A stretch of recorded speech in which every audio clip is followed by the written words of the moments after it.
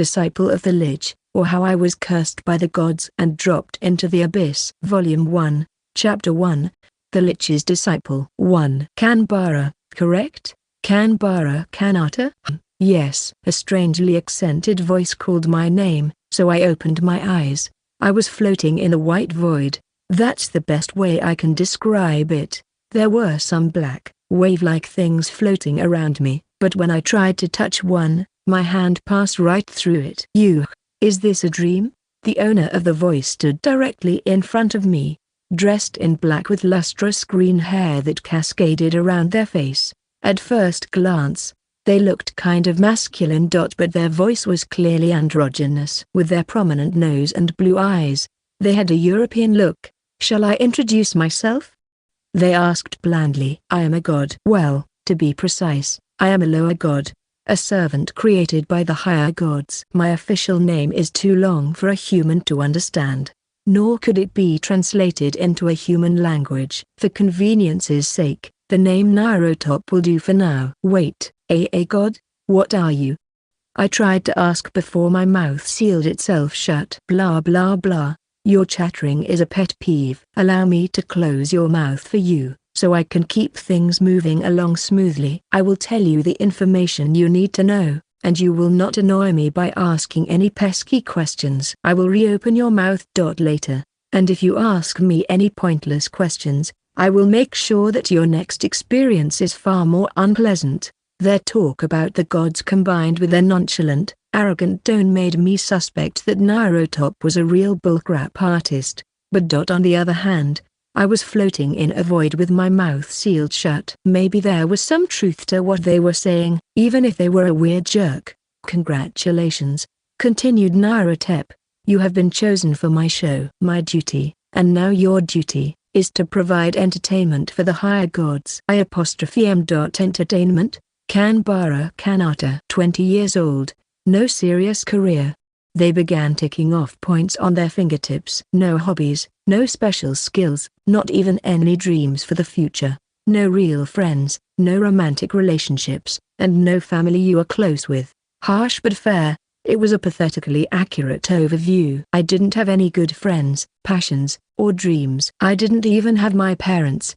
They died in an accident while I was still in high school. Every now and then, I select a piece of garbage like you, some misfit with no real investment in their home world, and put them in one of my productions. You have heard of Isekai novels? Of course you have. They came from your own culture after all. They're quite something. I find them incredibly enjoyable, so exciting. I nodded slightly. There was a whole genre of light novels where the main character was whisked to another world on the whim of a god. I'd even read a few series myself. The characters in those books either survived by using powers granted to them by the gods or knowledge they brought from their original world. But Nairotop's talk of a production had me worried. The higher gods find those stories to be quite fascinating. They continued, but gods are more discerning and extravagant than you humans when it comes to their tastes in entertainment. For that reason, we have created a world suited to humans, Lochlore, a fairy tale world with some medieval fantasy game flair. Slightly different rules from your own world, but what do you think of the idea? Gets the heart racing, does it not? They made a world? Lochlore wasn't created until after Isekai novels became popular in your world, but small things like time are trivial to the higher gods. Lochlore already has 10,000 years of history. Unbelievable. Thinking about time distortion on that scale made my head hurt, so I cradled it in my hands. A wrinkle of annoyance appeared on Nairotop's brow. Not good, I thought. It's better if I just go with the flow and act like I understand. I didn't want to risk getting on Nairotop's bad side. Yes, that is good. I dislike humans who get too clever, they said, almost as if reading my mind. Now then. Time for your debut. Snapping their fingers, Nairotop began to warp space around us. Faces of different shapes and sizes appeared, and a cold chill ran up my spine. Some looked like masks, one even looked like a weird copy of a clock, but they were disturbing no matter what form they took. To make matters worse, they were all staring at me. Ha ha ha. Nairotop laughed, pressing a hand over their mouth before speaking to me quietly. The gods want to give you the cheat codes so you can run about Lochlore however you want. It will be up to you whether you become a hero or a demon king, or even hide your powers and live an easy life. What do you think? The steaming pile you once called your life could never compare to this, right? Ah, you are such a lucky young man. Turning to the crowd of faces, they spoke loudly. Now then, higher gods, with your impeccable tastes, I provide you with a new main character. Without your favor, this piece of earth-spewed trash would surely be reduced to mincemeat in Lochlore, a world dominated by magic, swords, and monsters. What shall I give him, aside from the standard skills of Lochlorian language and status check, and where shall I send him? Nyarlathotep spread their arms and began turning to different parts of the crowd, trying to pitch me as the newest addition to their show. The higher gods' eyes rolled, and their mouths jabbered. Strange, hurried words in an alien language filled the void around me. I couldn't do much more than sit there, dumbfounded and overwhelmed by the experience. You make excellent points. Yes, indeed. I shall ask Kanata what he desires. At that moment, the power binding my mouth released. It seemed as if I was now expected to speak. Come now, tell me what you'd like, but bear in mind that the game would be boring if it were too easy. I will have to make limitations. Nyarlathotep looked at me expectantly. A thought occurred to me. I knew it would probably make Nyarlathotep angry, but I had to ask. Could I go home? The frantic language of the higher gods ceased as soon as I'd said the words, and Nyarlathotep's face began to twist horrifically. What? Why? They demanded, pulling me close and whispering. My research was flawless. You're a human with no friends, family, or prospects on Earth. Are you afraid? Don't worry. I'll set you up with the powers you need, within reason. Don't throw away this chance for a comfortable life. Look. I have a cat. You said that I was alone, but really, Kuramayu is like family to me. He's my buddy. He helped me pull myself together after I lost my parents. Kuramayu was a stray I found abandoned in front of my house. At first, I didn't want to take him in. I only planned to look after him until I found him a real home. But before I knew it, he'd become like family to me. I was fairly confident he could get by without me. But I couldn't just go off on an adventure to another world without saying goodbye. If anyone understood how sad it was to be left behind, it was me. Nyarlathotep's face twisted further, their eyes, nose, and mouth swirling together and carving strange cavities into their visage. Some of their hair merged with their face in a way that was really unsettling. I gulped. It seemed like their true name wasn't the only non-human thing about Nyarlathotep. I was getting an up-close look at their terrifying true form. This is exactly the kind of reluctant attitude that disappoints me. Get this through your thick skull. Learn to read the room. They grabbed me by the shoulders and gestured to the staring gods that surrounded us. We want to see you strut about, flaunting human traits like greed and selfishness. I went out of my way to find and uplift a loser like you, and now you've embarrassed me. Can you even fathom how much effort went into summoning you? The higher gods were eagerly awaiting a new main character in the show, not a refusal from some petulant dweeb. And over what?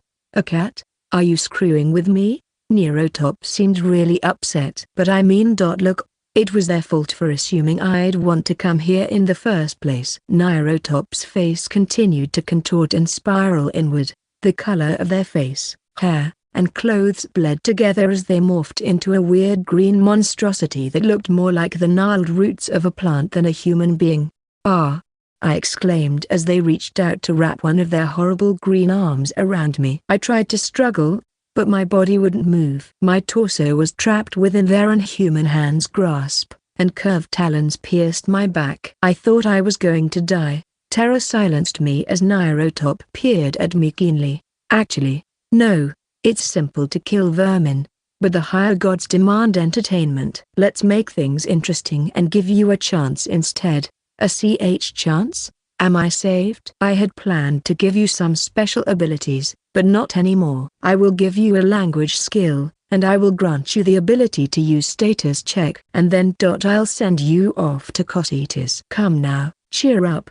Nairotop continued. Cocytus is like a hidden dungeon in a game. Inside, you'll have the opportunity to acquire Lochlaw's most powerful items. You'll also have the opportunity to encounter Lochlaw's most powerful monsters. A strange circle wrapped in glowing characters of some unknown language appeared, centering itself on me. Take a good look, because I don't think you're going to live long enough to see many more magic circles, said Nairotop, bringing their face close to mine. The human features were almost completely gone, and the void in the center of the spiral stared into me before turning back to the crowd. My masters, I deeply apologize for summoning this substandard offering who has failed to captivate your interest, they shouted, lifting me up for the higher gods to see. Please enjoy watching Kanata and finding out how long he will survive, and what kind of death he will encounter. You could have had it all, you piece of garbage. Have fun in Cocytus, for I doubt we will ever meet again. Space-time magic level 28. Dimension gate. The magic circle began to sparkle, light washed over me, and the universe began to twist and warp.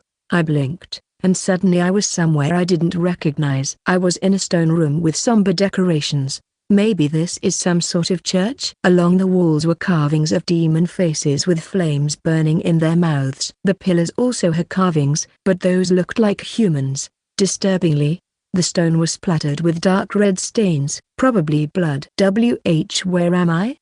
I mumbled, but I already knew. I was in Cocytus, the most dangerous dungeon in the world of Lochlaw. I sat on the dungeon floor with a blood-stained wall to my back and tried to make sense of the whole situation. What the hell just happened? If I believed Nairotop, then I was now in Cocytus, the most dangerous dungeon on Lochlaw. Instead of killing me outright, I'd been tossed here as part of some sort of disgustingly cruel show they were putting on for the higher gods. Well, I can't just sit around forever, I said to myself. Nairotop said there were fierce monsters here, so it probably wasn't a good idea to hang around. I didn't know if I had the skills to stay alive, but I was going to do everything I could to get out of this labyrinth. Speaking of skills, Nairotop said something about standard abilities. It sounded like everyone they transported here got those, Lochlorian and status check. I had no idea what they did, but they sounded useful. I seem to remember Nairotop saying that I'd get a language skill, so that must be Lochlorian. If transporting humans from Earth was part of a show, it made sense they would want those people to be able to interact with the locals. Nairotop said they modeled their show on Isekai novels, so it made a weird sort of sense that I could suddenly speak the local language. The other ability, status check, seemed to pop up in those novels too. An ability that let me check information about myself or other people might be handy. But how did I use it? Status check, I muttered. Since I was the only person around, I tried focusing on myself. My mind grabbed onto something. It felt natural, just as easy as moving my arms and legs. A status window appeared in my mind. Kanata Kanbara. Race, human. LV, 1 HP, 3/3 MP, 2 halves. Attack, 1. Defense, 1. Magic, 1. Speed, 1. Skills, Lochlorian. LV, 1. Status check, LV, 1. It really worked. I could tell those were my base stats, but without someone to compare them against, I didn't know how I stacked up. Nairotop had talked like this world had rules similar to an rebounds per game, so maybe I could level up if I killed a few monsters. I took a few deep breaths to calm myself. I'd been hit with a series of unbelievable events, but I had to adapt. If this was entertainment, it wouldn't be much of a show if there wasn't a way to play the game and stay alive. Sure, there were supposed to be horrific monsters here, but Nairotop also said that there were powerful items. I needed to find a few of those before I encountered any monsters. Then, with a little luck, I could carefully find my way out of here and learn more about Lochlaw. Alright, let's get moving. I'd played dungeon crawler games before, delving into randomly generated dungeons to kill foes and get loot. I didn't like the idea of getting tossed into the deepest part of a dungeon while still at first level, though. If a monster got the jump on me, I probably wouldn't even be able to run away. I had to be smart and have a plan, or I'd be a one-hit kill. I placed an ear against the wall to listen for anything moving and then walked out of the room by gliding my feet over the floor so my steps didn't make any noise. I've got this. I'll find a way through. I was actually starting to feel a bit confident despite the dire situation. I guess optimism is one of my few virtues. A dead end. After walking a while, I came to a rotten skeleton collapsed at the end of a corridor. It smelled of decay and was pretty gross, but I wasn't too freaked out. I'd seen dead people at funerals, but on second thought, it was a bit different when they clearly met a violent end. At least this surprise came with some good news. A golden sword glittered in the skeleton's bony hand. This had to be one of those rare and powerful items. With that sword, I could probably handle any monster I ran into. I hope you don't mind me borrowing that. I grasped the sword and pulled. I'm not sure what I expected to happen, but the bones broke and I had to backpedal. Well, now I feel bad. I considered using status check on the gold sword, but I realized it would be pointless. It seemed that having a skill also meant I instinctively knew how it could be used. Status check only worked on living creatures. I wondered if there was an identify or inspect skill. I pondered this while swinging the sword absent-mindedly. Then it disappeared into the wall along with my hand and wrist. Wait, what? A moment later, an excruciating pain ran up my arm. I stepped back. From the elbow down, everything was gone. Nom, nom, nom. Before my eyes, a massive mouth appeared on the wall. It munched up and down noisily, then spit out blood-stained bones along with the gold sword. That's my arm, I realized with horror. At least what was left of it. Without even thinking, I checked the monster's status and was shocked by the numbers I saw. Race, Gluttony Mimic. LV, 1381. HP, 9027. 9027. MP, 5919. 5919. Screaming, I pressed down on the stump of my arm and ran back down the corridor. Behind me, I heard the inhuman voice of the Gluttony Mimic mumble. Thanks for the snack. I rushed around a corner and collapsed. I knew I had to keep going, but my knees were shaking and I couldn't stand. I could feel my life slip away with every spray of blood that spurted from my mangled arm. My heart pounded in my chest, trying to climb its way up my throat. I'd been overconfident. Instead of taking this seriously, I'd fooled myself into thinking it was a just video game, but the truth was that there weren't any save points in Cocytus. If I died now, it was game over. The game was rigged. There was never a way to survive Nairotop's show. Even if I found an incredible weapon, I was still in over my head. They dealt me a losing hand. Consumed with despair, I waited to die. Sorry, Kuramayu. As I lay on the ground, I heard a loud sound coming closer and lifted my head. I saw a headless humanoid figure coming toward me, heavy-set with gray skin. It was built like a 2-meter-tall sumo wrestler. Instead of a head, a huge mouth spread across its stomach. Race, Predator. LV, 1821. HP, 9418. 9418. MP, 5081. 6054. Looks like this place is just crawling with monsters. I was sure that this was the end. I tried to stay calm, but the predator stopped short. Just do it, I said, and I saw the predator's mouth curl up at the corners in a cruel smile. It kicked me lightly, flipping me over. Then it placed its foot on my back and pressed down. What? It reached down to grab one of my legs and pulled. It wasn't content just to kill me. This evil thing wanted to toy with me. As it tried to break my leg, I squeezed my eyes shut and silently begged, please, if I'm going to die, just let it be quick. My plea was in vain. My knee bent in an unnatural angle, and I felt something give. I screamed. I tried to wriggle away, but the creature's foot pinned me firmly to the floor. Help! Somebody, help! I shouted helplessly. The predator pressed its weight onto me while I flailed my arms against the floor. My spine buckled, and my ribs broke. I coughed dark red blood onto the stone floor. Gripped by terror and agony, I screamed wordlessly. Suddenly, a band of black light shot past my vision. I thought the predator had done something, but it lifted its foot from my back and looked around for the source of the dark light. Even after all this time, Cocytus is still full of horrible monsters. Behind the predator floated a girl clad entirely in white. Her cape, covered with golden symbols, fluttered behind her. She had beautiful, porcelain smooth skin, and her hair was completely white except for its blood-red tips. Her large bipedal eyes, the right was emerald and the left was crimson, bore a cold expression. With a strong nose and a delicate mouth, her features were so perfect, it was hard to believe she was real. She looked more like a statue of the Platonic ideal rather than a living person. She gazed at the scene for a moment, then spoke. Space-time magic level 24.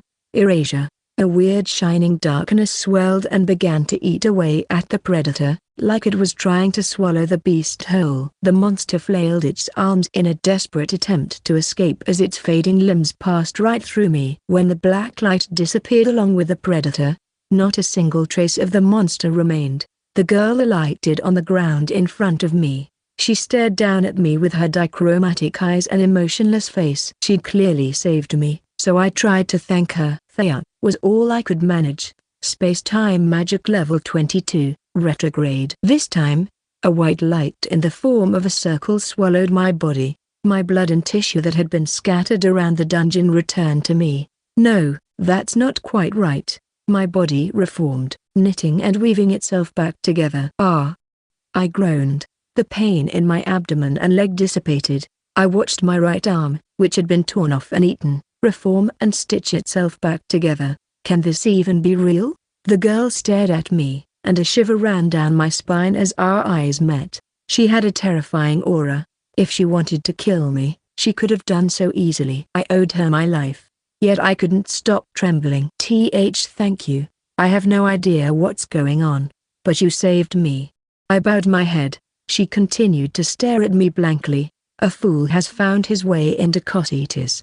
This isn't a place that humans should visit, she finally said with a derisive snort. But aren't you human too? I am certainly not. How foolish are you to not see that which is standing right in front of you? I am a lich. I have abandoned life as a human to live forever. After all this time, it's still a displeasure to be mistaken for a lowly animal like a human. I am sorry.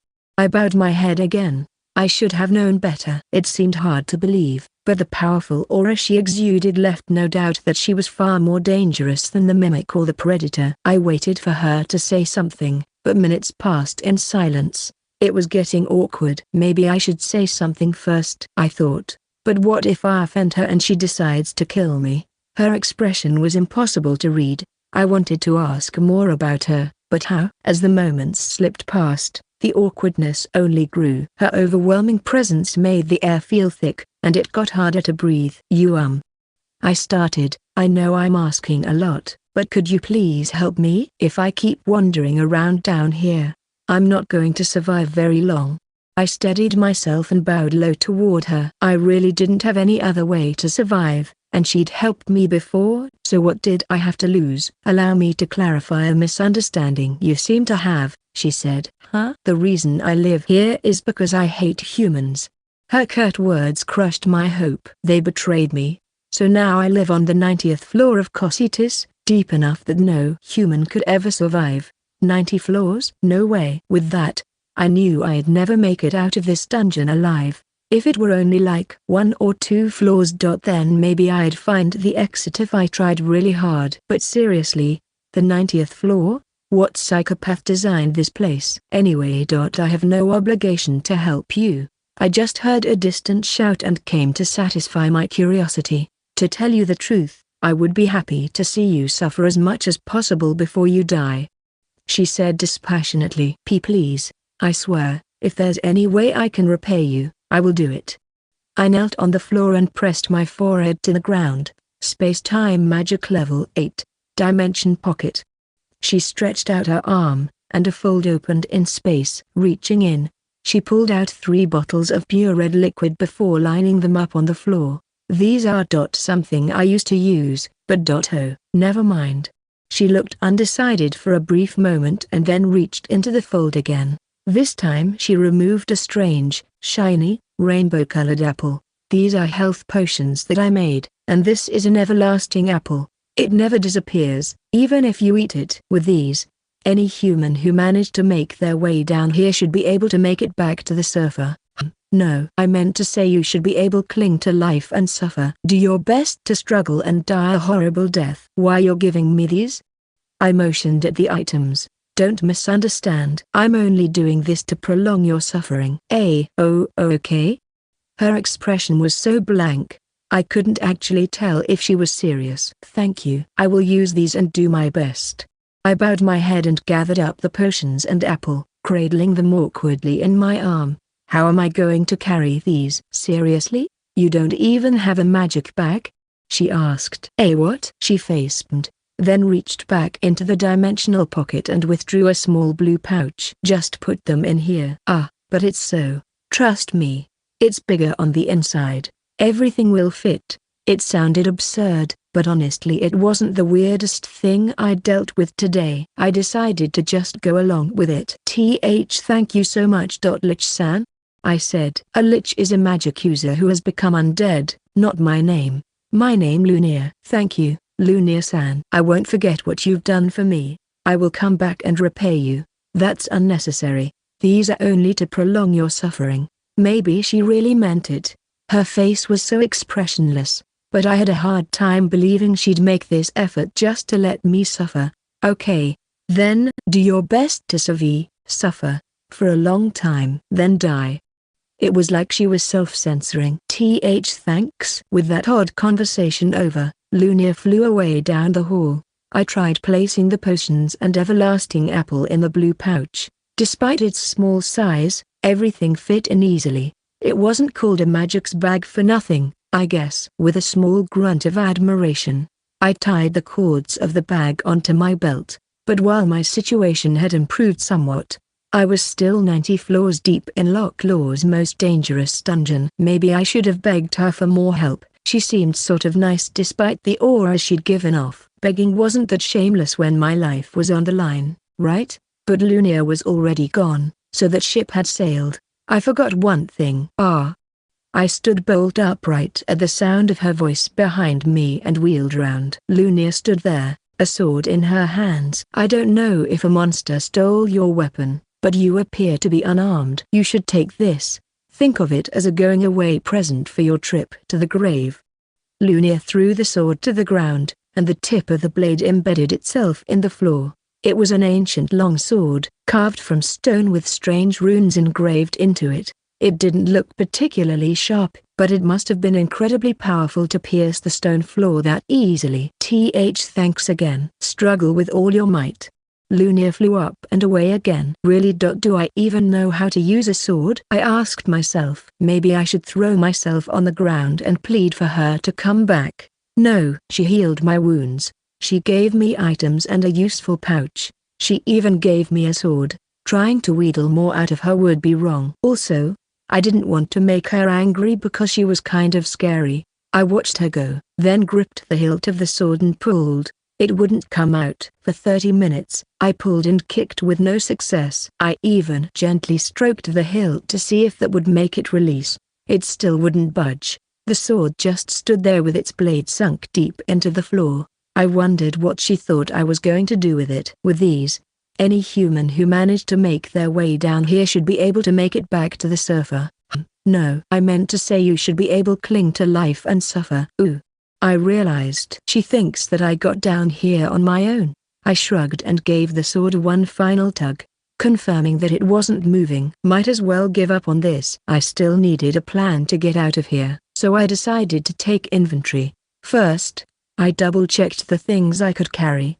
The everlasting apple, the 3 red potions, and the magic bag. The sword was a write-off. It would be staying here. Second, I had my basic skills and they both checked out. The Lochlorian language skill had worked fine during my conversation with Lunia. Status check was a little more finicky. It let me see all of my own stats, but when I used it on monsters, I could only see their level, HP, and MP. Maybe there was a way to get more information. but I didn't get a good chance to fiddle around with it when I was being killed by monsters. At the very least, it would give me a rough estimate of how doomed I was. This brought me back to the idea that Cocytus should be lousy with powerful items. If I could just avoid enemy attacks long enough to find a few. If I could defeat even just one monster, I'd level up and things would keep getting easier from there. I had no other choice but to stay alive and gain experience. I guess this is what I'm working with, I thought to myself. I'll try to stay away from monsters and look for items until I can find a way to get some kills.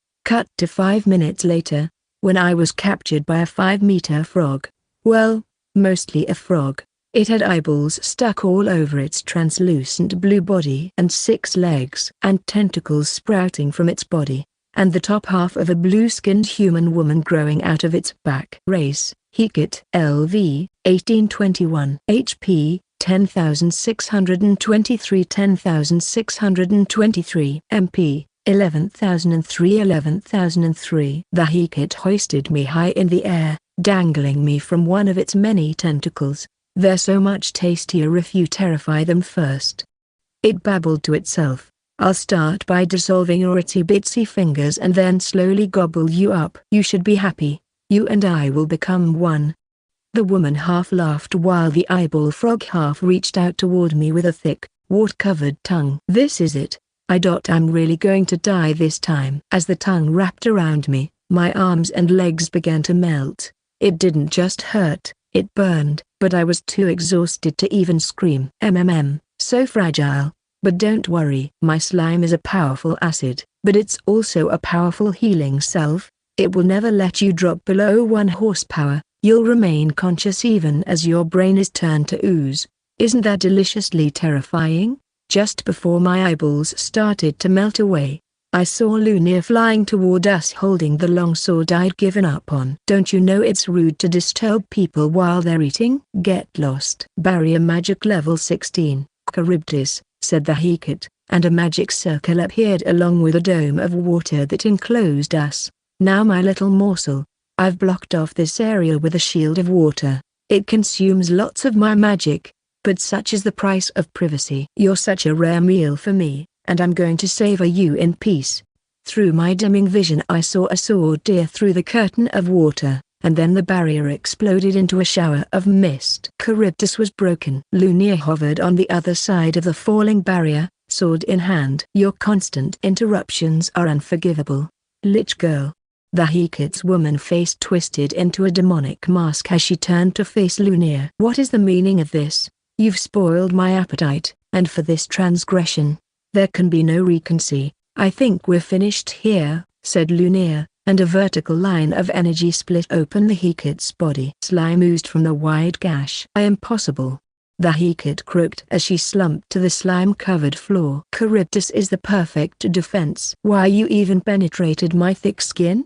How could a tiny grump like you destroy the Queen of Toads? As the Hecate's life drained away, the tentacle's grip released and I fell. My body was shapeless after being dissolved by the digestive juices, and I was sure that I'd be dead as soon as I splattered against the floor. Luckily, Lunia swooped down and caught me. Catching me meant she also got covered in the digestive acid. She stood there stiffly, holding me in silence for a few moments. My vision was still a mess, but instead of her usual blank expression, I was pretty sure she looked annoyed. One of Lunia's retrograde spells later, my body had reformed, allowing me to escape death for the second time that day. Thanks again, I said, bowing as I sank to the floor. I was in serious trouble there. You're not welcome. I only came back to see how you were, to watch you suffer.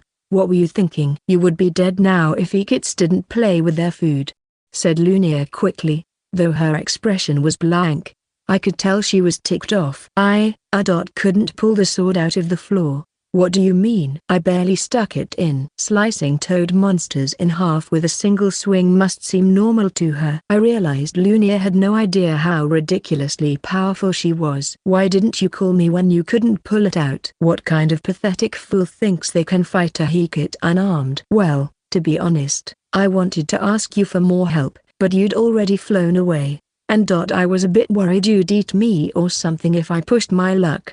Liches don't eat humans. That's an offensive suggestion. No, I mean arg. I'm really sorry. It's just that I'm an idiot.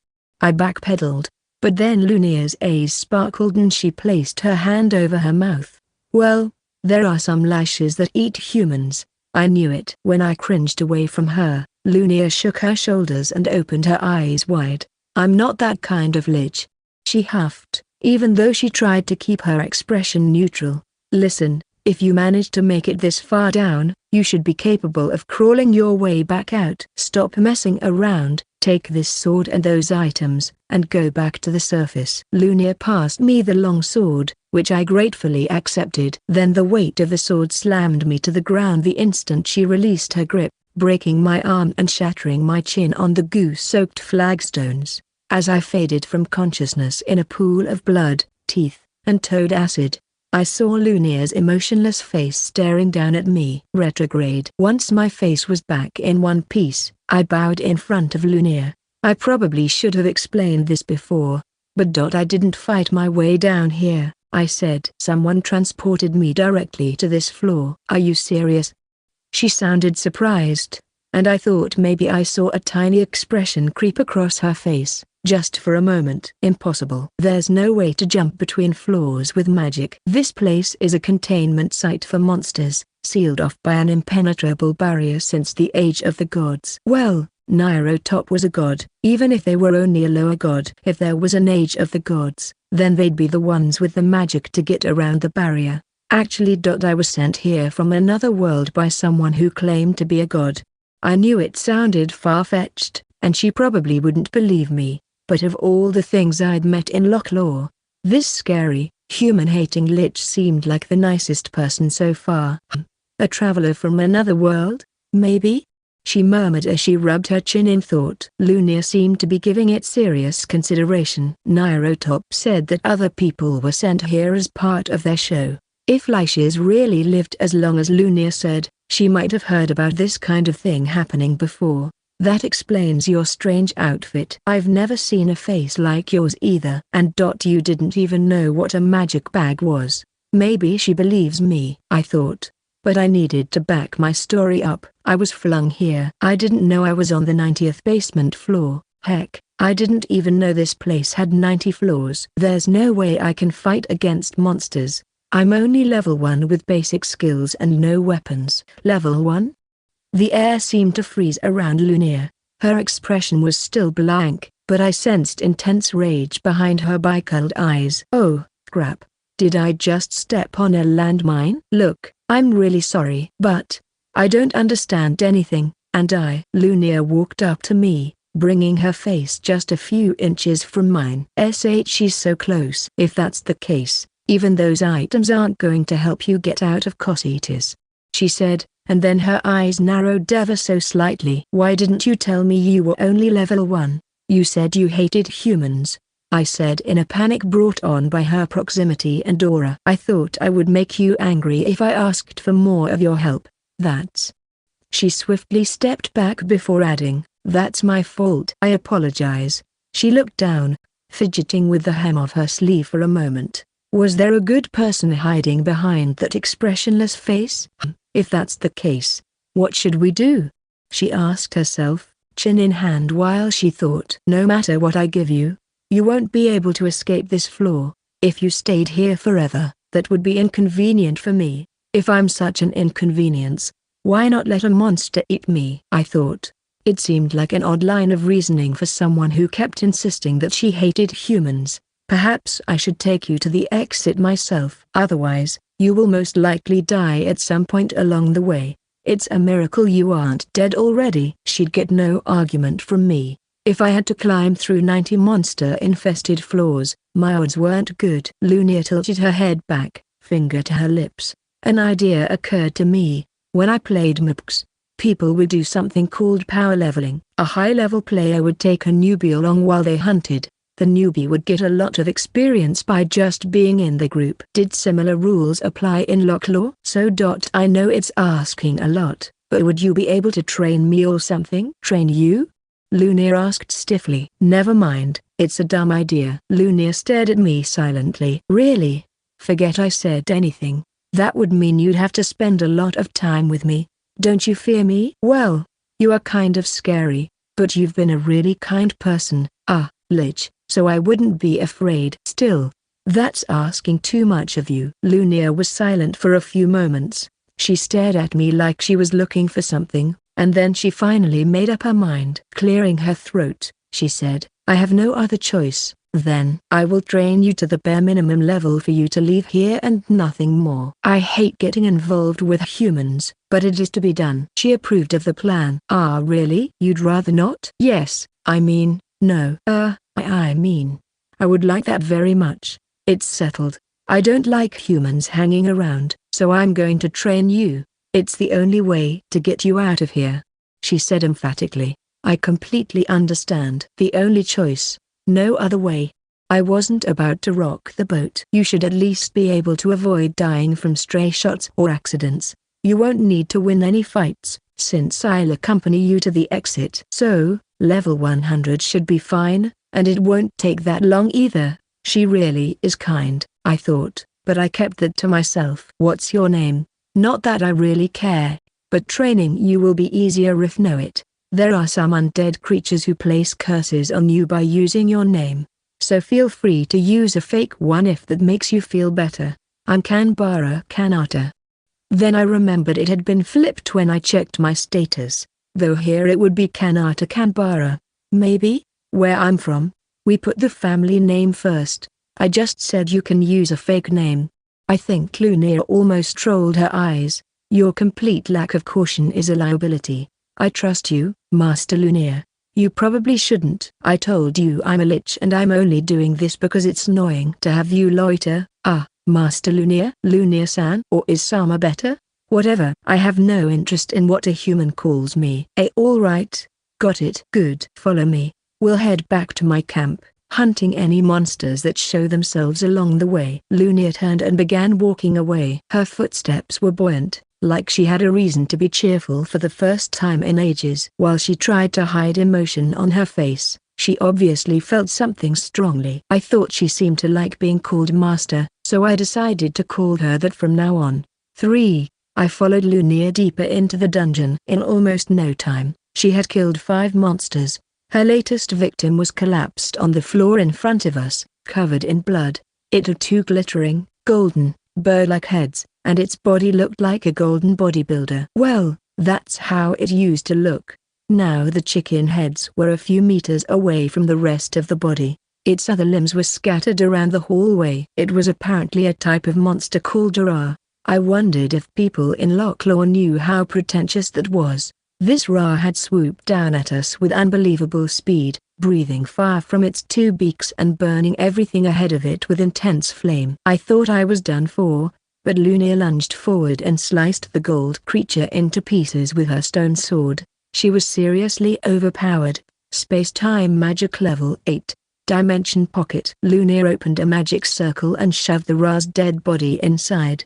I wasn't sure why she collected the bodies of dead monsters, but I was afraid to ask. Maybe she used them for potions? There's nothing like fresh chicken for dinner, she said. Dinner? Is there a problem?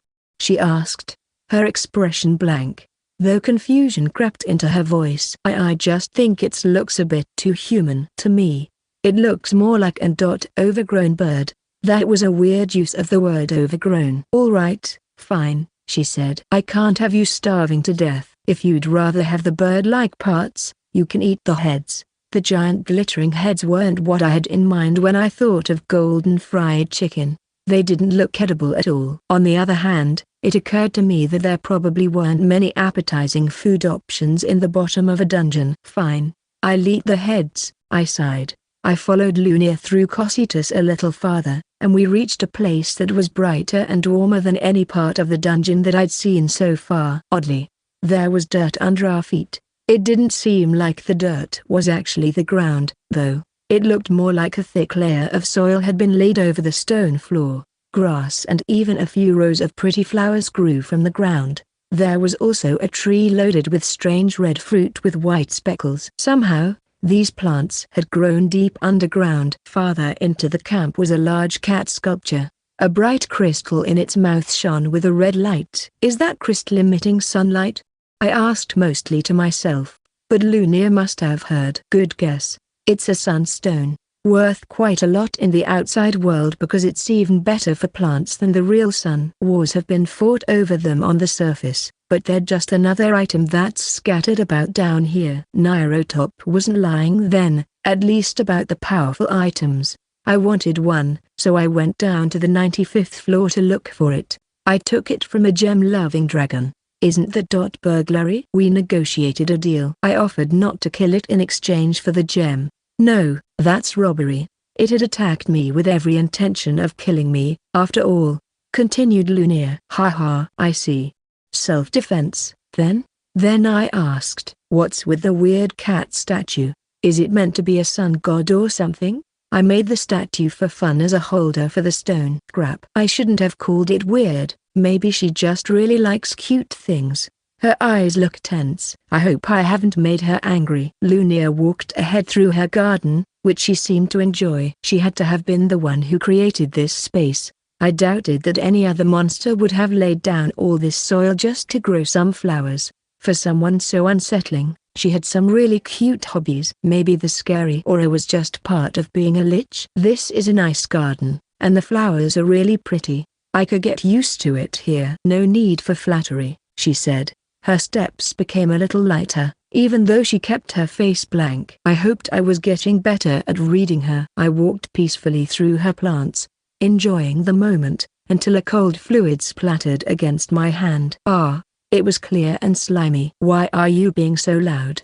Asked Lunia. I got slimed by, I began before looking in the direction the fluid came from. On closer inspection, the flowers had mouths tucked inside their petals, and they were oozing saliva. Gross, but I didn't want to ruin the compliment I'd just given Lunia. It was nothing. Then try to keep noise to a minimum, but tell me if something is wrong, or otherwise I'll be annoyed when I find out about it later. That seemed reasonable, which was exactly why I wanted to keep her happy. I just nodded and wiped my hand off on my pants. And this is my camp, said Lunia. She pointed to a large white hut. It reminded me of a yurt, a sort of tent used by nomadic tribes. It had a rounded frame and a pitched roof, all tightly covered with white cloth. A vegetable field stood next to it. It's a little piece of civilization? Maybe there's more on tonight's menu than that macho hen. I'd rather not invite a human in, but I can't have you just wandering around getting yourself killed, said Lunia with a sigh as she stood, arms folded, in front of her yurt. Really? Thank you so much, Master. Don't bother acting considerate. Humans are like insects to me, so it's like having a fruit fly in the house. Lunia began to open the door flap to go inside and then froze. She glanced in my direction from the corner of her emerald eye but looked away as soon as our eyes met. Is something wrong? I asked, and she turned to face me, placing her body between me and the yurt's entrance. Would you mind waiting here for a moment? Don't move at all, she said. Master? Lunia ducked into the hut, which soon began to emit loud, strange sounds. I even heard a small explosion. Master. Is everything all right? I called, but there was no reply. Even though Lunia was only a few meters away, I started to feel a bit lonely and nervous standing around in the depths of Cocytus. I shuffled a little closer, trying to get a peek through the crack in the tent's door. Lunia was stuffing books, bones, and other litter into the mouth of a monster. It was quite a fancy monster too. It looked like a treasure chest trimmed with gold, gemstones, and a mouth full of ivory teeth. Lay off. I'm full, it said with a burp. Well, hurry up and swallow. I can't keep him waiting forever. Lunia hissed, pushing another object in despite the treasure chest's protest. Maybe it used the same magic as Lunia's dimension pocket. Speaking of which, why was she force-feeding the chest instead of using that spell? The treasure chest was suffering some serious indigestion by the looks of it. Besides Lunia and the chest, two headless clay statues were using rags to dust the inside of the hut. She's seriously going all out. Seems like a lot of housework on account of a human fruit fly. I tried to get a look at the other decorations in the room. There was research equipment, stuff for her hobbies, and a lot of decorations made of bone. I only have one bed. What should I do? It'll be weird if I sleep on the floor and rude if he sleeps there. What's the most natural thing to do in this kind of situation? Lunia asked, still frantically shoving random items into the chest. Don't ask me, lady, I'm just a treasure burp mimic. Then you should know a lot about human psychology by now, shouldn't you? What a ridiculous argument. I dunno, maybe you two can share the bed? Suggested the mimic in between bites. Why, you idiot. How dare you? Lunia's face turned bright red, and she swept her arms in a gesture, causing a magic circle to appear. Hey, now, cool it. Space-time magic level 18, gravity bomb. Just before she lowered her finger to point at the chest, the two clay statues dropped their eggs and grappled her to the floor. Let me go. Come on, lady, relax. That spell will blow away me, the hut, and the guy you've got waiting outside. Was that powerful spell really necessary? I get it, he's our first guest ever, but you're a lich, so don't get so worked up over. The treasure chest size met mine. Well, to be accurate, it didn't have eyes, but it did have a gemstone. I took the hint, nodded slightly, and quickly moved away from the door. I'll just act casual. 10 minutes later, Lunia exited the hut wearing her usual blank expression. There was a dangerous gas inside my hut. Dangerous to humans, not to me. I was just removing it because it would be inconvenient for me if you died. Not that I actually care if you die. That was very considerate of you, Master. She wasn't good at keeping up an act, but I could pretend I hadn't heard the frenzy of sounds easily enough. Please enter, she said and turned to the yurt. Thank you, don't mind if I do. I started to follow her inside, but she stopped in front of the door, blocking my way. Could you wait a moment? I'm a little nervous. I mean, it's not like I care, I just... She stammered. Sure. I think I get what you're saying. I'll wait a bit.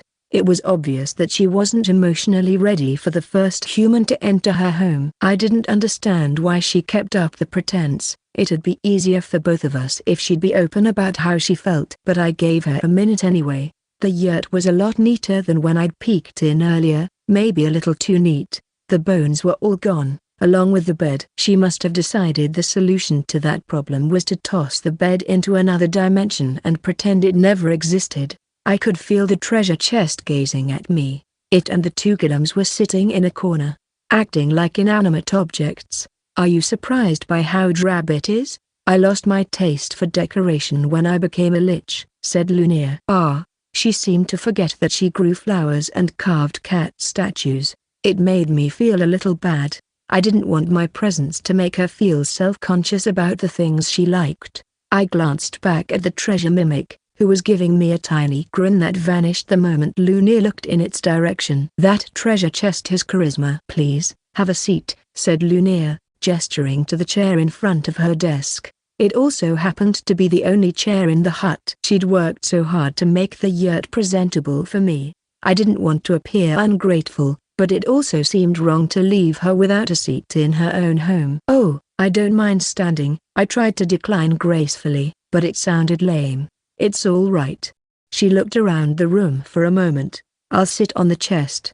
Lunia dragged the mimic over to the desk. For a moment, I felt bad. It seemed really undignified for a living being to be used as a chair. At least that's how I felt, until I glanced at the chest and saw that he was grinning stupidly at the prospect. So that's how he gets his kicks. I'll sit on the chest. I volunteered. Please let me sit there. You've done so much for me already. Huh? Fine. I don't really care either way. I went over to the other side of the desk. The mimic gave me a dirty look, so I stuck my tongue out at him and sat down. Lunia passed me a glass of water, which I accepted gratefully. So, back to training. As I explained, if we raise you to level 100, then I should be able to accompany you safely to the exit. It shouldn't take much time, as long as I support you. Well, that confirmed my suspicion that power leveling was possible in Lochlore. If we worked together, it would be easy for me to get out of Cocytus. Before we start, I'll teach you some basic skills, because you only gain levels if you actually contribute to the fight. You'll need a light weapon, but you'll also need to learn how to use it, she said mostly to herself. I'll start teaching you some basic magic right away, simple things you can master easily." I nodded in agreement, but I was quietly disappointed that this was beginning to sound like real work. Nairotop and the higher gods might have created this world based on games and light novels, but leveling seemed far more complicated than any MMORPG I'd ever played. Maybe it was best if we didn't take it too fast. Diving right in could have fatal consequences for me. But how long would Luna's patience last? She seemed willing enough to work with me now, but that might change if my training took longer than expected. I wasn't even confident that we could find suitable enemies for me in a dungeon like Cocytus. "You won't be able to contribute to a fight against the monsters around here. I'll make some low-level battle golems for your early training," said Luna. "Oh. Can she read my mind?" Well, that was one concern gone. If she could make the perfect opponents for me, then this might not be so bad. "You still have the magic bag I gave you earlier, right? Get off the chest." I stood up, and she opened its lid. She began pulling out heavy books and random objects. "What's all this?" "Things I found or things I made." "I don't need them anymore, so you can have them. Put them in your magic bag. Here, take this grimoire." It was a thick, ancient book with a blue cover. I could tell it was magic because there was a creepy circle drawn on the cover. I looked at Luna to see if it was okay to open it. She nodded slightly. My skill at Lochlorien didn't help me. I flipped through the book, its pages full of some alien language, until finally stumbling across the one and only page I could read. Acacia Memoirs. Value Class, Godly. A book that contains details on every race and every item. This text shall give its owner the knowledge they seek. I was astonished. I wondered if I ended up on this page because I wanted to know more about the book. Maybe that's how its magic worked. Value Class, Godly didn't seem like something meant for low-level access. If people went to war over sunstones, then this book could change the world. Just selling it might let me live out a cushy life here in Lochlore. "Are you sure, Master? This book seems too valuable to give away," I said. "You were sent to this world unarmed and with no knowledge. You need it more than I do," said Luna, before hastily adding, "I already know about most monsters and items, anyway." Her words surprised me. It's not that rare to find someone willing to help when it doesn't cost them anything, but there aren't many people who would give away something precious and ask nothing in return. This lich was a complicated girl. To diffuse the awkwardness, I decided to look up the items as she pulled them out of the chest.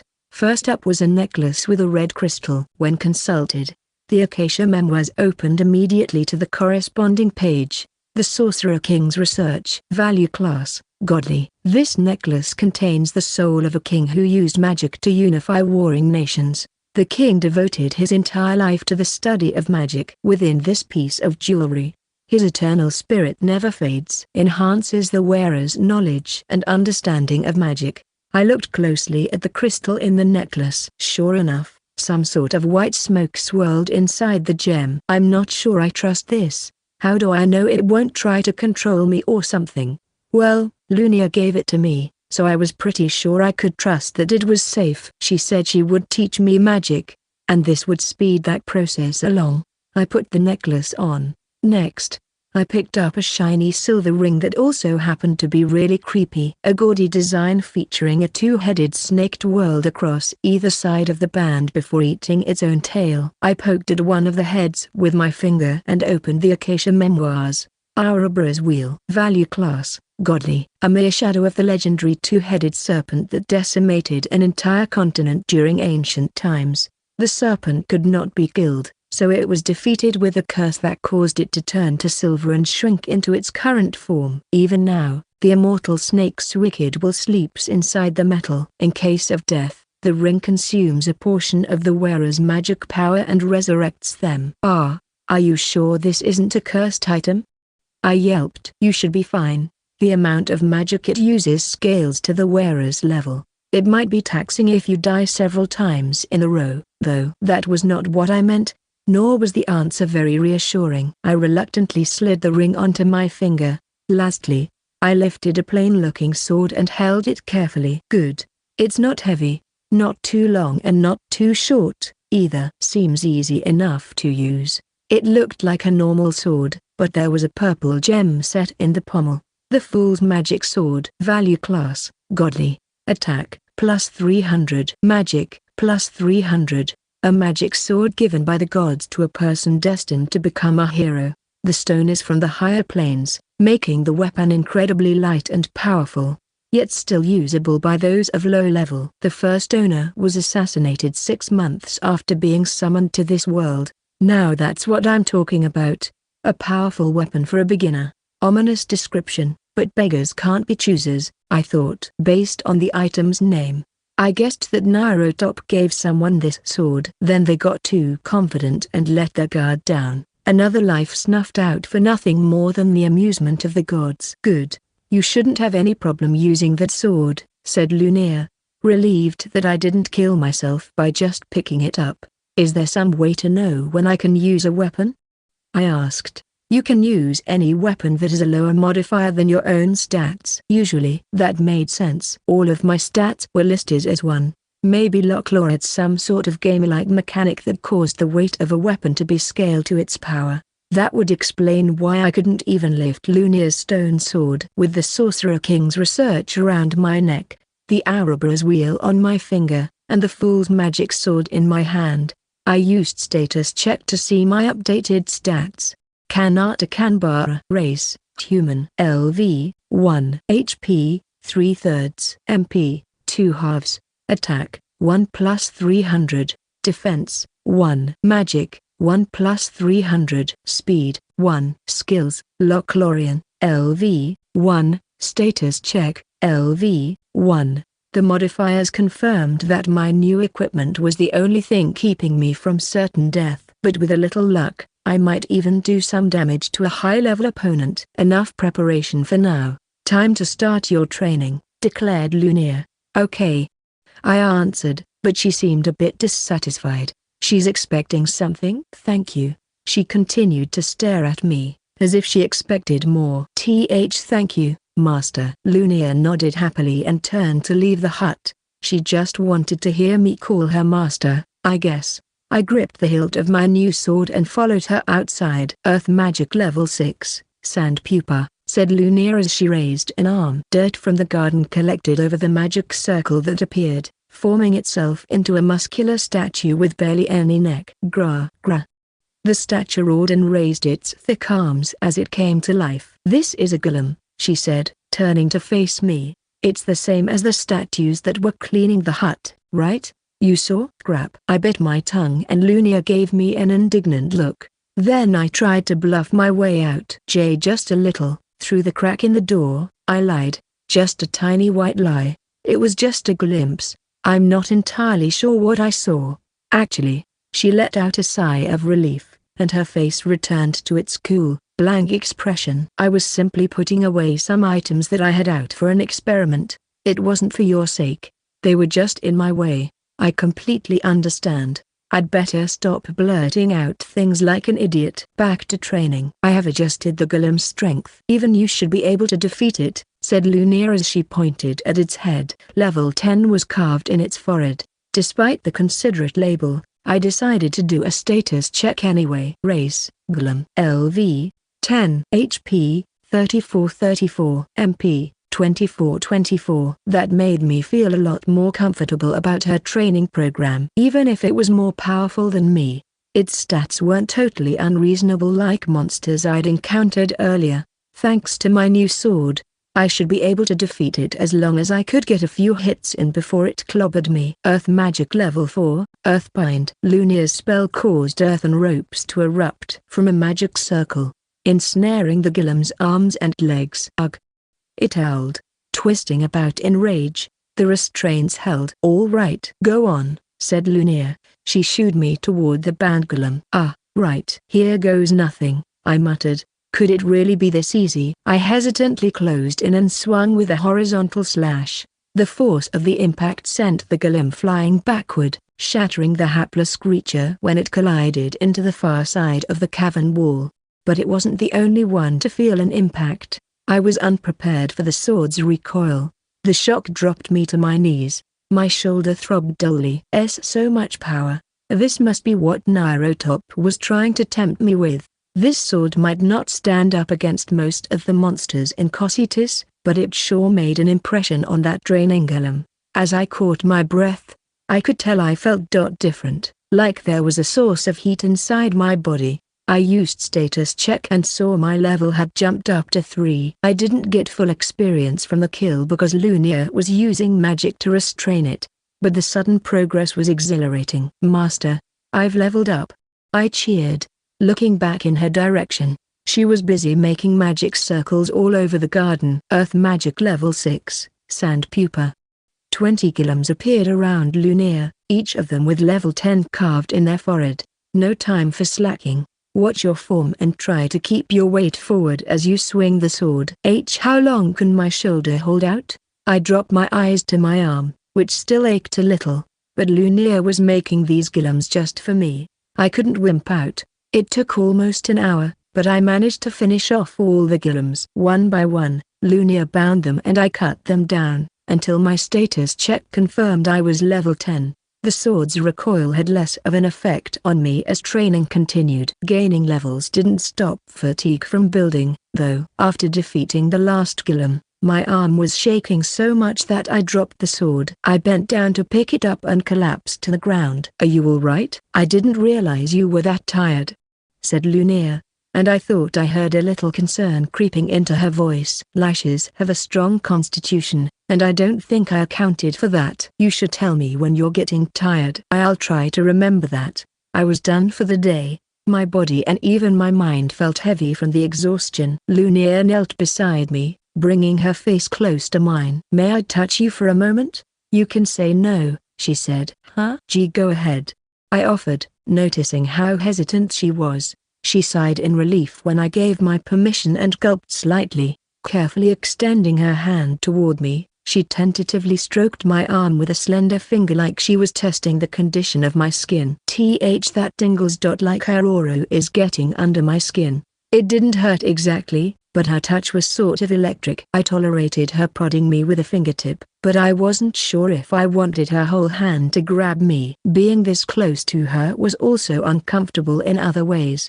Her beauty was very apparent, and I could feel a blush forming on my face. I hoped she hadn't noticed. Sorry. The examination makes me feel a bit, nervous, I said, and Lunia's bicolored eyes locked onto mine in surprise. She pulled her hand away and shook her head. Why, your arm is definitely stiff, she squeaked in a high-pitched voice. You won't be able to continue training like this. Well, looks like I'm done grinding levels today. It might seem like a drop in the bucket compared to the monsters in Cocytus, but I'd gained 10 levels in just over an hour. Efficient progress for a hard day's work. Space-time magic level 22, retrograde. Lunia cast the spell, and the familiar magic circle appeared, bathing me in white light. As the pain dissipated and my body regenerated, I could move freely again. Earth magic level 6. Sand Pupa. 20 more golems appeared around Lunia. Only now, they had level 20 carved on their foreheads. Continue. I blinked in disbelief. My body might have been healed, but my mental fatigue still weighed me down like lead. Then I remembered what Lunia had just said about telling her when I was exhausted. She'd seemed sincere about not knowing how hard this was for me. The high-level lich probably had no idea how mentally taxing this training program was. But she was putting so much effort into this, so much effort into me. If I just swung my sword a few times and then gave up, who knew how long it would take for me to get to level 100? I had to try my best. Do you need to stop for the day? Asked Lunia. No. I'm fine. My body is healed, and I can keep going. I replied, thinking, sheer stubbornness will carry me through. I'd learn how to swing the sword properly, and my stats were higher, but even so, the fatigue made it difficult to put force behind my swings. The level 20 golems caused way more recoil too. By the time I'd hacked through the next round of training targets, my whole body was throbbing. But she wasn't done with me. As the last one fell, I found myself surrounded by a fresh set of level 30 golems. I pushed through. At one point, I got careless, and a golem nearly cleaned my clock. After defeating waves of summoned enemies, I found myself lying on my back, surrounded by shards of dirt and clay. Status check confirmed I'd made it to level 32. You look tired. Shall we stop the training for now? She asked. I would appreciate it. Retrograde. Another trip through the white light, and my body was healed, but my head was still full of fog. I really should have said something sooner. You did well. Your sword handling really improved during the second half of the training. You seem more confident. And your body looks stronger, said Lunia while I healed. I might have reached my limits, but those words blew some of the fatigue away. Thank you, Master. Still not quite used to being called that. Whatever, you're free to call me what you want, she said, but I saw a blush form on her cheeks. She cleared her throat and turned away. She's so cute. Makes me feel like I could work even harder. Not that I wasn't ready to be done with training for the day, but I was forced to wonder if my lack of motivation back in Japan was because no one ever bothered to compliment me. I followed Lunia back to the hut and soon found myself surrounded by a pile of magic books. To put it simply, casting magic is the ability to channel power and change the world. Form a magic circle with your mind and then apply the necessary power. That is probably the easiest way to understand magic, Lunia explained as I sat on the treasure chest with a book on my lap. I thought we were done for the day, I thought with a sigh. I needed to pull myself together. Lunia was being very generous, and I couldn't afford to wear out my welcome. I had to get the minimum level and skills I needed as quickly as possible. The specifics of the magic circle will vary based on the nature of your magic skill and the situation, meaning you can't just memorize them, she lectured. Having said that, even I don't completely understand everything about magic, nor can I use every school of magic at will. You can start by learning the formula patterns that make up magic circles. I nodded, stared at the book, and hoped it would make sense. Lunia tried to explain the contents of the magic books in plain language, adding additional information as we continued. She gave me a small pad of paper, and I rushed to scribble her words in my notes. Thanks to the Sorcerer King's research necklace, the magical studies seemed to lodge themselves in my brain, and I sucked in knowledge as she tutored me. Not to brag, but I believe I may be one of the world's best magic teachers, said Lunia, obvious pride bursting from behind her serious expression. Her passion about magic was evident. She had loosened up and was talking a little faster than usual. It was getting difficult to keep up with her. Now, I will teach you the fundamental magic formulas. There's this one, and this one, and this one. Lunia continued, quickly moving her hand through the air to form the corresponding magic formulas which appeared as glowing symbols. Sorry, could you slow down? I asked. A tiny chuckle escaped from the chest. And/or chair, mimic, laugh it up, jerk. For 3 hours, the lesson continued. My head felt hot. Maybe it was caused by the Sorcerer King's research. I'd heard of computers overheating when they tried to do too many calculations. Had the necklace overclocked my brain? Ugh. I groaned, laying my head on the desk. I really needed a break. Should I use retrograde? Asked Lunia. That spell turned back time to heal wounds, that made it great for fighting golems. But it didn't really help mental fatigue. I think I'm at my mental limit. Sorry. Mental limit. I have something that improves mood and something else for increased focus, muttered Lunia as she searched through the potions in her dimension pocket. Please, no, I can't take any more. My spirit is going to break. Take these elixirs. They'll make it easier to feel the different magical attributes in each spell. We'll cover up to the 4th primary attribute today. She's doping me. When it comes to magic, this lich has no breaks. After the lesson finally ended, Lunia went out to the vegetable patch to gather some ingredients for dinner. I stayed inside, slumped over the desk. You still alive? Rumbled the chest. Barely, I managed. Status check. Kanata Kanbara. Race, human. LV, 32. HP, 154 154. MP, 138 138. Attack, 45 plus 300. Defense, 26. Magic, 38 plus 300. Speed, 35. Skills, Lochlorian, LV, 1. Status check, LV, 1. Fire magic, LV, 2/10. Water magic, LV 2/10, Earth Magic, LV 2/10, Wind Magic, LV 2/10. That was a massive improvement, especially for my first day in Locklaw. At this pace, I'd hit level 100 in about a week, and then I'd be able to get out of Cocytus if I survived training. 4. Lunia was still outside and I was glancing over the lesson notes when the treasure chest started talking to me. So how's it going? Getting used to being here, Katana? Or whatever your name is. Kanata. Sure. For a talking chest stuffed with random items, he was surprisingly sociable.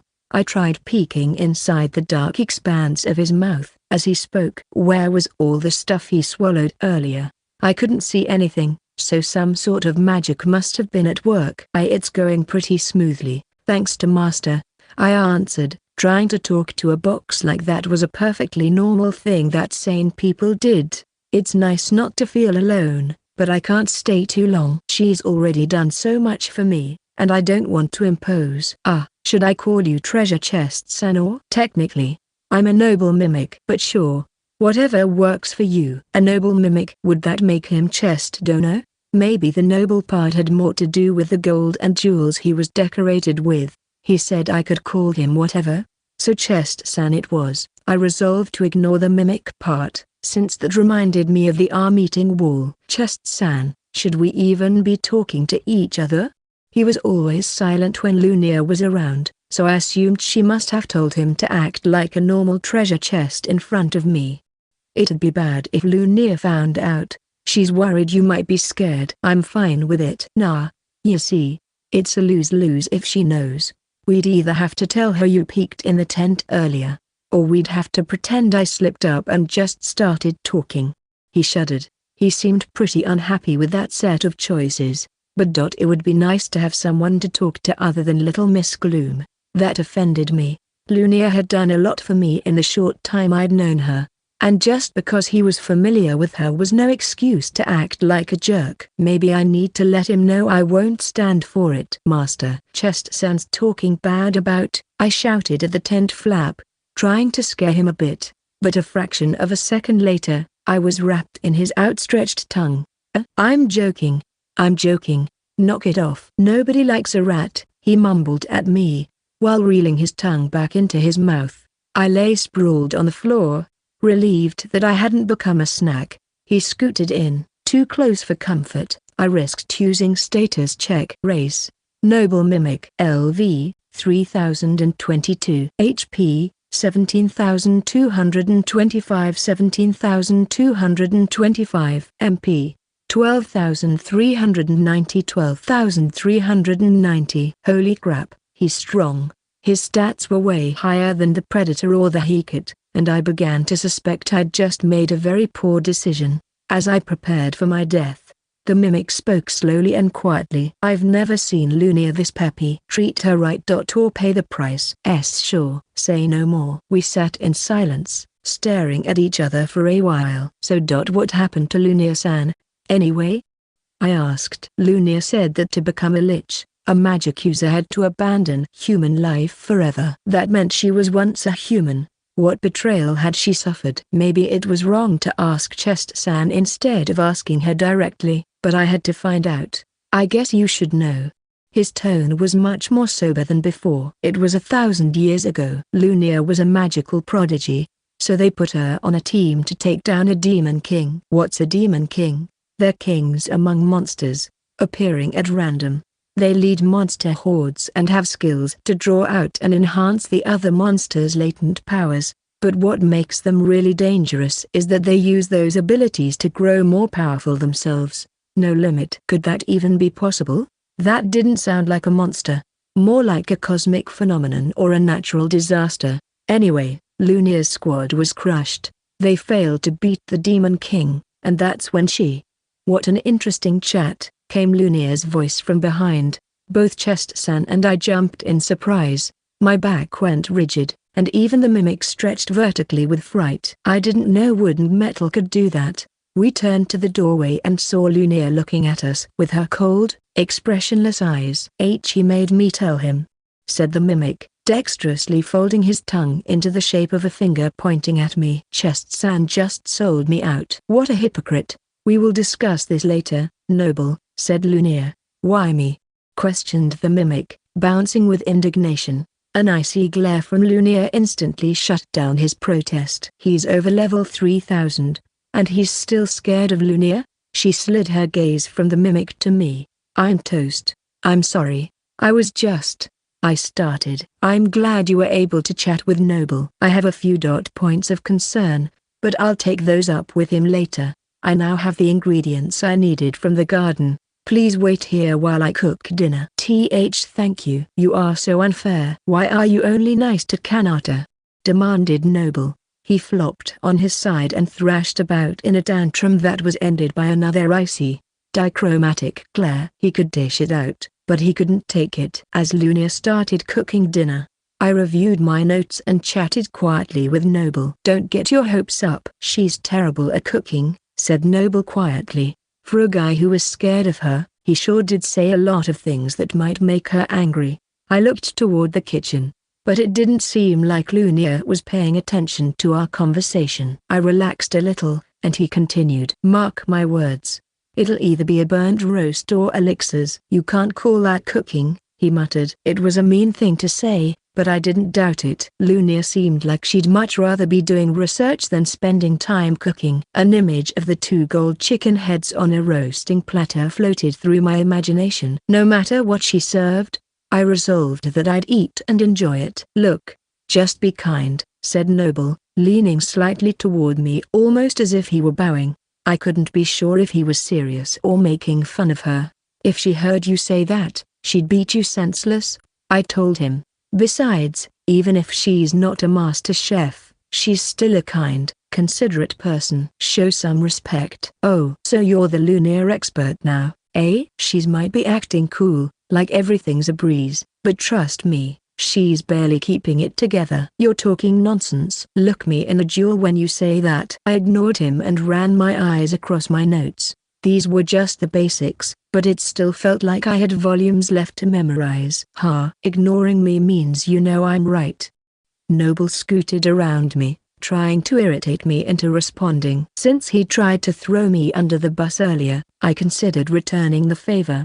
Instead, I settled for meeting his argument head-on. I bet it has nothing to do with her cooking skills. She's been eating alone for almost 1,000 years. Why do more than the bare minimum? She's good at making elixirs and potions, which means she's good with her hands and can follow a recipe. I bet she can cook well if she wanted to. Okay, Chief. What do you want to bet she doesn't come out with a roast or an elixir? Even if she did, it would be fine. There's no reason for her to make anything fancy. The sound of an explosion filled the hut, coming from the direction of the kitchen. Monster attack? Asked the mimic, bouncing in shock. I immediately grabbed my sword and rushed to the cooking area. If it was a monster, I probably wouldn't stand a chance, but I owed my life to Lunia. If she was in trouble, I would risk everything to save her. Everything in the kitchen had been blown away by a huge fireball. The remains of cooking utensils lay scattered among blackened chunks of monster meat that were splattered on every surface. In the middle of it all stood Lunia, stunned. I saw the golden raw heads at her feet, but the rest of the ingredients had been turned to ash. My eyes swept over the floor and walls which had been pushed outward by the explosion. Was it an attack? Are you all right? I shouted. I failed at cooking. What? I must have misheard her. I thought she said she failed at cooking, but this could only be the result of a large spell. I'm sorry. It's not something I usually do. I'm an idiot for even trying. Lunia hung her head in disappointment. She was obviously upset, but her tone was flat and cool as usual. That's what happens when you try to show off. Even though Noble's comment was kicking her while she was down, Lunia didn't respond. She was too upset to get angry at him. What should I do? I must find a way to cheer her up. That's it. I can cook. Let me do it.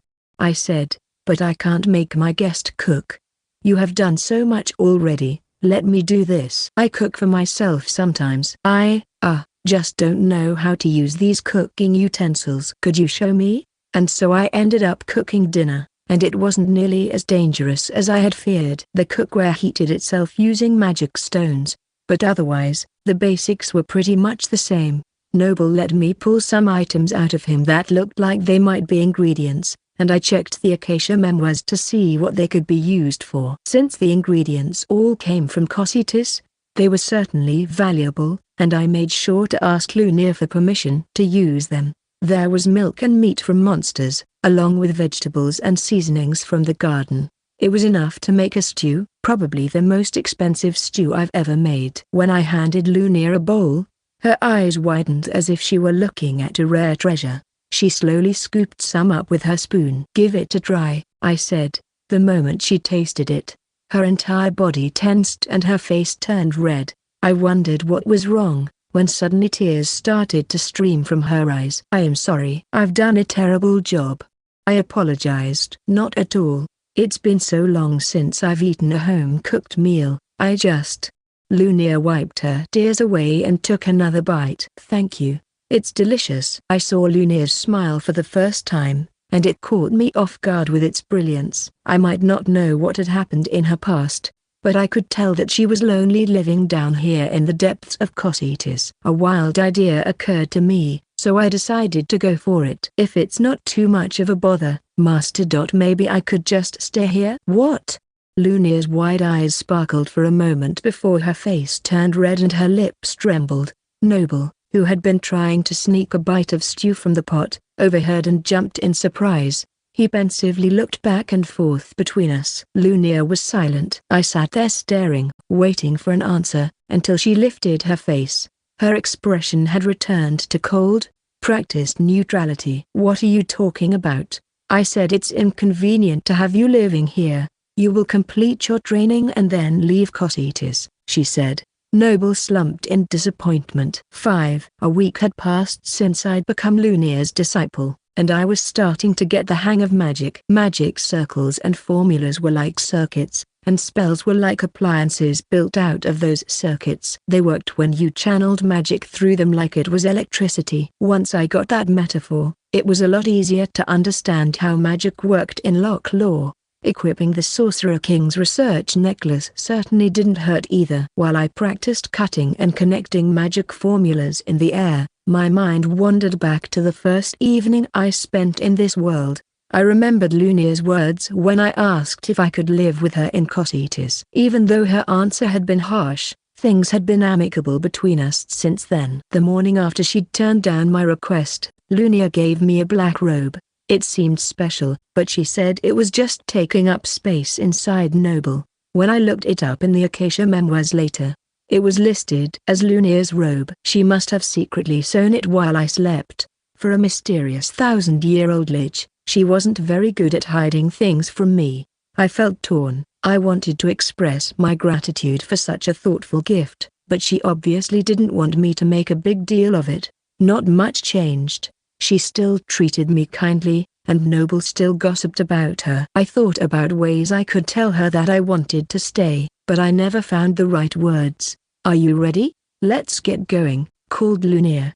I shut my eyes and sat silently for a moment to clear the magic practice from my mind. Then I nodded and stood. "Hey, Kanata, remember, failure is always an option," said Noble.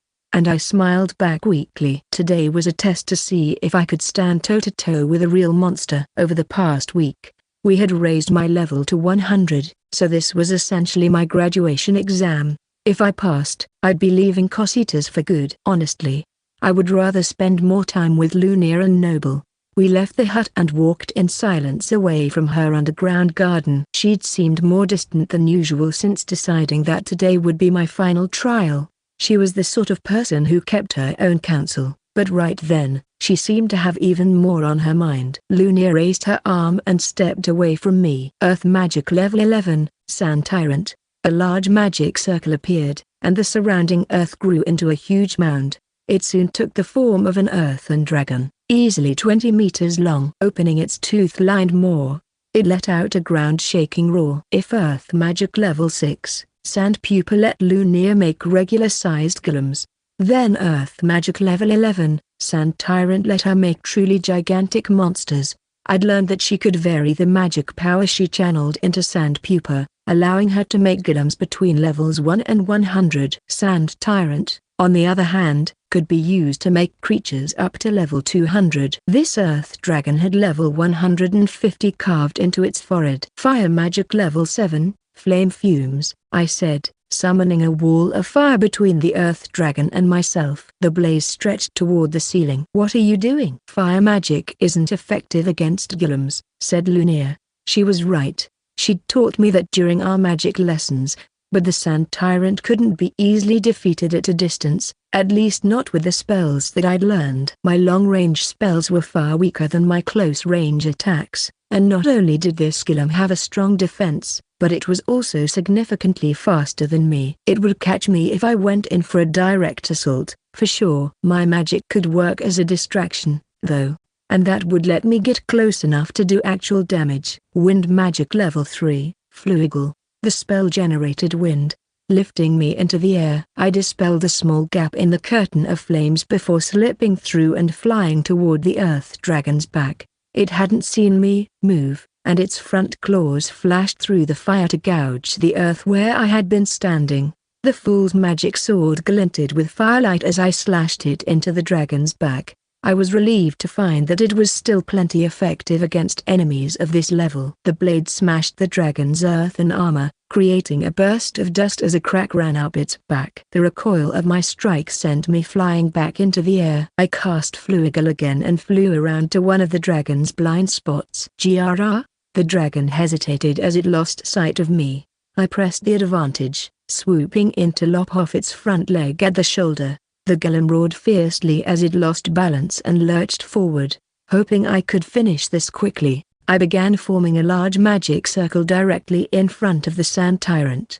No luck. The dragon noticed me. Even though it was off balance, it lunged. Just because this creature was a golem didn't mean it was stupid. A basic principle of magic was that powerful spells took longer to cast. If you could disrupt an enemy while they formed their magic circle, then you could prevent them from casting their spell.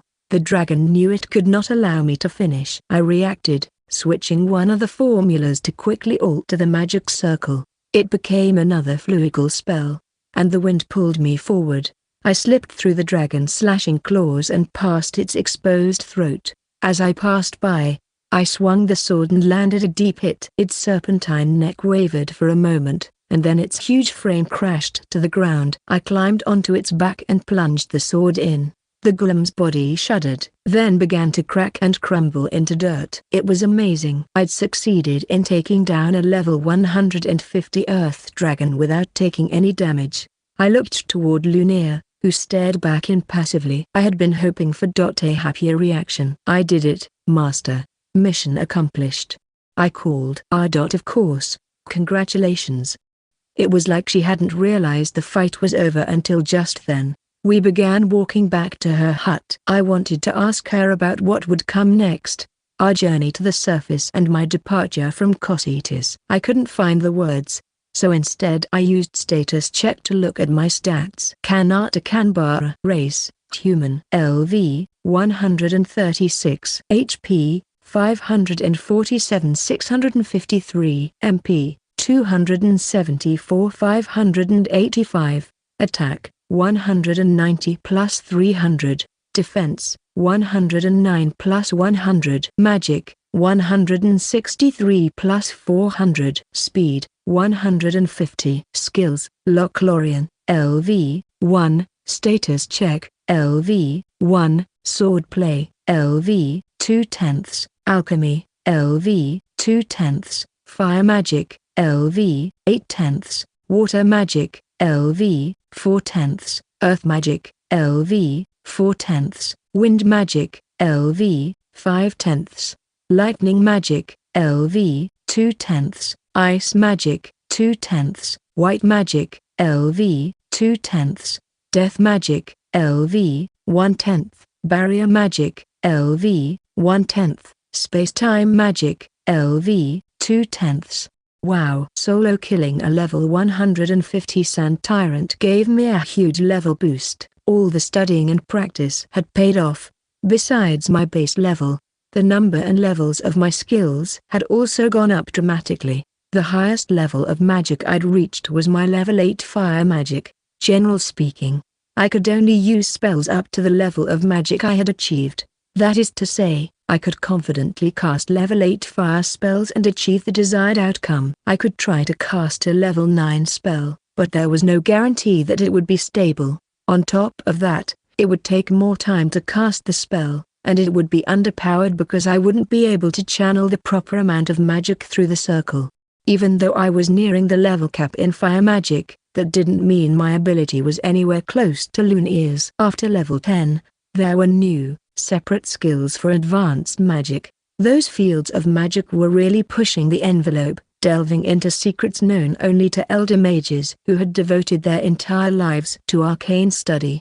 They sounded unattainable, even with the help of Lunar and the Sorcerer King's research. I wondered if I'd ever learn space-time magic level 22, retrograde, or the level 24 erasure spell Lunar used to save me from the Predator. They seemed so powerful compared to my current spells. Just a few days ago, she used retrograde to heal a small scrape I'd suffered while fighting one of her golems. It seemed wasteful using one of magic's hidden secrets like a band-aid. I chuckled when I thought back to it, but at the same time, it made me sad. It made me remember that my time with Lunar was coming to an end. Master. When should I leave Cositas? I asked with a fleeting glance in her direction. I hoped it wouldn't be today, but I didn't know what Lunar had in mind. Tomorrow? Maybe? No. The day after that, I hoped. Still, I couldn't guess how she'd respond. She didn't. She seemed not to have heard me at all. Master Lunar? I called her name, and she turned around, startled out of her thoughts. I was thinking about something. What were we talking about? She said. I was wondering when I should leave. Now that I've reached the target level. Well, that's she stammered, then trailed off in thought once more. Master? I pressed, desperate to know my fate. Lunar jumped a little in surprise, by cold eyes darting back and forth in distress. Finally, she settled on an answer. I think your level probably isn't high enough yet. Really? That response was totally unexpected. Didn't you say level 100 would be safe enough? Come to think of it, I'd actually reached level 100 yesterday, but then Lunar said I lacked practical fighting skills, so she arranged for the final exam today. Maybe I hadn't handled the Earth Dragon as well as I should have. Master, I feel like I've gotten pretty strong. No, I mean, it's extremely dangerous outside the dungeon. Lunar's face was turning red, and she gestured wildly. It's more dangerous than inside Cositas? That sounded ridiculous. This was supposed to be the most dangerous dungeon in Lochlore. Well, Cositas is more dangerous on average, but outside there are evil, horrifically powerful people and they might notice you. No, they will definitely notice you because you're from a different world, said Lunar. Why, you really think so? I'd obviously underestimated the danger on the surface. Even if they're not as powerful as here, level 1000 monsters are still everywhere. Aren't they? Yes, they definitely are. You wouldn't last long, and I can't guarantee your safety. It's best for you to stay here and keep training. She had a good point. I knew nothing about the outside world. I'd just assumed it would be safe and easy. Nairotop had said that the monsters in the dungeon were dangerous, but they never said anything about the monsters on the surface. My only experience of this world was being thrown into Cositas. Lunar stared into my face before grabbing the sleeve of my robe. I thought I wouldn't worry about you after you'd left, but I'm not completely heartless. I can look after you a little while longer. We entered the hut and Noble scooted across the floor to me. Hey, kid, how'd it go? I soloed a level 150 Earth Dragon, I said. Not half bad. And quicker than I expected to. Noble bounced around as he congratulated me before slumping down suddenly. Gonna be lonely around here without you, though. Well, actually. Lunar asked me to stay and train some more. What? She said I'll be in danger outside the dungeon. Something about people trying to kill me because I'm from another world. If you can handle a sand tyrant, you shouldn't run into anyone on the surface you can't. Noble glanced at Lunar and snapped his mouth shut. I looked in her direction too, making eye contact before she quickly looked away. I looked back at Noble. What were you saying? Nothing. Nothing. Just flapping my lid. Something feels off here. After a light magic lesson, Lunia gave me the rest of the day off. She also let me use some rare ingredients to make a larger dinner than usual, a celebration of my reaching a basic level of competency. The next day, it was back to the grind. Sword in hand, I followed Lunia out of the hut. How many level 100 golems will I fight today?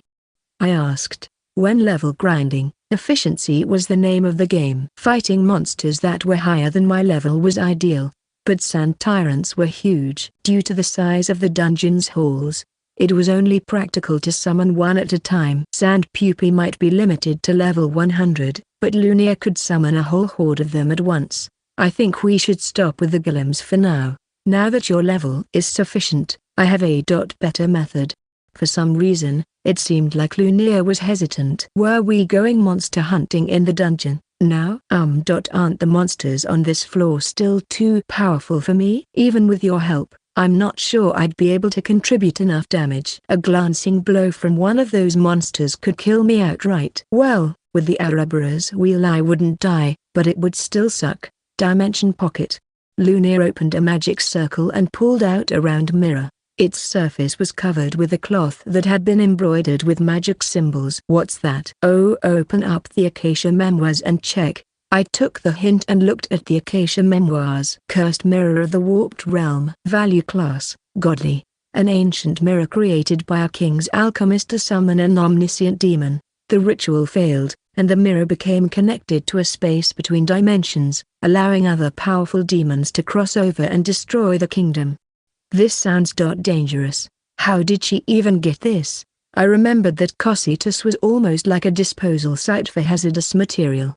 I suspected that instead of destroying troublesome items, the gods just gathered them up and dumped them in the dungeon. This seems like an item that should be handled very carefully. I said pensively. We won't let the demons out, she said. I sighed in relief, and then she continued. We'll go into the mirror and hunt them there. It should be easy. High-level demons will come to us. Are you sure that's a good idea? What level are these demons? You beat my sand tyrant all by yourself. You'll be fine. It may be difficult, but the cursed mirror is the best way to raise your level quickly. Lunia placed the mirror on the ground. Come on, we're going now. I steeled myself before responding. Yes, master. Lunia's expression turned uneasy, and she looked away. What was that about? Something was going on here, but I trusted her. I stood beside Lunia. She removed the cloth covering the mirror and turned to me, looking slightly uncertain for a moment. Then she reached out to tug on my sleeve. She pulled me forward, disappearing into the mirror, and I was pulled along behind her. For a moment, gravity stopped working, and then I crashed into the ground. I managed to land softly on my knees before standing up to look around. This place was disturbing. Coming from everywhere and nowhere at once, iridescent light illuminated the sky and ground. Behind me was a large black distortion. I guess that must be our portal home. Lunia came to stand by my side. Master, where are the demons? I asked. Instead of answering, she raised her eyes to the sky. Overhead were clouds of mist with gaping mouths, carved tentacle statues, and three-eyed necklace cows, all somehow flying despite not having wings. Cocytus might have been dangerous, but this really was hell. I saw an angel with blood endlessly flowing from its face and an eyeball-covered giant. Hordes of wicked creatures surrounded us. Are you kidding me? Maybe they're all like level 80 or something. I used status check. Race, %# and $. Equals LV, 3142. HP, 15,082. 15,082. MP, 17,595. 17,595. No way. These things are more powerful than the monsters in Cocytus. Sure, I could solo a level 150 Earth Dragon. But what did Lunia expect me to do against these horrors? A moment later, the demons began rushing toward us. This was no joke. There were just too many. Lunia might have been a powerful lich, but even she had to have limits. Master, run! I shouted. Lunia raised her arms, summoning a magic circle 5 meters across. Barrier magic level 21, Amor's Sanctuary. A pink wall rose from the edges of the circle, surrounding and protecting us from the demons. I heaved a sigh of relief, but the grotesque forms continued to cling and claw at the edges of the barrier. Amor's Sanctuary prevents anything from coming in from the outside, but it's possible for people and objects to exit, said Lunia as she opened her dimension pocket, reaching in to pull out a sword. In other words, you can do this. She deftly threw her sword at the pack of monsters. The blade sailed through the barrier, piercing one of the horrors and shattering it into pieces. The demon's flesh seemed to melt into the surrounding light. So that was her plan. This way, even I could level up safely inside the warped realm. Then it occurred to me that Lunia had just killed a level 3000 demon with a single hit. It didn't even look like she'd put that much force behind her throw. What was her level? Anyway, I'd never used status check on her, but now I was scared to try. Just start firing attack magic, she ordered. If you can even do a little damage to a creature, I'll finish it off. Yes, master. A fluffy yellow ball, the weakest looking demon in the pack, was hanging back from the front lines. I had learned a single level 9 spell to use in just this situation. It took time to prepare and it wasn't very precise, but I was safe from attack, and it was the most powerful fire spell I knew. I began forming the 2 magic circles necessary to cast it. Fire magic level 9.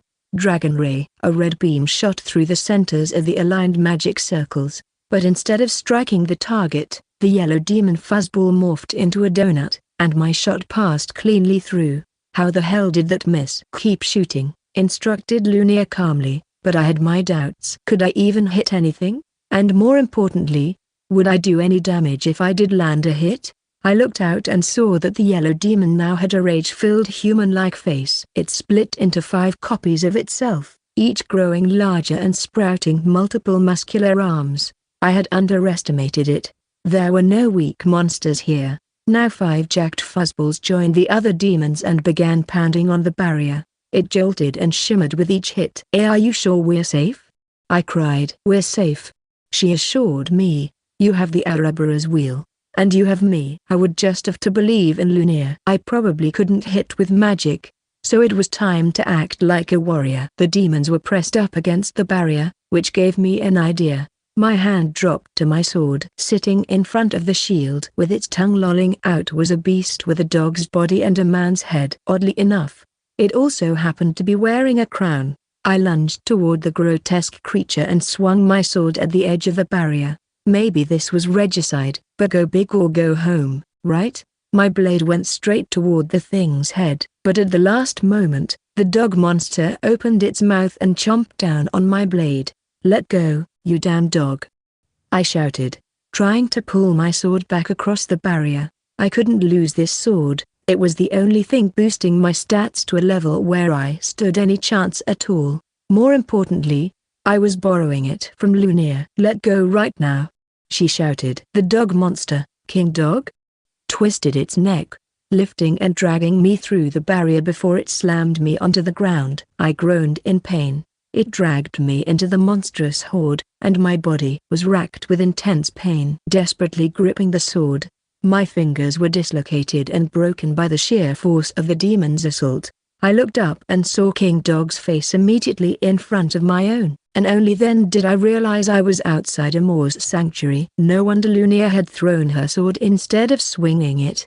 There truly was no return once something left the protective barrier. Woof woof woof. Ah, this is how I'm going to die. I felt a shooting pain as my body was ripped in half, and I lost feeling from my abdomen down. After that, I blacked out.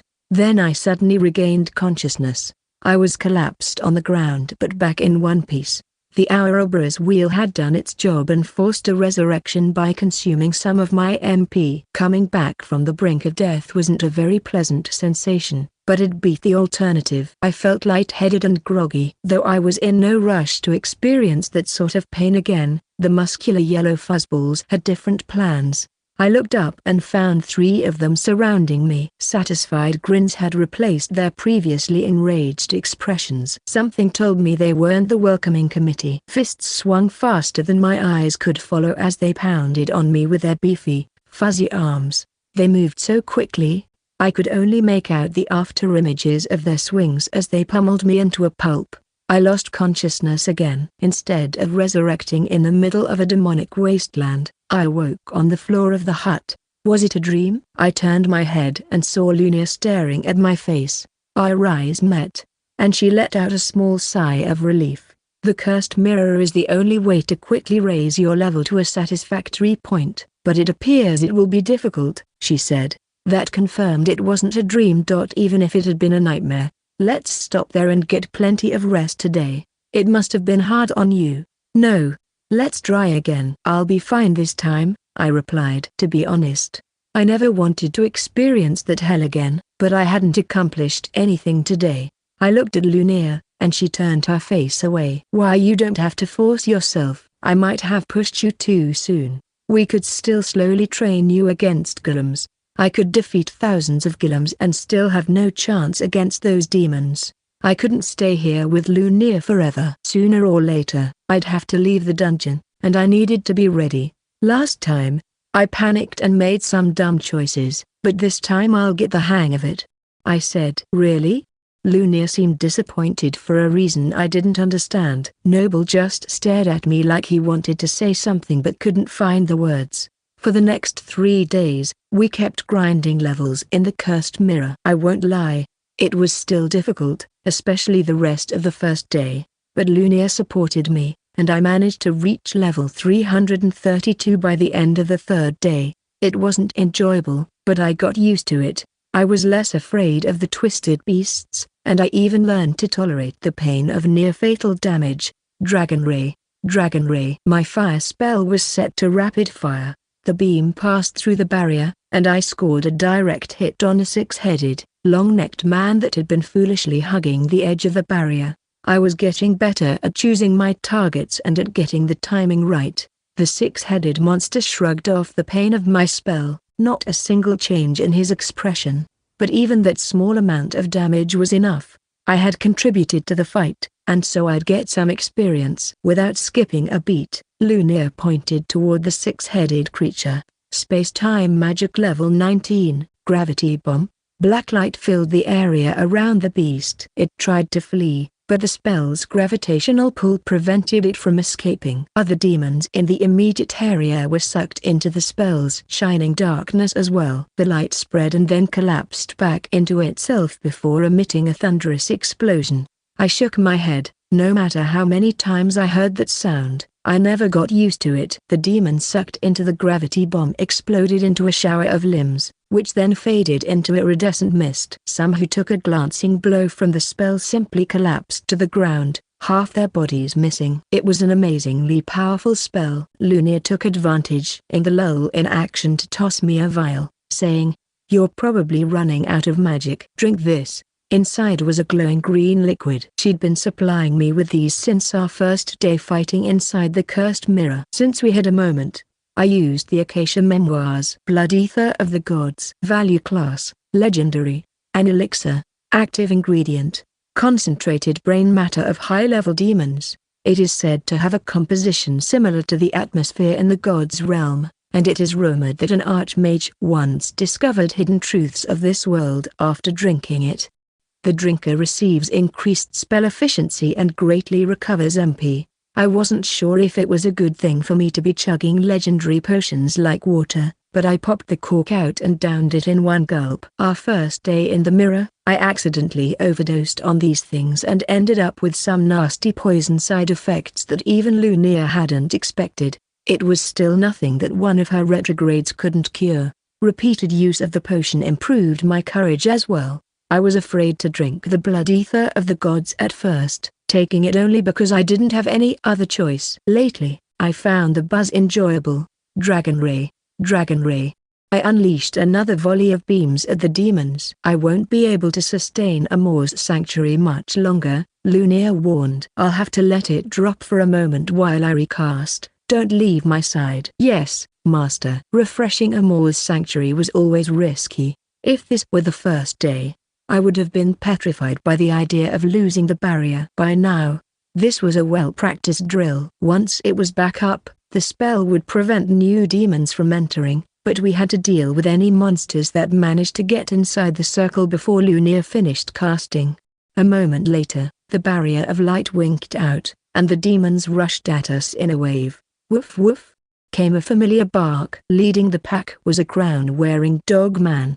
There's that damn dog. King Dog had killed me nearly 10 times now. It was oddly tough and smart, having escaped from even Lunia's magic so far. Lunia had sliced it in half with a thrown mithril sword on the first day, but the next morning, it came frolicking back like nothing happened. I've finished casting Amor's Sanctuary, Lunia said as she moved in front of me and chopped off its ground head with a bare-handed karate strike. She followed up by kicking away a flower monster with hundreds of root-like feet that was sneaking up behind me. As I saw the barrier shimmer back to life, a stabbing pain in my side caused my vision to fade. I looked down and saw the head of King Dog merrily gnawing on a chunk of my flesh.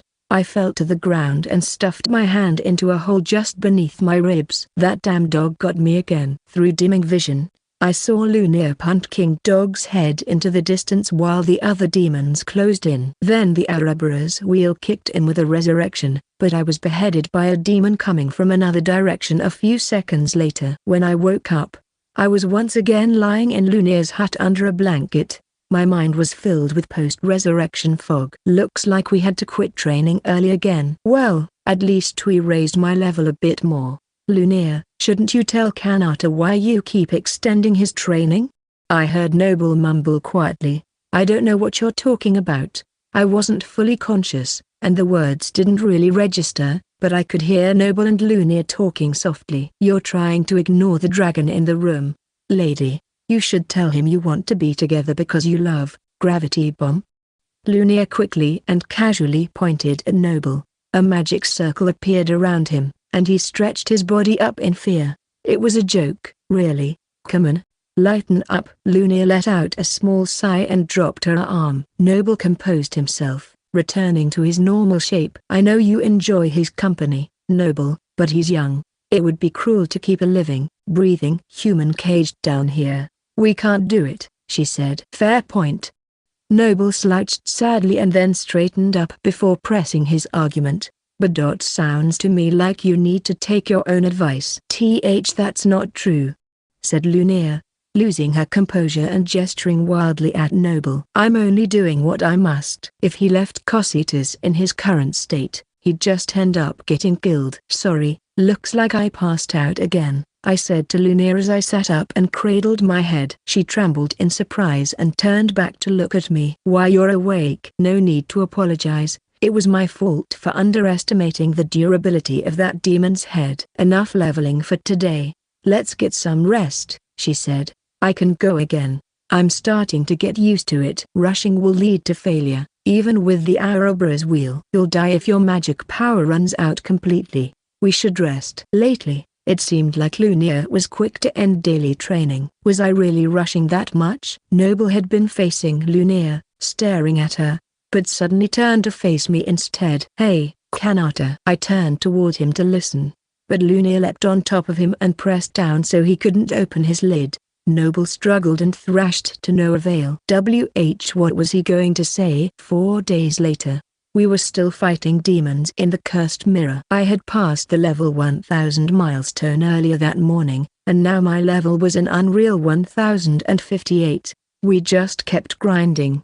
Obviously, we still fought from the safety of Amor's Sanctuary, but there was one significant difference between now and a week ago. I was casting with advanced magic, fire magic level 14, Inferno Sphere.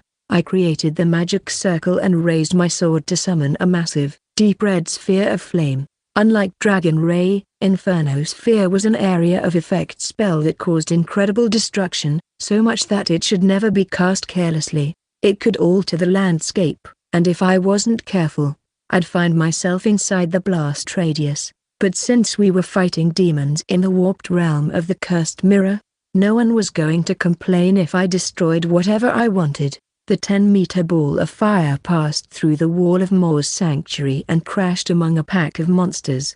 The moment it touched the ground, it grew even more massive. The dark red flame swelled to fill a huge area outside the barrier, engulfing the demons in fire. I was finally doing some serious damage even if I was still a lower level than the horrors on the other side. After Infernosphere burst, I searched for a demon that had been at the center of the explosion. I found one that looked vaguely human. Other than its 3 eyes, 2 noses, and 4 mouths, it also looked slightly scorched and blackened, so I used status check to see how I did. Race: $UCL LV, 3012 HP, 14,478 15,361 MP, 15,578 15,662. Nice. Almost 1,000 points of damage got through. A lot of demons had strong recovery abilities, so it would be nearly impossible for me to beat one in a fair fight. Even so, Infernosphere was the perfect way to contribute to the fight and get experience. After my level climbed past 500, the Fool's Magic Sword started to feel a little light in my hand.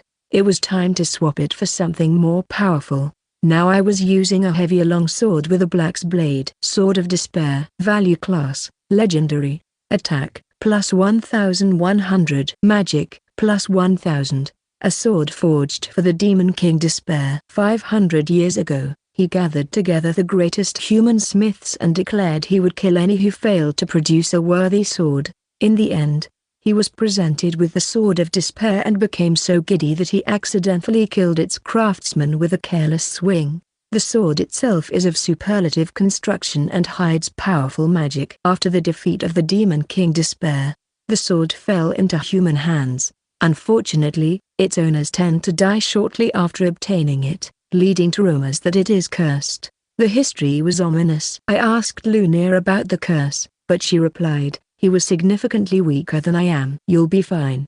That answer wasn't entirely reassuring, but I supposed this was just another case where I'd have to trust her. Cursed or not, the sword was well suited to my current level. It felt a little heavy, but that really wasn't a problem. Our entire battle strategy consisted of standing inside a barrier and shooting magic. Back to the fight. I caught a potion that Lunia threw to me, downed it in one gulp, and tossed the empty bottle aside.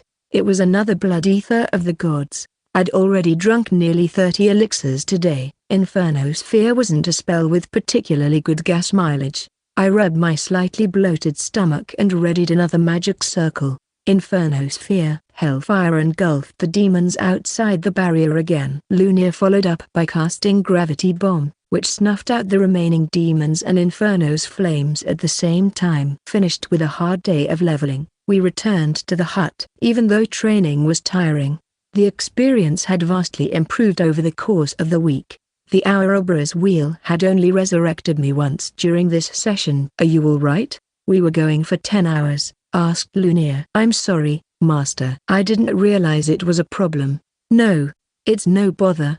I just thought it must be mentally taxing for you." "I've gotten used to the fatigue from working constantly. Even the pain from getting tossed around by demons doesn't seem so bad now, and the buzz from the ether helps." "Is that so?" She seemed somewhat surprised. "To be fair, I never thought I'd come so far in 2 weeks either. That way of thinking is a bit more undead than I'd expect from a living human. Please be careful. It may be difficult for you to adapt to life outside the dungeon if you become too comfortable here." I risked a side glance at Lunia. Her eyes were opened a little wider than usual, and the corner of her mouth twitched up. "Master, you're happy, aren't you?" I asked. I most certainly am not. I'm angry." She huffed.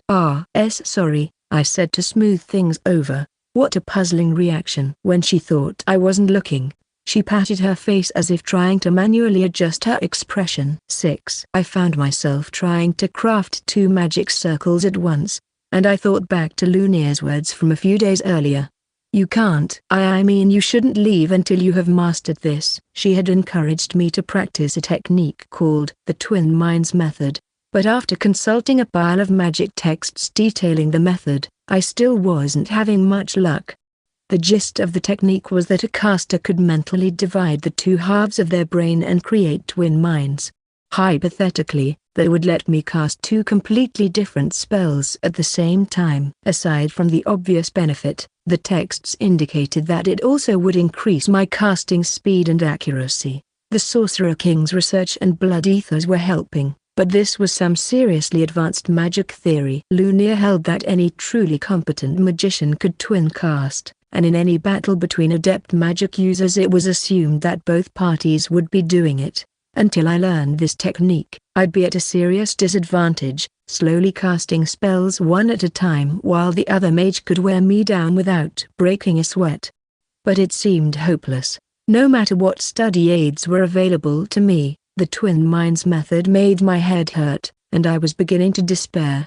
I worried that the abuse I was putting my brain through might be altering my mental structure. Depression started to creep in, and I considered that maybe being from a different world was some sort of magical handicap. Frustrated and bored, I checked my status. Kanata Kanbara race, human. LV, 1211. HP, 5813. 5813. MP, 1695. 5207. Attack, 1695 plus 1100.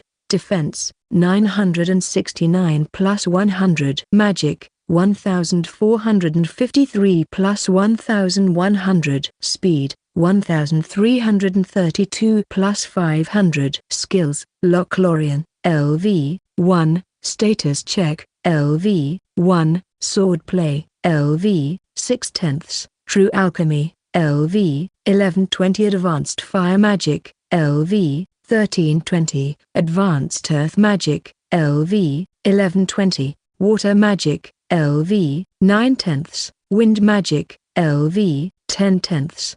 Lightning Magic, LV, 3/10. Ice Magic, 4/10. White Magic, LV, 2/10.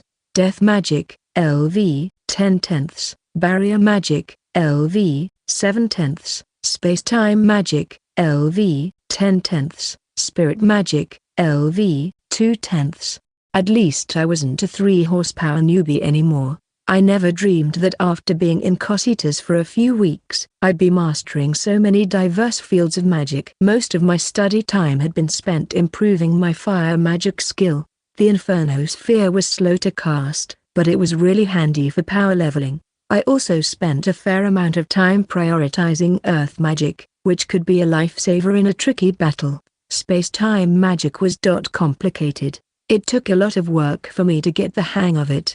But once I did, it made things a lot more convenient. Dimension Pocket was a game changer. I could quickly access anything I wanted, no matter where I was. Lunia insisted on tutoring me in alchemy, and it was a very practical skill for anyone going into battle. As long as I had the right ingredients, I could make essential elixirs to keep me alive and fighting. I even learned how to transmute metals. Kanata, I'm starving.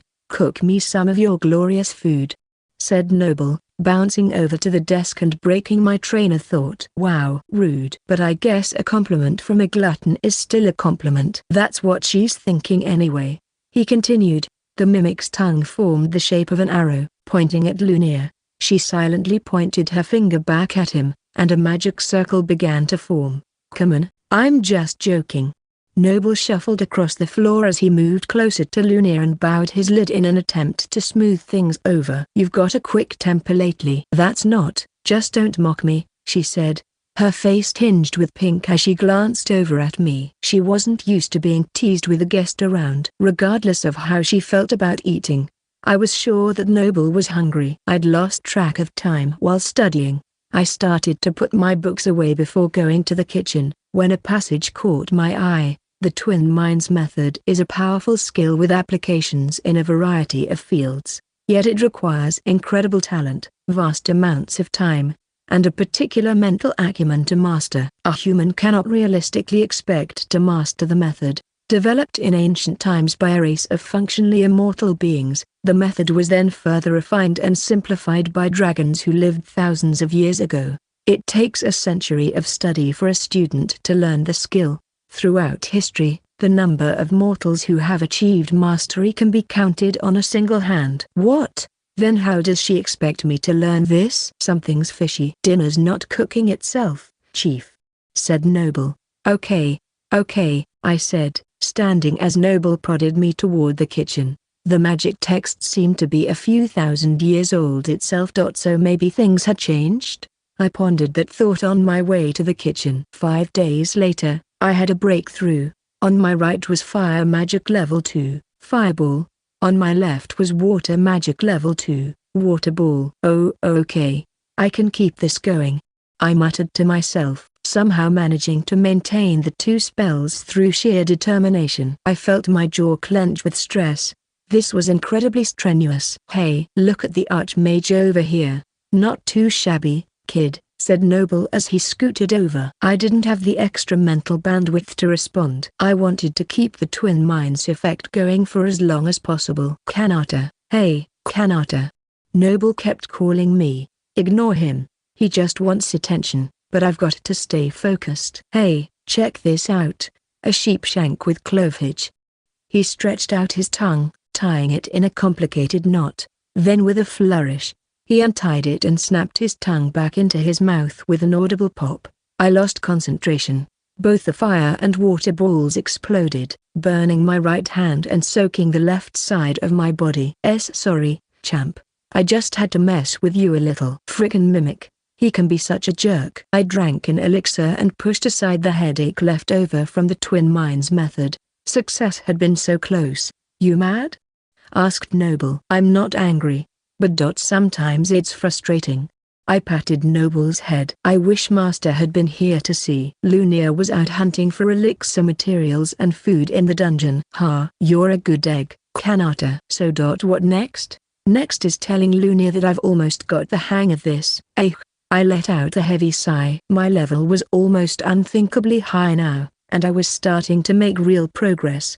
The day when I'd have to leave Lunia was getting closer. I'll get a better grip on the method. And then I'll level up a bit more. I'll finally be on equal footing with the magic users on the surface. I said. Huh? Noble asked, clearly puzzled. I mean by getting a little stronger, I'll be able to survive once I leave. Right? Well, he drawled, I don't really know much about the outside, but I think you'll do fine. He looked like he wanted to say something else but decided to keep his lid shut. I went back to thinking about my studies. The Twin Minds method should improve the speed and precision of my spells, which seemed almost more helpful than the ability to dual cast. 1 spell that hits is better than 2 that don't. It would definitely speed up the level grind in the Cursed Mirror, and it would speed up my journey to leave the dungeon. Noble-san, don't you ever think of leaving here? Seeing the outside world? I asked. Nah. What's not to like about Cocytus? I can fight all the monsters I want, scrounge for food, wander aimlessly through dank corridors. I enjoy life's simple pleasures. That made him seem more like a dog than a mimic. That, and Lunia's here. You won't find a babe like her outside. That's for sure. Not like you had much luck with the ladies before you got here. Am I right? Noble chuckled, reveling in the chance to be needlessly crude. But listen, if you thought you'd be lonely, kid, I wouldn't mind going along with you. Other humans can pound sand, but you and me, Chief, we got a connection. Besides, I like making fun of you. The way he talked made it sound like he had more to say, so I waited quietly for him to continue. But, I like making fun of Lunia even more. So here I stay. Sorry, kid. He must really care about her. He's known her for longer than I've been alive. Why won't she leave the dungeon? I asked. By now, I was positive that she was lonely before I showed up. While she kept trying to deny that, she did seem sincere in her opinion that I shouldn't stay in Cocytus for long. Noble was silent for a moment, and I worried that he wouldn't tell me. Maybe that was a taboo topic that was out of bounds. Forget I asked. Okay, I'll just go find Master and tell her how my studies are going, I said, getting up from the desk and gathering my sword. It's her aura, Noble finally spoke, right before I pushed the door flap aside. Her aura? Yeah, part of being a lich. To bring her body back to life, she had to pile a bunch of forbidden spells on top of each other. The aura just comes with the territory. She used forbidden magic to resurrect herself? That's different from what the Ouroboros wield does. I asked. Totally. The snake ring doesn't bring the dead people back to life, it just kinda makes a copy of a person right before they die. Besides, she didn't have that ring back then. In fact, she didn't have anything, no incredible items, no god-level magic or whatever. So she did what she had to do. When somebody dies for real, their body rots and their blood turns to poison. With all that corruption, there's no turning back into a living person. And Master is like that? Yep. If she hugged a human, they'd wither away in incredible pain. The undead aren't just dead, they are death itself. Now that he mentioned it, she was always hesitant to touch me. Instead of taking my hand to lead me somewhere, she would carefully pull on my sleeve. I thought she just might be embarrassed to hold my hand. Well, that might also have been true. But maybe she was really trying to avoid touching me directly. That's why living humans instinctively fear her. Noble continued. The aura radiates from her with unholy impurity. I remembered when I first met Lunia, I was more frightened of her than the monsters that nearly killed me. But after I had dedicated my life to her and lived in her home, that terror faded away. You said you came from another world, right? Noble asked, thinking aloud. Maybe because you have no connection to Lochlor. The aura doesn't affect you the same way it does the natives. Anyway, Lunia is a lot happier about that than she'll admit. So she'd shut herself away to avoid hurting others. Maybe that's why she had been in such a rush to get me out of the dungeon. I tried to imagine how lonely her time here had been. Was it even right for me to leave? Now that I knew this, Noble, please don't share your opinions as if they're facts. Lunia was standing in the hut, having returned at some point. He jumped in surprise. He hadn't noticed her return either. There are a number of ways I could restrain the corruption if I wished. Don't pretend you know everything about me. Noble tried to blend into the hut's decorations. But then why? I started to ask, but Lunia's eyebrows crinkled in annoyance. Because I hate humans. What's not to understand? She said coldly. I had no good response. 7. We went back to grinding levels inside the cursed mirror. I'd almost lost count of the times we'd entered the demonic warped realm. More than a month and a half had passed since I'd come to Cocytus. I rushed around the world inside the mirror, boosting my speed using wind magic level 3, Fluigle. The low-level spell was still useful for increasing my mobility when I ventured outside the protection of Lunia's barrier. Behind me chased a mob of deformed creatures, most of which couldn't keep up. But ahead, a demon came rushing up, trying to cut me off. It was one of the truly weird ones, a large wheel comprised of hundreds of tiny human faces. It accelerated, pulling up to roll alongside me. Then it cackled madly just before I kicked the wheel into the air and sliced it in two with a powerful horizontal slash. The faces' expressions changed to shock, their eyes rolling as they screamed, "It's still alive." But by the time I finish it off, the rest of the pack will have caught up. I'll leave it for now. I steadied my breathing and adjusted my course. By now, I had a reasonable grasp of the Twin Minds method. I could dual cast easily, and depending on the spells, I could even manage an occasional triple cast. I used Fluigle to turn around in the air and pointed my sword at the pursuing horde. Some of them launched ranged attacks with tentacles or flashes of coherent light. Fire magic level 14, Inferno Sphere.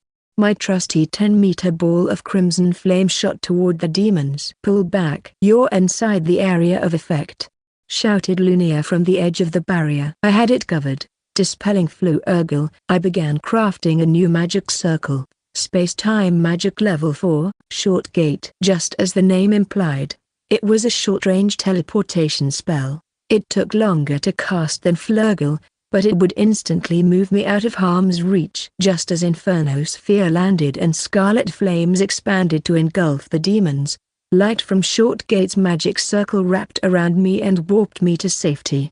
Given my vastly improved stats and the buffs from my latest magic sword, there was little chance of survival for any of the demons inside the blast radius. Along with the Twin Minds method, Inferno Sphere and Short Gate were my bread and butter for level grinding. Woof woof. It's that damn dog again. King Dog rushed toward me, cutting through the dying flames. I hadn't yet managed to take him down, but that was going to end here and now. Space-time magic level 19, Gravity Bomb. Rough, shining darkness expanded, snatching up the dog and surrounding demons.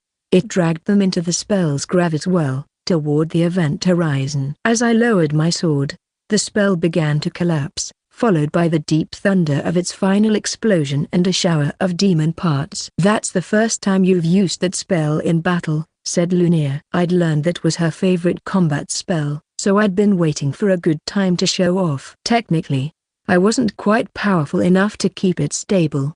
I had no doubt that she could cast a much stronger version of the spell, but it was still the most damaging spell in my inventory.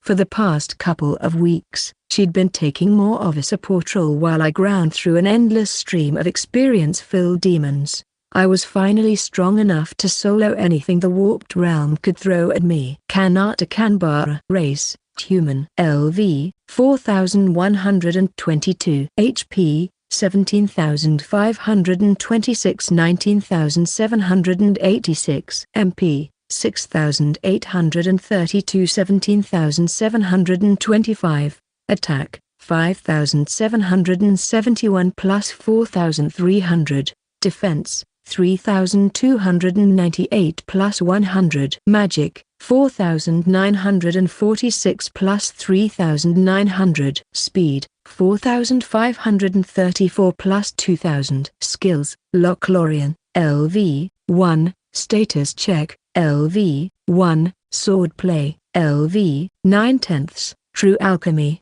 LV, 1620, Godly Fire Magic, LV, 2130, Advanced Earth Magic, LV, 1720, Advanced Water Magic, LV, 1220, Advanced Wind Magic, LV, 1320, Lightning Magic, LV, 7/10, Ice Magic, 7/10, White Magic, LV, 4/10, Advanced Death Magic, LV, 1220, Barrier Magic, LV, 7/10, Advanced Space-Time Magic, LV, 1820, Spirit Magic, LV, 10/10. I'd made so much progress. As Lunia's magical teachings progressed, I began to learn more support spells and quite a bit more alchemy. My mastery of the Twin Minds method had been honed to the point where it was practical to use it in battle. And she'd even insisted that I practice swordplay by occasionally binding my magic. Space-Time Magic Level 4, Short Gate.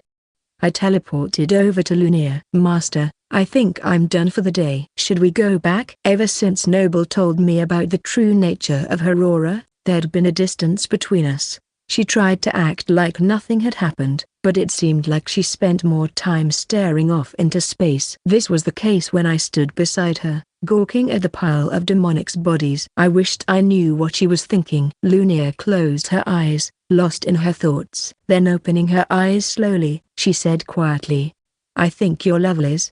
No. I don't think you need me anymore. Congratulations." 8. We returned to Lunia's hut, and I tried to pretend things were normal. I did some easy magic review, meditated, brewed elixirs, the usual. Once I'd finished everything I'd planned for the day, I started getting dinner ready. "Look at you, champ. You're even stronger than me now," said Noble in admiration. I remembered how afraid I was the first time I'd checked the level of this absurd monster. Had it only been a few short weeks ago? Agreed. "He's worked extremely hard to get this far." "Keikana," said Lunia, her face flushing. I mean," she cleared her throat. "What was that about? Cut her some slack. She's not used to using people's names." Noble mumbled quietly. That's not true." "I'm just a little distracted," said Lunia angrily. Now that he mentioned it, I realized that she'd never once called me by my name. I couldn't think of a single time. "I'd like to hear you call me by my name just once, Master," I said, and Lunia stared at me. "And now you're teasing me too?" she huffed. No, I really just wanted to hear you say my name, that's all." "I've said it plenty of times before." "Fine, I'll say it again." Had she really said it before? Maybe I just didn't remember. She closed her eyes and steadied her breathing. She was seriously going all out for this. It even made me anxious. Her lips parted, but then she clamped her mouth shut again. Did she seriously just balk? I felt my ears turn hot. "Kanata." Mr. Kanata?"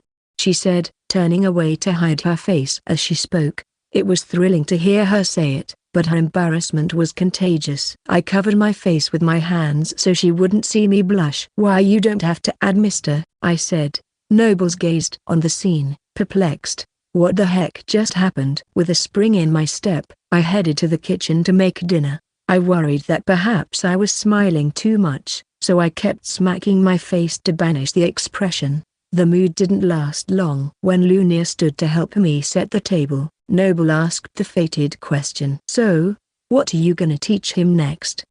he asked Lunia. I gulped when I heard his words. He hadn't been in the mirror, so there was no way he could have known. She closed her eyes and stood in silence. Taking the hint, Noble stopped bouncing and waited pensively. Finally, she opened her eyes. "There is nothing else I can teach. Even without me, you should be able to survive in the outside world. Your training has come to an end." Her words landed like a blow.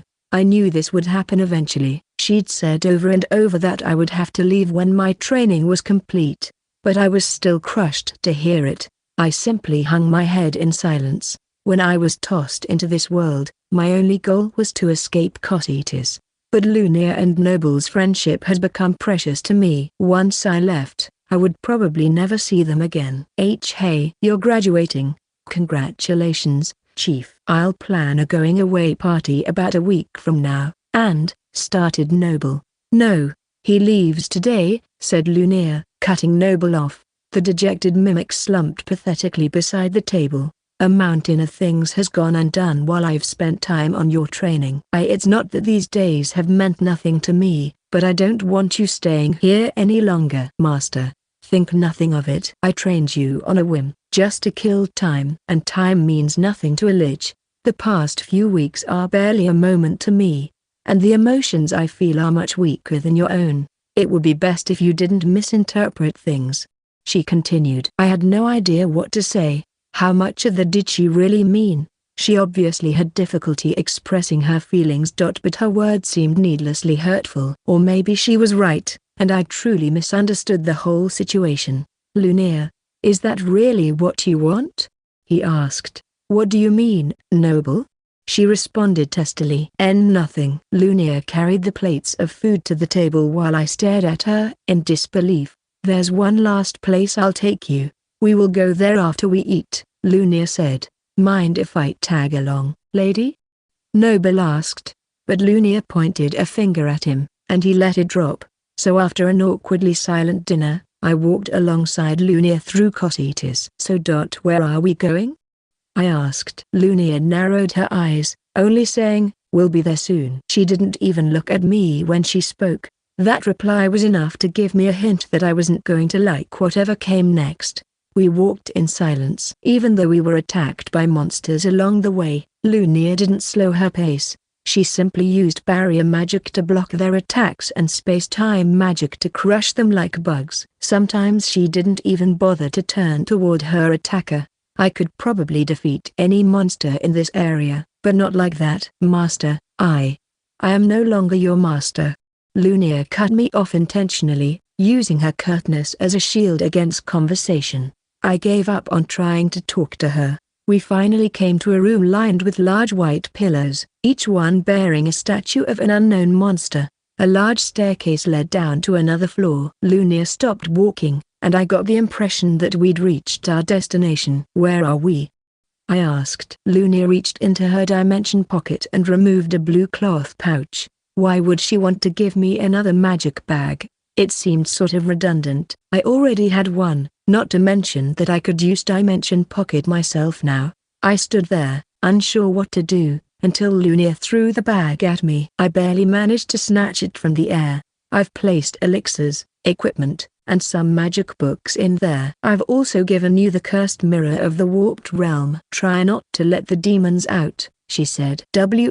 What? "I was going to take you up to the surface, but it would be faster for you to go down and use the teleportation circle. You should be capable of doing that now." "Wait a second. Are you saying this is goodbye?" "I am. I knew that if I waited, Noble would be stubborn and try to stop you. If I'm not strict, you'll end up staying here forever." While we walked here, I had a sinking feeling this was going to happen. I just wasn't ready yet. I stared at her, waiting to see if she would change her mind. "All right, good luck. I doubt we'll meet again," Lunia said brusquely and then turned to walk away. Please wait." Lunia stopped and turned to face me. I desperately searched my mind for what I might say next. She'd been so generous. I wasn't ready to say goodbye. Master, aren't you lonely? Staying here in Cositas all by yourself? Aren't you interested in the outside world? I asked. "I told you I hate humans. Spending any more energy on you would be even I know that's a lie," I shouted. Lunia's eyes opened wide in shock. She was quiet for a moment and then let out a heavy sigh. "Would you listen to a long story from a long time ago?" I nodded. Lunia's expression softened slightly, and she slowly began to tell me about the time before she was a lich. "I suppose I should start 1,000 years ago. With my birth." Lunia was born into a family renowned for their magic prowess. Even as a young child, her father provided her with a comprehensive magical education. Rigorous study, along with her inborn talent, meant that she was one of the most powerful magic users in Locklaw by the age of 10. Then her father died. Lunia was saddened, of course, but she watched her mother slowly waste away in grief. That motivated the young girl to research the forbidden methods of resurrection, an obsession she hid from those around her. For 4 years, she studied death magic before finally learning the spells which could raise the dead. Now, at age 14, she understood that the act of bringing her further back would be considered an atrocity. While Lunia had pursued the dark magic, her mother had recovered from her grief and begun to look to the future. Therefore, Lunia chose to leave the dark path that she had been walking. 3 years later, a Demon King had appeared. Emerging suddenly and with no warning, the Demon King raised an army of powerful monsters. Human settlements were attacked, massacring anyone living there. The fate of the nation was in peril. Lunia's magical prowess had not gone unnoticed, and she was drafted as a warrior to hunt and defeat the Demon King. Even though this particular Demon King was incredibly strong and clever, they managed to locate and engage their foe in battle. While the main army assaulted the Demon King's forces, her small unit of 20 warriors slipped into the Demon King's castle. But the fiend was too strong. Over half of the strike force was killed in the assassination attempt, while the remainder fled. Lunia's injuries prevented her escape, but she had one final trick up her sleeve. The Demon King never suspected that the fatally wounded girl at his feet was also the greatest user of death magic in the kingdom. Using herself as a lure, she drew the Demon King close before using a spell to rip out the monster's still-beating heart. As she lay dying, she worried about her mother. Lunia knew that after her father's death, she had bolstered her mother's will to live. If she died, her mother would surely spiral into grief and despair. Despite her concern, she knew that nothing could be done. She had only one path forward: to cast the forbidden spell of resurrection. A mage requires the still-beating heart of a demon. Whether it was luck or fate, she held the Demon King's beating heart in her hands. Contained in a dimensional pocket were the other ingredients she'd gathered while attempting to resurrect her father. She hesitated, but the fear of death spurred her to action. She could not resurrect herself before she died, nor could she cast the spell after her own death. Instead, she wove a spell into an item set to trigger as the moon rose that night. That day, Lunia's life as a mortal human ended. That night she rose as a lich, undead and immortal. "But your mum?" I asked. Lunia shook her head slightly. "I could never approach her because of the aura. Even without it, I would be reviled for using forbidden magic, and I knew that. I knew I was leaving my humanity behind." She didn't go into more detail. She didn't need to. The people around her, the people she'd loved, even her mother, had rejected her. "That's why I'm not lying when I say I hate humans. I have no interest in going back to the surface. It's better this way," she said. When I first met Lunia, she said she hated humans because they betrayed her. But that was only half true. She knew the consequences for using forbidden magic. The true pity was that she retained her sense of kindness. She never retaliated against the people who rejected her. She simply walked away. But 1,000 years later, those wounds still hurt. It was no wonder she refused to leave Cositas. "I was so happy that you treated me like a normal human even though you knew I was a lich. These past few weeks have passed like the blink of an eye, But I truly enjoyed them, she said with a sad smile, only the second time I'd seen that expression on her face. Master, then let me stay. I'll stay here forever. I care about you. Lunia bit her lip unhappily and shook her head. It makes me happy to hear you say that, but you're not meant to stay here. And you can't possibly live a happy life if you stay with me. I'm a lich. I'm surrounded by the aura of unholy impurity, a horrific poison that can kill with even an accidental touch. That's what Noble had said. But I moved without thinking. Had I hesitated, the moment would have been lost. I ran to her, wrapping my arms around her as she hung her head in sadness. She was absurdly powerful, but her body was small and slender. Despite all the trauma and power, she was still just a fragile girl. Stop. What are you doing? The impurity will kill you, cried Lunia. I felt a burning pain across my skin. It was like a high-voltage version of her gentle examination from weeks ago. My breathing became ragged, but after being clobbered by golems and ripped apart by demons, this was a discomfort I could bear. I hugged her tighter. It's nothing. Because you trained me, I said. Lunia's pale cheeks flushed bright red as she looked at me in surprise. I grinned back in return. Maybe I should have raised my level a bit more. It kind of stung, and a few more levels might have taken some of the bite out of it. Let me stay with you, I begged. Thank you, Kanata, she said, smiling back sweetly. She closed her eyes and leaned against my shoulder, enjoying the warmth of the embrace. Then she flung me into the air. I sailed away from her in a clean arc aimed toward the descending stairwell. My only choice was to use Short Gate. I began drawing the magic circle, but Lunia was faster. Space-time magic level 17, fracture. Sprouting from the center of her magic circle came black, root-like cracks. They spread over the room, piercing the floor and pillars before glowing with an eerie light and shattering everything they touched. I plummeted through what had been the floor only a moment ago. I saw Lunia flying up and away. Master. Why? I shouted. Kanata. I care about you too. I want you to enjoy everything life has to offer. Through gaps in the falling rubble, I could see tears in her eyes. That was something I never got to do. Then I lost sight of her. I grit my teeth and shouted, I will come back to Cocytus. I'll see the world, and I will come back to see you again, Lunia-san. 9. Lunia's spell knocked me down to the 91st floor, along with several tons of collapsed stone, which turned me into a squished carcass. The Ouroboros wheel must have activated, because a few moments later, I crawled out of the debris. I pulled a healing potion from my dimension pocket, gulped it down, and sat down to rest for a while. The rubble completely blocked any pathway back. She must have thought I would return if she didn't plug the hole. Thank you for all you did, Lunia-san. I'll manage on my own from here. I resolved that I would return to her one day. She told me once of a powerful barrier surrounding Cocytus, which prevented any teleportation between floors of the dungeon. I knew there must be some power in the outside world that would let me get around that, but for now, I would respect her wishes. I started off in search of the next set of stairs that would lead even further down, determined to make my way to the teleporter on the 100th floor.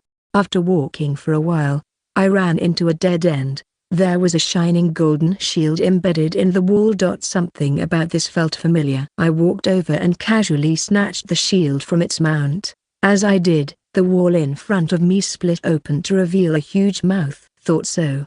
I leapt aside to avoid the bite. It snapped a few times, and then its mouth twisted in a frown of confusion. Nothing?" muttered the mouth in the wall before it closed and disappeared. Darn. I squeezed the gold shield, crushing it. The fake gold coating and rusty iron crumbled to dirt. Was the other mimic really this slow? I asked myself. Status check revealed it was a gluttony mimic, the same monster that had eaten my arm before. According to the Acacia memoirs, a gluttony mimic's strength lay in the fact that it used walls as camouflage to avoid attacks. They could move through the dungeon at will, since almost all of the walls were joined at some point. After that, it was just a matter of making fake gold equipment to lure in hapless adventurers or other greedy monsters for a quick snack. In order to kill it, I had to destroy the wall completely before it could flee. I pointed at the wall and formed a magic circle. Space-time magic level 19, gravity bomb. Black light spread across the wall, before contracting into a singularity. An instant later, the wall broke and was pulled into the center of the spell. "I'm hungry," came the mimic's final cry, just before its sticky bodily fluids splattered across the corridor. I probably didn't need to worry about monsters in Cocytus anymore. I was overpowered after spending time fighting demons in the cursed mirror. I remembered one demon that looked like a stupid goblin. I tried to take it out quickly with my sword, but its entire body split like a sea angel and opened into a mouth. It bit me in half. Come to think of it, Lunia said that the mirror was in a magic bag she had given me as a parting gift. Why would she give me that? Maybe she thought I'd like to grind a few more levels, but it was sort of a heavy burden. No matter. The way things were going, I didn't expect to have any problems on my way down to the 100th floor, so I got moving. It took 3 whole days to make my way from the 96th floor to the 99th. The monsters were slightly stronger, but the real issue was that the floors were abnormally large. Apparently, the deeper you went into Cocytus, the bigger they got. So, after a long day of looking for the next set of stairs, I sat down to have dinner and collect my thoughts. Tastes like chicken. I swallowed a bite of roast raw thigh. It looked human, but the flavor was totally like poultry. It smelled a little gamey, but I was grateful to have something that tasted nice when simply roasted, without any fancy herbs or spices. As I chewed, I remembered how grossed out I was when Lunia killed a Ra on my first day. I really got used to it here. A few hours later, I reached the stairs leading down to the next floor. They were unique among the stairs I'd seen so far, made from a translucent blue crystal, and nothing appeared to support them. They simply stretched down into an inky black nothingness. I descended the stairs and eventually came to a long, wide passage. "Welcome, covetous human. Providence and tenacity have brought you this far," boomed a voice from deep within. I walked toward it, and the voice continued. "What do you seek in the depths of the world? Did you hear of a potion of eternal youth hidden here? Did some small god tell you that salvation lay within this hall? Or perhaps you're an explorer?" Up ahead was a massive golden throne, occupied by a beast that was at least 10 meters tall. He had black, gnarled skin and 6 arms. 4 eyes were set on his face, and large curled horns extended from his head. When his mouth gaped open, I could see sharp rows of fearsome teeth. He was terrifying, but he also had the regal presence of a king. Lunia neglected to mention this. I stopped walking and gawked at the impressive figure. "Any reason to journey here is foolish. I am Satan, a mighty demon, essentially a god, and ruler of Cocytus. During my 10,000-year reign, you are only the 5th human to reach this room and bask in my glory. Enjoy it while you can, for none have left alive." The beast spread his arms. "Come, my instrument of power." A large black staff adorned with skulls flew into Satan's grasp. Satan grinned and stood tall. Not good. He was ready to fight, so I drew my sword and made a plan to retreat with a series of short gates. "Allow me to reward you for making it this far," Satan bellowed, raising the staff with 2 arms. The remaining 4 began to trace magic seals in the air. I'd seen them before inside the mirror. Seals were used by certain schools of magic and demons. They increased a magician's focus and their ability to channel the flow of magic. If a caster was going to the trouble of using a seal, they weren't going to pull any magical punches. "Prepare to receive the gift of unholy flame that will burn your body and soul. If it's an area attack, I'd better be ready to teleport." After his seals were locked in, I concentrated on his magic circle to figure out what spell he was casting. And realized it was one that Lunia had taught me. Maybe simply disrupting it would be a safer bet, I thought as I created my own magic circle to mirror Satan's. "Fire magic level 20. Apocalypse," roared Satan with a wave of his staff. "Fire magic level 20. Apocalypse," I shouted simultaneously, pointing my sword in his direction. 2 flaming dragons, one from his massive staff and one from my sword, burst forth and flew directly at each other. What? A human can't use magic of this level. Satan's 4 eyes opened wide. "No matter. The only thing you have done is given me an opportunity to display the disparity between our powers. You shall be found wanting."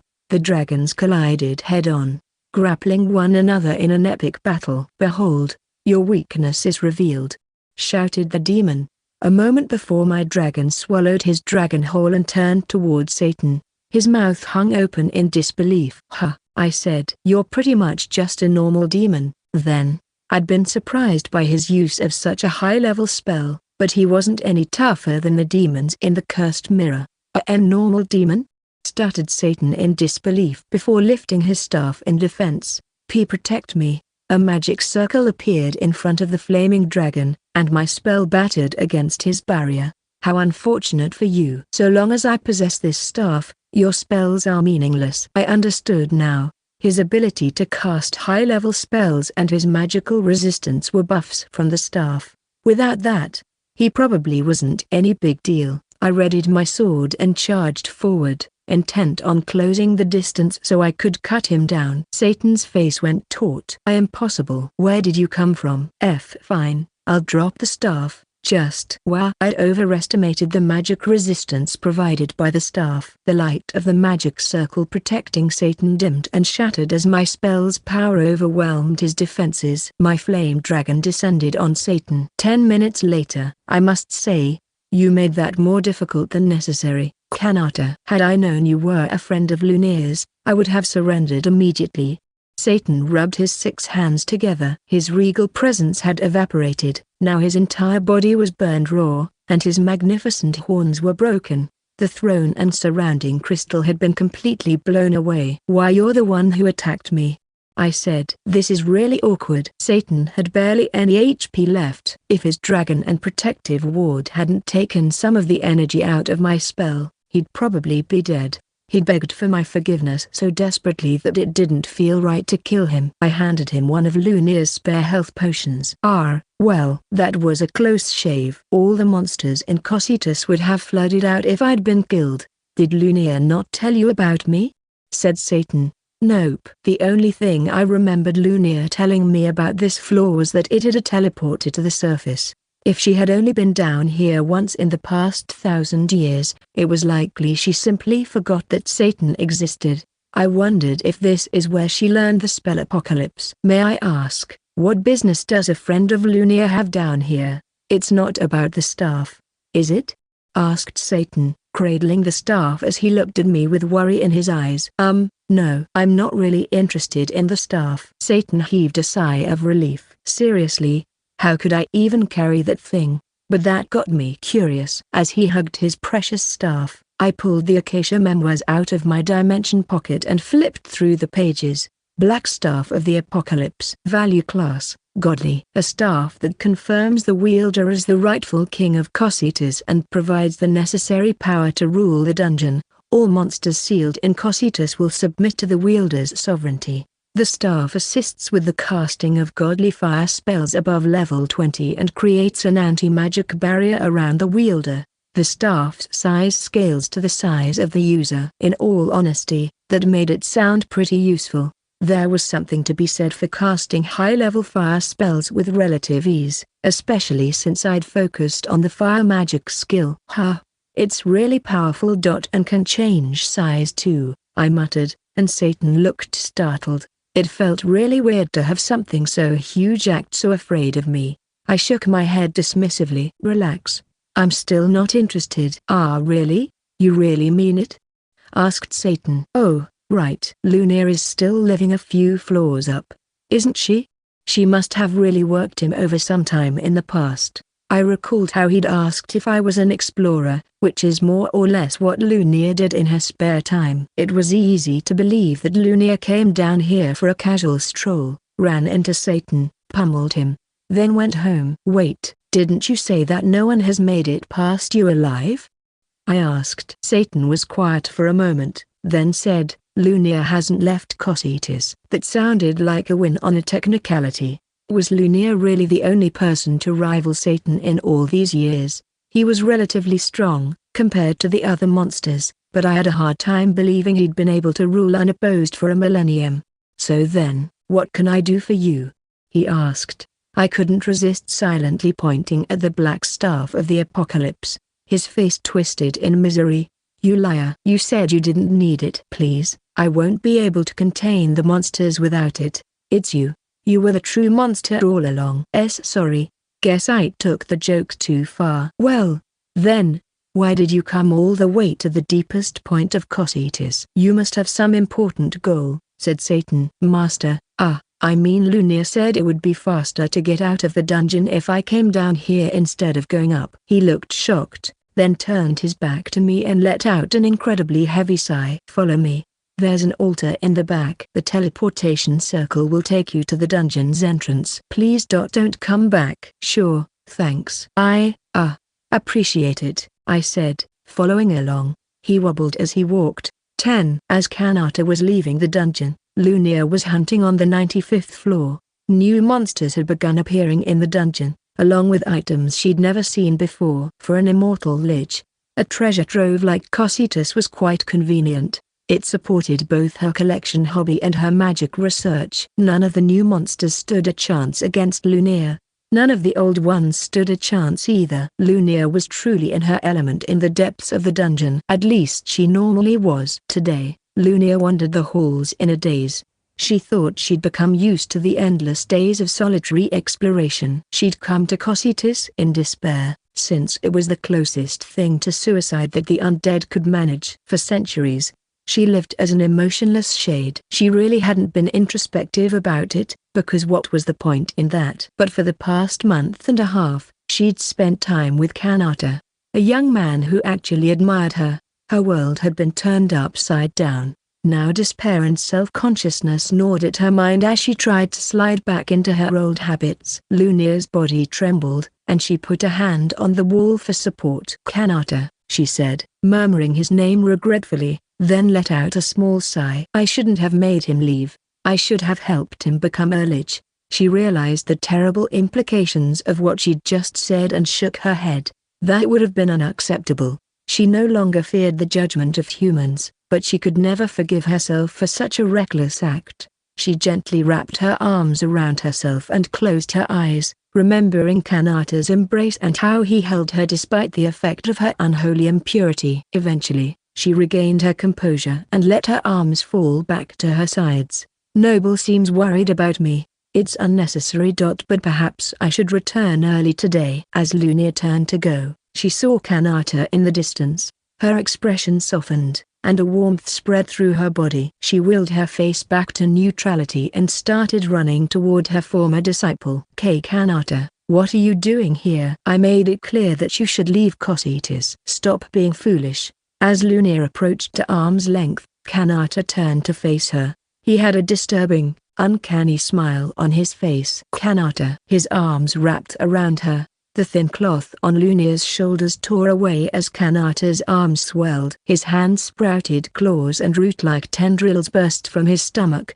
piercing Lunia's body. They lifted her small frame into the air while his elongated arms gripped her shoulders ever more tightly. Gah! Why, you're not Kanata. You're a phantasma. The creature's unsettling disguise began to fade to white, revealing a frightening humanoid figure wrapped in cloth. Also known as ghost devils, phantasmas could make themselves appear as friends and loved ones in order to fool the living.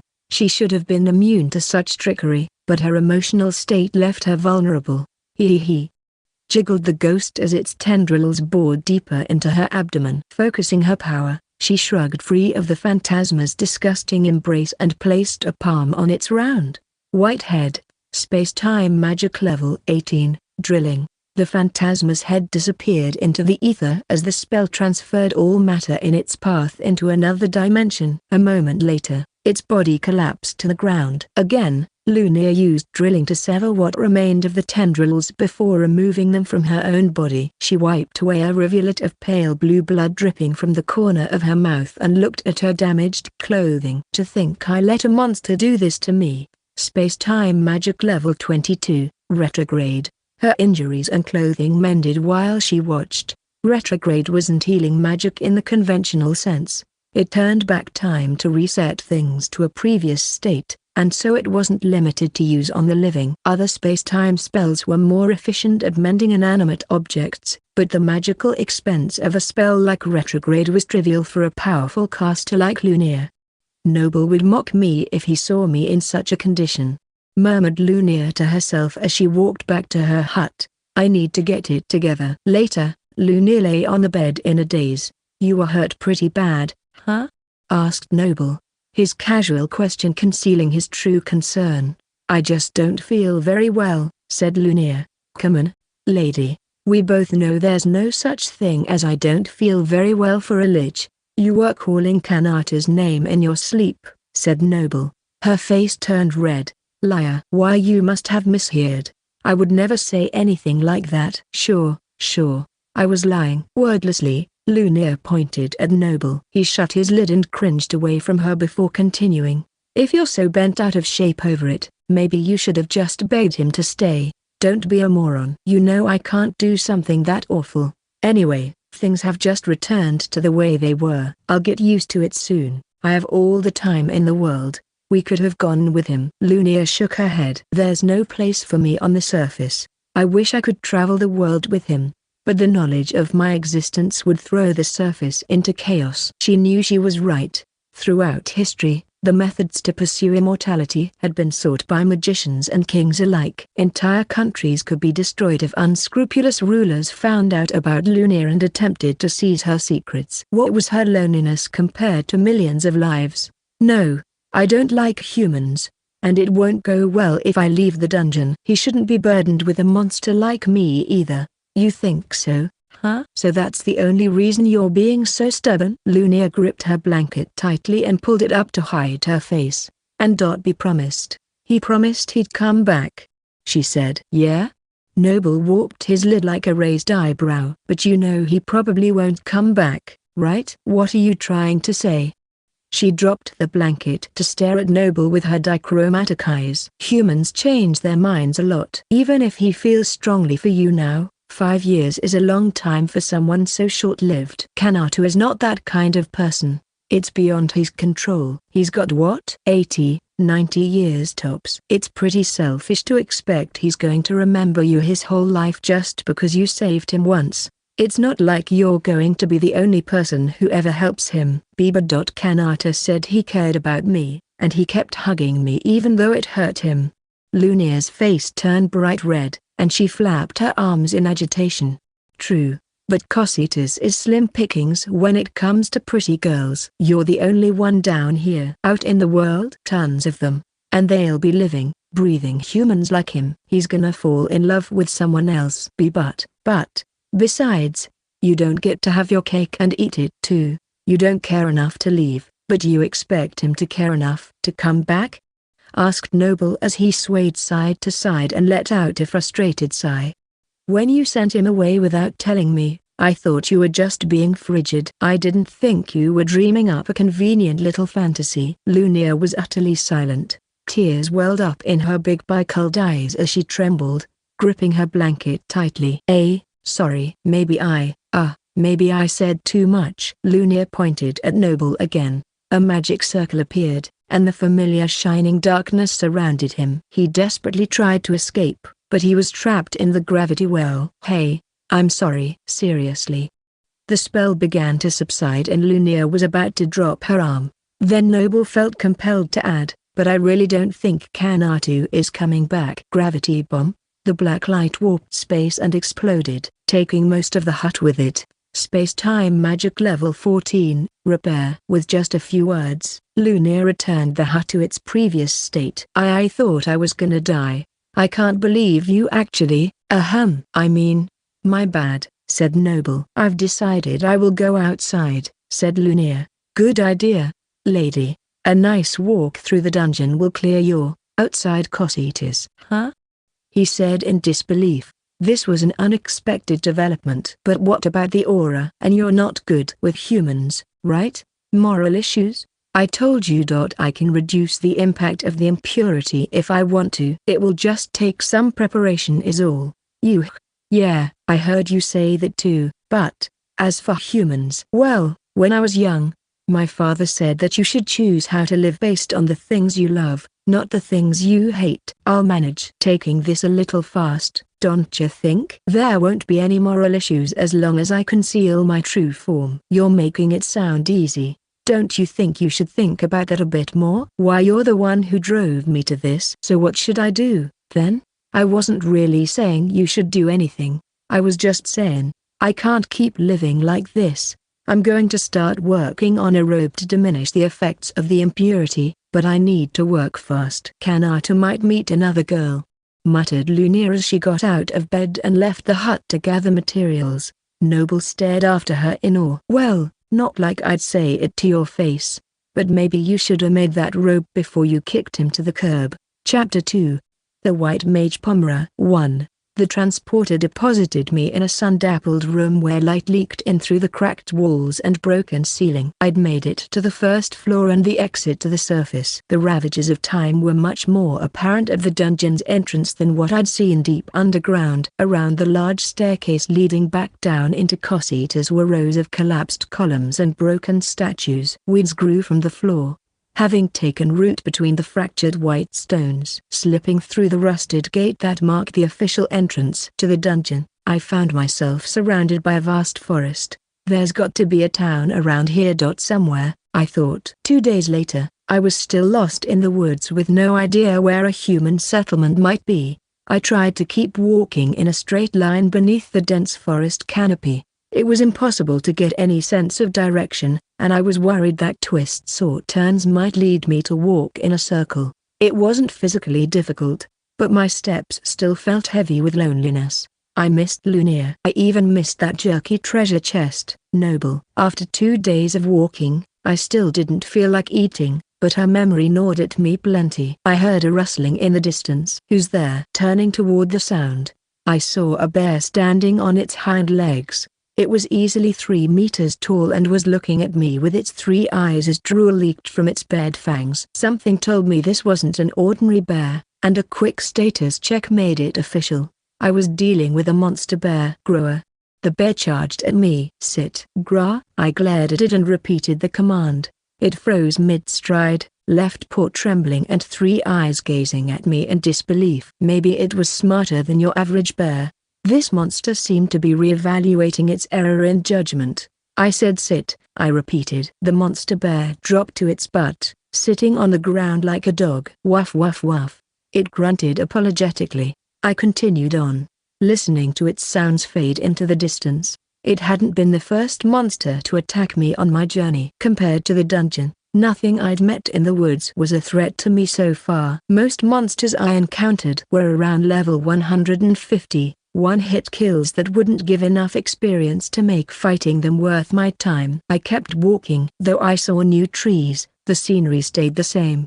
The forest was truly the middle of nowhere. Then, as I skirted along the base of ravine, I saw 3 human figures watching me from the top of the cliff. Finally, other humans, but something about this group was off. Instead of a warm welcome, they had other plans. I saw the glow of a magic circle, and a clod of dirt the size of my fist came flying at me from above. I didn't bother to dodge. The robe Lunia had crafted for me would deflect low-level spells. The dirt clod missed and struck the ground, kicking up a spray of dirt. Was that a warning shot? Maybe I'm trespassing.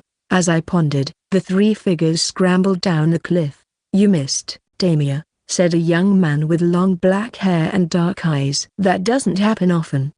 He was handsome enough in a black robe and a necklace with a cross pendant, but he radiated hostility. Sorry about that, Levis, said a chubby man. He was wearing worn leather goggles, and he bobbed his head in apology. It's fine. Can we just get this over with? Asked the third person, a woman wearing a kimono-like garment. No, that is a kimono, I realized in surprise. She's got a katana on her hip too. What is this? Are you 3 bandits? I asked. The one wearing the black robe, possibly Levis, shrugged dramatically. We sometimes engage in banditry, but I prefer a different name. The Black Reapers are only masters of freedom and fun. We're less bandits, more outlaw mercenaries, said Levis as he stroked his chin. I'd hoped that you were the evil priest Knots. At the very least, I assumed that anyone wandering alone in the enchanted forest would be a formidable warrior. But it seems like you've never heard of us. That's disappointing. There's no fun in killing someone like you. Levis gazed to his side in annoyance. I really didn't like how this situation was shaping up. So can I go? I asked. Well, now, let's make this more interesting. Here we go. I have a coin, said Levis. He flipped it into the air before catching it and slapping it to the back of his wrist. Heads or tails? Guess right. And I'll let you live. Guess wrong, and it's a painful death. You should think very, very carefully. I'm a cruel man, but patient. I'll give you 10 seconds to answer. Levis smiled after announcing the rules to his dangerous game. Damia raised a gloved hand, ready to cast a spell. The kimono-wearing swordswoman yawned like she didn't care either way. I gulped. It was 3 against 1, and they seem pretty used to fighting other humans. I had to guess correctly. But what kind of money did they even use here? I wouldn't know which side was which even if I could see the coin. I didn't like those odds. Could you hurry it up? Running out the clock isn't fun, and we hate anything that isn't fun, said Levis as his eyes narrowed. No, this wasn't a good time to strike up a conversation about the local currency. My only choice was to guess and be ready to run if I got it wrong. I wondered if I could release a few demons from the cursed mirror to slow them down. Heads, I replied. Levis raised his hand to look at the coin and nodded in satisfaction. He slipped it back in his pocket and applauded. Congratulations. A god must be smiling upon you. Great. Well, I'll be going then, I started. A god of death, Damier, blow his limbs off, commanded Levis, raising an arm to point at me. Readying my sword, I fell into a combat stance.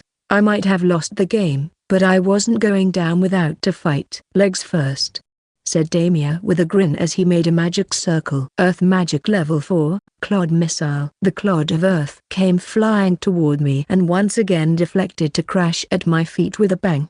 As the dust settled, I saw Damier staring at me with his mouth agape. That's it? I didn't hit? Cried Damier. No, it's more than that. Look, his clothes aren't even dirty. That wouldn't happen if you just missed, interjected Levis. Are you guys just messing with me? I thought you saw me repel that low-level spell a few minutes ago, I said. What? Damier lost his nerve. Fascinating. He's got some sort of resistance. Well, he was wandering this deep in the enchanted forest by himself. Looks like this might be fun after all. The corners of Levis's mouth curled up in a cruel smile. Damier doesn't seem well suited to this fight, said the kimono-wearing woman, her eyes narrowing as she placed a hand on her sword scabbard and stepped forward. Her boredom was replaced with lethal seriousness. Levis raised a hand to halt her. Damier, Yozakura, stand down. It's been a long time since I had a true challenge. Levis stepped forward with a flourish. Space-time magic level 8.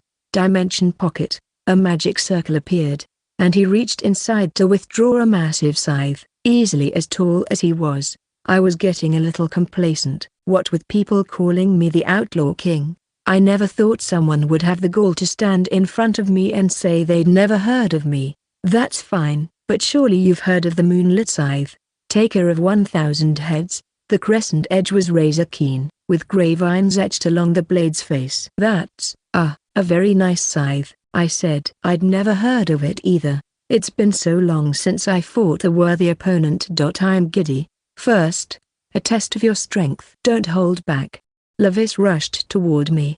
Let's see what you make of this. Space-time magic level 4, short gate.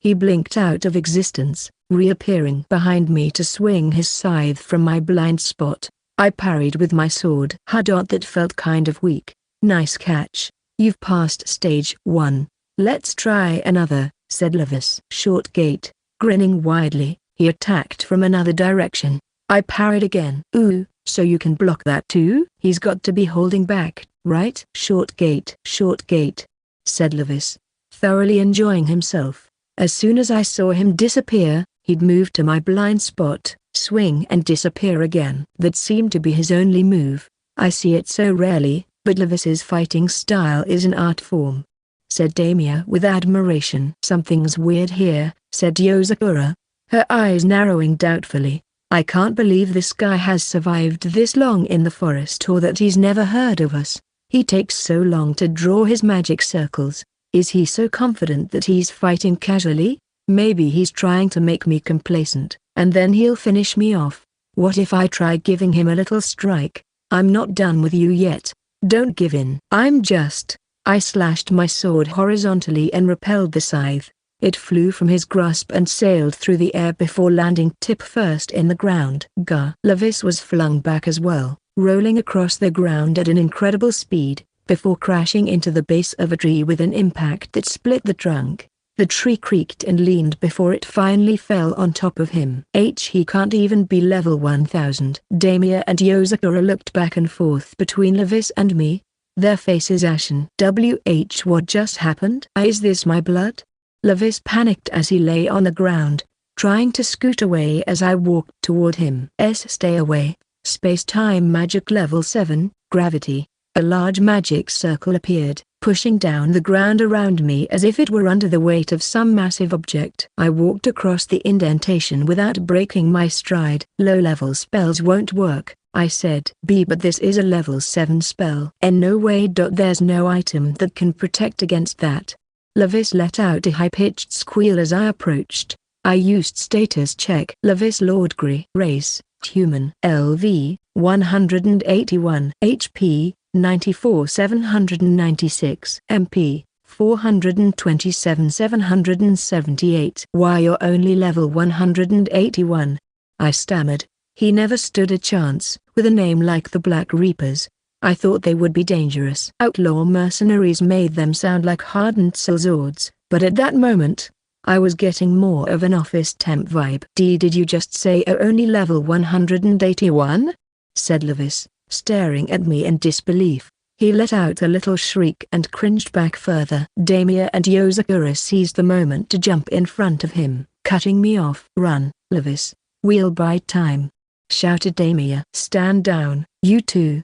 Don't do anything foolish, shouted Levis, hanging his head in shame. The other two jumped in surprise but stepped aside. He must have realized that he was no match for me, but I wasn't about to turn my back on him. Maybe he was too proud to use his comrades as human shields, but then again, he might still have a trick up his sleeve. Then he dropped to his knees and bowed his head in one smooth motion. Forgive us, please. I'm begging you. Look, I'm on my knees. He was really hamming it up. Was this the same guy I'd just fought?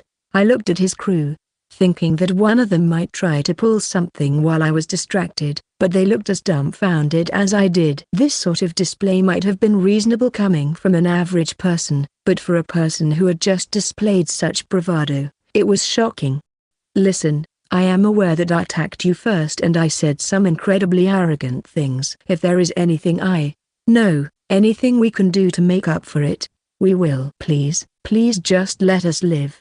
Levis pressed his forehead into the ground, digging a shallow hole. Boss, I thought better of you, said Damia. This groveling is just disgraceful. You once said you longed for death in battle, Yozakura added. I don't blame you for surrendering. Discretion is the better part of valor, but this is just silence, shouted Levis, spittle flying from his mouth, as he struck the ground with his fists. I said I would be happy if I died in an honorable fight to the death, not get squashed like a bug. Damia, Yozakura, listen to me. There are monsters in the world beyond your comprehension. I met someone like that 10 years ago, and it was arrogance to think we were anything alike. When you pray to a god, do you doubt that you are below them? Now bow, both of you. Just like me. Damia and Yozakura looked at each other with uncertainty before sinking to their knees to bow to me as well. Now this getting awkward. Look, it's no big deal. Just get out of here already, I said. I didn't really feel like killing the first humans I met in Locklaw, even if Lunia had given me the impression that battles to the death weren't that uncommon. I did sort of want to turn them in as criminals or something, but I had no idea where to find a town.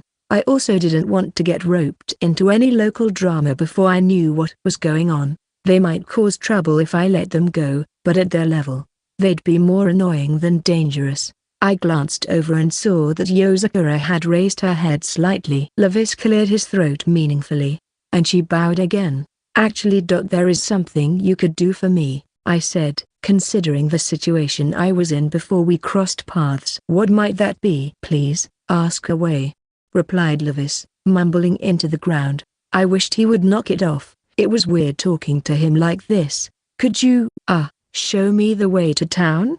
I figured that they should know the fastest way, and it would save me from wandering around aimlessly. Right now, they owed me big, and if they tried anything funny, I could make short work of them. Of course, a powerful warrior such as yourself must be unfamiliar with the area because you have come from far away. Please leave it to us. We will be your guides, groveled Levis. So I found myself being led through the forest by my would-be attackers. If you would like to take a rest, just let me know. We're at your service, said Levis. Thanks. Levis gave an exaggerated nod with a forced smile plastered on his face. It was creepy. And should you desire, I would happily give you a massage. He continued. Thanks, but I'll take a pass. I could carry you. Walking is so tedious. Why not leave it to me? I'm fine, really. Damia and Yozakura were staying a short distance away from us, muttering between themselves and looking very uncomfortable. Their opinion of their boss was taking a nosedive and I didn't blame them. It makes so much more sense, knowing that you were summoned to this world. People like you are the stuff of legend. I have had the honor of meeting a few otherworldly travelers myself. They all have mighty powers and an amazing sense of generosity, said Levis. I guess we're pretty common then? I asked. That seemed to fit with what Naruto had said. I'm sure those people would seem like big shots compared to a guy like Levis. After you defeated me so easily, I knew you must be one of them, said Levis, continuing to brow nose. It was useful information, but I wished he would lay off with the toady act. But, boss, didn't you say they were a bunch of pushovers who didn't know their place? You even bragged about killing. Silence, Damia. Open your mouth again, and I will sew it shut, roared Levis, spraying spit toward the magician. Maybe I really should turn this rotten guy in. Ahem. Levis cleared his throat and regained his composure. We wouldn't expect a traveler to know anything about this area. Allow me to give you a map of the region, he said as he handed me a roll of paper. Taking a quick look, it was nice to get a feel for how big the forest really was, but I still had no idea where we were. I'm sorry. We are currently in this area, heading this direction, said Levis, leaning uncomfortably close to point at a spot on the map. It looked like we were near the edge of the forest, but it was still a long hike to the nearest town. Please, take this too. It is a magic compass. It will be accurate anywhere, regardless of how chaotic the underground magic veins are. I sincerely hope you will find it useful. Levis made a show of handing me what looked like a gold necklace with a compass on it. Yes, sir. Isn't that one of your favorite items? Now we won't be able to explore high-level dungeons. It's not like we can just pick up a new one at the market, said Yozakura in a panic. Haven't I told you to shut up? Why can't you understand that we need to focus on the now? We can worry about later. Right after shouting at Yozakura, Levis turned back to me. The creepy smile was plastered back on his face. Please, Kanata, I would be honored if you accepted this. Sure, thanks. Was it really that valuable? Levis was a real piece of work, but I felt a little bad for Damia and Yozakura. Taking the Acacia memoirs from my magic bag, I flipped through the pages. Gold Magnet of the Adventuring King. Value rank A. A compass with strong magical resistance due to the power of the specialized ore in the needle and the magic formulas carved into the case. The user will never lose their way, even when exploring deep within high-level dungeons. A rank. I murmured. Lunia had explained that items were divided into 9 ranks, F, E, D, C, B, A, and S, followed by legendary and lastly godly. A rank was sort of powerful, I guessed. Then again, my standards might have been a little skewed, since godly level items were a dime a dozen in Cocytus. It should be fine, if that's all it is, I murmured, unimpressed. Levis must have heard me, because he cringed. That was probably the wrong thing to say in front of the person who just gave me a gift. Thanks, I really appreciate it, I hastily added, tossing it into my magic bag. It pains me to see it treated so casually. But no, think nothing of it. Levis stared at my magic bag. Well, then, he continued, it will be, faster for you to travel to town of your own accord. We would love to accompany you. Of course. But we're not really welcome in town. He had a point. I could move much more quickly solo than I could dragging them along. Then again, well, I still have more questions about Locklaw. Would you mind staying with me a little while longer? Oh, Levis sagged visibly but quickly recovered. Yes, of course. I would be honored to. I leaned under a tree watching the mercenaries fight a monster. Status check revealed that the eagle-headed, lion-bodied beast was a level 200 griffin. I had been preparing to kill it myself when Levis dragged his reluctant subordinates over to fight it. Feel free to rest while you wait.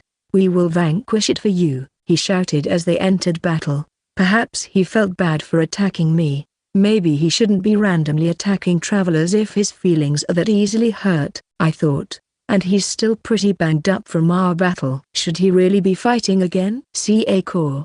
Screeched the griffin. It had been flying nearby and dove to attack Levis. Space-time magic level 4, short gate. Levis evaded the attack. The other end of his teleport was directly above the griffin, and he lashed out with his scythe to slice one of its wings cleanly off. The griffin lost control and crashed into the ground, where it quickly righted itself and glared at Levis. Earth magic level 4, clod missile. Damia attacked with a flying clump of earth while the griffin was still distracted. It sailed through the air and exploded in front of the beast, pelting it with stones.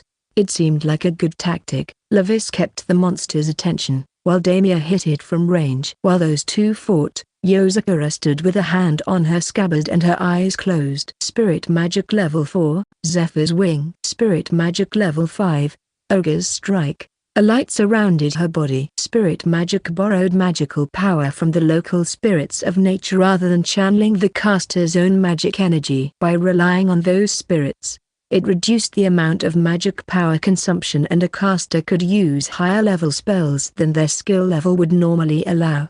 Lunia wasn't a fan, saying that spirit magic was difficult to control and unstable. While she taught me some of the basics, most of her instruction was focused on how to deal with an opponent that used spirit magic rather than using it myself. Spirit magic tended to focus heavily on buffs and other support spells, but it had a few attack spells. From the look of it, Yozakura had just increased her speed and strength, and she now stood ready. Levis teleported away from the griffin and fell back to Yozakura's side. I'll let you finish it off. Short gate, he said, holding his hand up to Yozakura. In one instant, she winked out of existence and appeared again behind the griffin. Sliding her katana from its sheath and opening her eyes at the same time, she lopped off the griffin's head with a single strike. The head fell to the ground, and the body collapsed behind it. Well, that settled that. I had been a little worried because the griffin was a higher level than the gang, but they managed to successfully finish it off.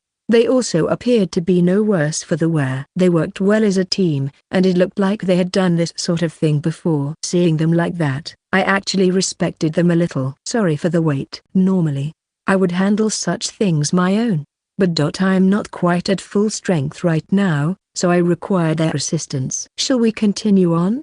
Said Levis with his unsettling smile, rubbing his hands together while trying to gauge my mood. Sure. I take it back, this guy is the worst. I can't take it. This ain't the boss I admired, the boss I followed, said Damia, hanging his head in dejection. I don't understand why he's acting so cowardly either. I thought he was more of a free spirit, said Yozakura, staring at Levis with disappointment in her eyes. What's not to understand? I'm no coward, but I'm also no fool. Some people are just our betters, and we must treat them as such. If you can't wrap your heads around that fact, then you too are irredeemably ignorant, said Levis, desperation creeping into his voice. Out of a sense of duty, I'll stay with the party until we get to town. But when we get there, I'm done with the Reapers, said Yozakura. Well, I won't stop you. There is something we should be clear about, though. More than anyone, Yozakura, you should know that leaving the Black Reapers is a death sentence. I hope you enjoy a life spent trembling at the sight of our shadows, replied Levis. I think the whole crew needs to have a chat about your behavior. Damia and I are disappointed in you. But what will they think? Hey, Hang on. Calm down, cried Damia, trying to make peace as Levis and Yozakura bickered. Excuse me, Kanata, but may I have a few moments? I need to talk this over with Yozakura, said Levis. Whatever, I replied. Truly, you are too gracious. Levis bowed multiple times, then quickly turned to face the swordswoman again. Yozakura, I am reminded of something from 6 years ago. It was the incident which led you to join the Black Reapers. An appeal to nostalgia won't work, sir. Damia, you explain it to her. Me, but Their pointless argument continued for another 5 minutes. Eventually, Levis seemed to run out of steam, and Yozakura softened a little. Fine, you can continue doubting me, Yozakura. My actions may look pathetic, but I assure I have good reason. I would just ask that we set this aside for now, said Levis. Well, if you'll admit that much, I guess we can talk about this later, she conceded. It seemed to be the end of their conversation, or at least I hoped. After listening to them talk, it occurred to me that Levis might be a better con man than a mercenary. As long as you continue selling your sword, you will one day understand. I value your companionship, and I don't want to lose you over a small misunderstanding like this, he said diplomatically. Fine. But if you keep acting like a sniveling rat, I will leave the Black Reapers. Consequences be damned. For now, I will forget this ever said Yozakura. Please forgive us, Kanata. Levis interrupted, wheeling back to me with an obsequious smile. It will only be another moment, just one more moment. We will be finished very soon. Thank you for your unending patience and understanding. Levis bowed many times. I nodded slightly, and he looked relieved. Turning quickly back to Yozakura, he said through clenched teeth, Sorry, were you trying to say something to me? I am leaving after all. But why? Levis punched his own thigh in frustration. I didn't see this ending anytime soon, so I decided to get comfortable. I yawned and looked around at nothing. Then something in the forest caught my eye. Hang on, is that? It was a goblin. Ugly green skin, about the height of a child, bad teeth, a goblin. It looked incredibly weak. But I remembered a certain creature inside the cursed mirror that looked exactly the same, aforementioned. It might have looked like a weak little goblin, but when its prey let its guard down, it split open and consumed its victim whole. Impossible. Could it have slipped out of the cursed mirror while I was carrying it? Maybe I hadn't been handling it properly. Releasing a level 3000 demon into the enchanted forest would devastate the local ecosystem. Can't fool me twice, demon. Levis, take these two and use short gate to get away. Now. Levis turned around upon hearing my words. Seeing the monster, his face screwed up in confusion. Kanata? I only see a goblin. They're all over forest. Normally, the more powerful monsters eat them, he said. Maybe he was deceived by the demon's appearance because he didn't seem like he was in a hurry to flee. That limited my options. I needed a spell that was both powerful enough to kill the demon instantly and accurate enough to limit collateral damage. I'll take care of it, I shouted, leveling my sword at the demon. Space-time magic level 19, gravity bomb. The shimmering darkness appeared, centered on the fake goblin. Level 19. But even the highest spells that high elves and dragons can cast is level 15. Whimpered Levis in shock. Gwa! The fake goblin gasped in surprise. It wriggled its arms and legs desperately as the black light surrounded and lifted it from the ground. A second later, the spreading darkness collapsed, and the spell imploded. There was a loud boom. Dirt and undergrowth were sucked into the singularity. Trees were uprooted and dragged sideways. Along with the forest debris, the demon was squished to an infinitesimal point. Then the spell exploded, sending demon blood and flesh showering down on the surrounding bare earth. The mercenaries were knocked off their feet by the blast and sent rolling across the gore-covered ground. A fake goblin demon wouldn't have died that easily, and they didn't leave such normal-looking gore behind. Apparently, Levis was right. It was just a local monster. Sorry, I went a bit overboard. It looked like a demon I've killed before, I said, turning back to Levis and the others. He was breathing raggedly, his hands on the ground as he tried to get up. This is exactly what I was talking about, Yozakura. It is not a matter of cowardice or pride. Trying to fight a beast like this would be like fighting an avalanche. I have no fear of dying with honor, but I'm not interested in a pointless death," he said. I am so sorry, sir. I was wrong," said Yozakura. At least they had come to an understanding. After traveling with the mercenaries for a day, we finally reached the forest's edge. The levels of the monsters we encountered continued to drop as we walked. Level 150 creatures near the entrance to Cositas were replaced by level 40 at the edge of the woods, then level 20 in the fields and surrounding countryside. "There," said Levis in a tired voice. "You can finally see it. That's the city of Erlberg." I made out a large town, surrounded by a high wall to keep monsters out. The thought of sleeping in civilized lodgings was a welcome change. I had gotten so used to living in dangerous environments that a real bed sounded decadent. But then I remembered I didn't have any money. "If I sell the gold magnet, I might be able to drum up a bit of cash," I muttered to myself, thinking out loud. Then I saw Levis was looking at me with dead eyes. Sorry. It's just that I don't have any money. I don't really know how I'll manage in town." I smiled awkwardly and scratched my head. I thought about returning the gold magnet as a peace offering. Levis seemed to treasure the item, but if I tried to give it back to him, he'd probably just panic and make me keep it. I decided to hold onto it. It would honor his feelings, and it might actually come in handy. Money? Money. Why you two? Do you have any money on you?" cried Levis, his face pale as he turned to his underlings. "Yeah, I got a little, boss. I don't walk around with more than I need, but I do have a few coins." Damia fumbled through his magic bag and pulled out a slightly smaller pouch. Levis's eyebrows shot up, and he smacked the pouch out of Damia's outstretched hand. Coins scattered across the ground. "Don't you understand what it means to be asked for money when you're about to part ways? It's the price of your own lives." The blood drained from Damia's face, and he started trembling. Yozakura also looked shocked and dropped her magic bag on the ground at my feet. "Look, this isn't a robbery or anything," I said. "It's fine. Besides, there's got to be a way for me to earn money in town. I'd just like to know if there's any particular laws or regulations that I need to be aware of." "Earn money? Well, would you want an honest living?" asked Levis. I stared at him in silence. His face went pale, and he started waving his hands. "Pretend I didn't ask." "It's just that it can be difficult for someone with no proof of identity to legitimately earn money. Official places of employment will only accept people with identification documents. So that only leaves places that offer illicit services, under-the-table jobs, that sort of thing. I don't know of many other options. I'd really prefer something legal." "Certainly." "Well, then." Levis thought for a long time, hand on his chin. Apparently, this was going to be tougher than I expected. "What about the Adventurers Guild?"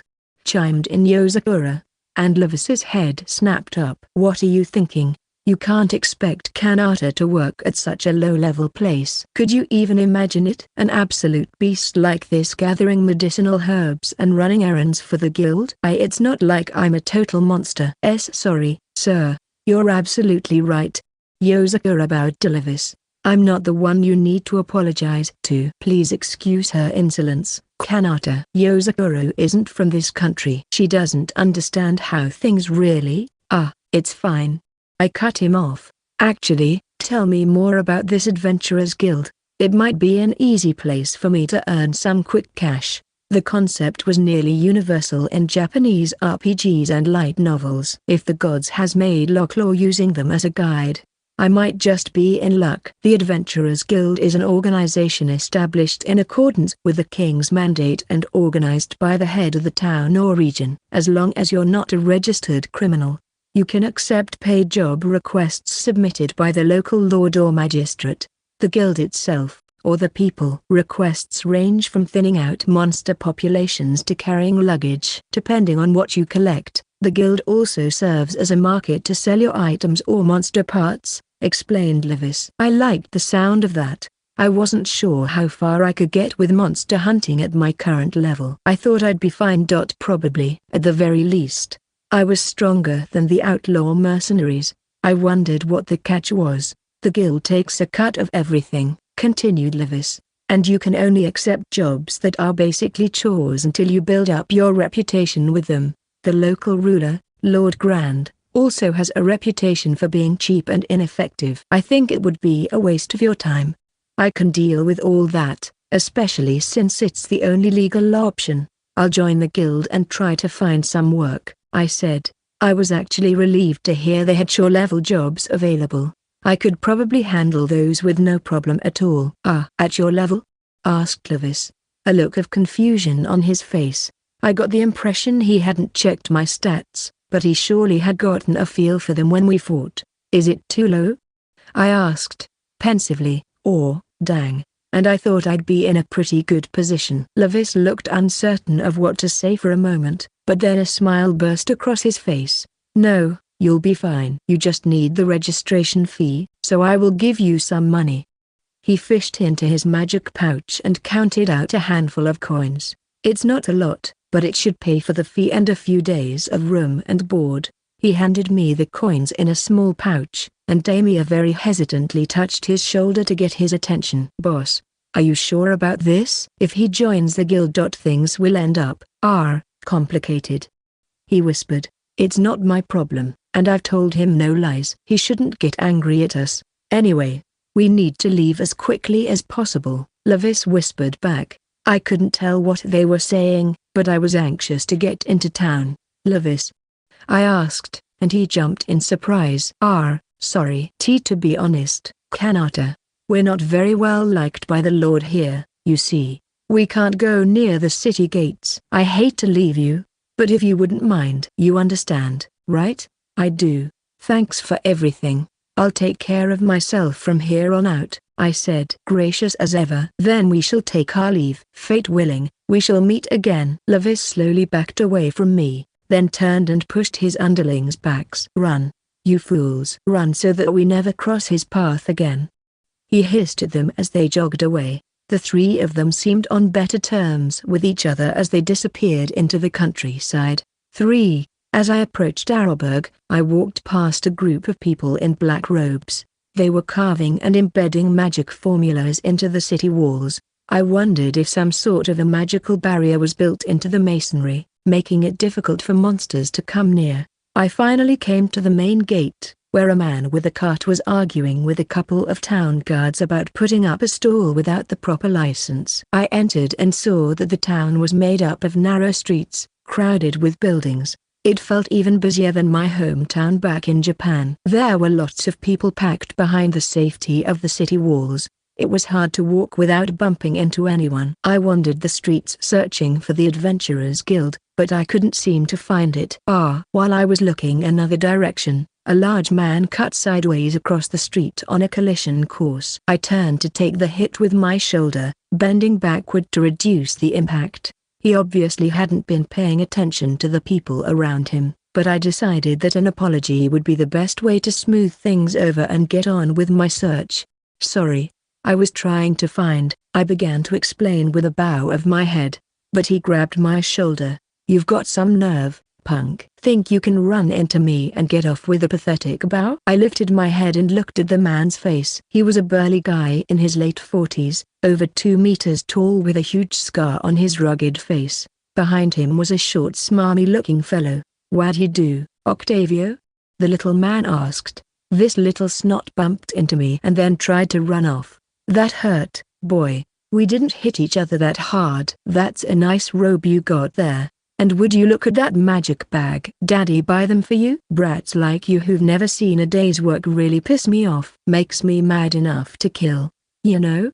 Said Octavio with a menacing grin. I finally got it. This was a shakedown. Octavio ran into me intentionally, and now the other people in the area were walking around us, acting like they didn't see anything. This wasn't the way I wanted to start a new life in Locklaw. I suddenly started wondering what would happen if it came down to a fight. Octavio was huge and muscular, but there was a chance that he wasn't much stronger than Levis. I quickly put that thought away and decided to try to avoid a fight. I didn't know anything about this world, let alone this city. If this turned into a big deal, it might ruin my chances to live and work here. Maybe I could just bribe him and avoid any more trouble. I'm sorry. I don't have much on me, but would money buy some forgiveness? I asked. I like a guy who knows what's what, but Octavio said, sizing me up. Tell you what, give me the magic bag on your hip with everything inside and we're square. I've always wanted one of them. I felt my expression stiffen. The truly dangerous items like the cursed mirror were in a dimensional pocket, but I kept things like potions and the Acacia memoirs in the bag for easy access. More importantly, the magic bag contained things I'd received from Lunia. I wasn't about to hand over the things she gave me, along with the memories, to this guy. Maybe I should just run. I took a step back and was about to use status check on Octavio when I heard a girl's voice shout, "G guards! There's a fight. Somebody's been stabbed." The crowd around us murmured and shuffled when they heard the news. What? A stabbing? Where? Who's the attacker? I saw two guards quickly jogging down the street in our direction, the same two who had closed down the stall. Then I realized the girl had been shouting about Octavio and me. The bit about a stabbing was just to put a little hustle in their step. "Oh Octavio," the small man said nervously, "things'll get bad if this turns into a scene. Wasn't they threatening to kick you out to the guild next time you caused problems? If I find that snitch, I'll kill him."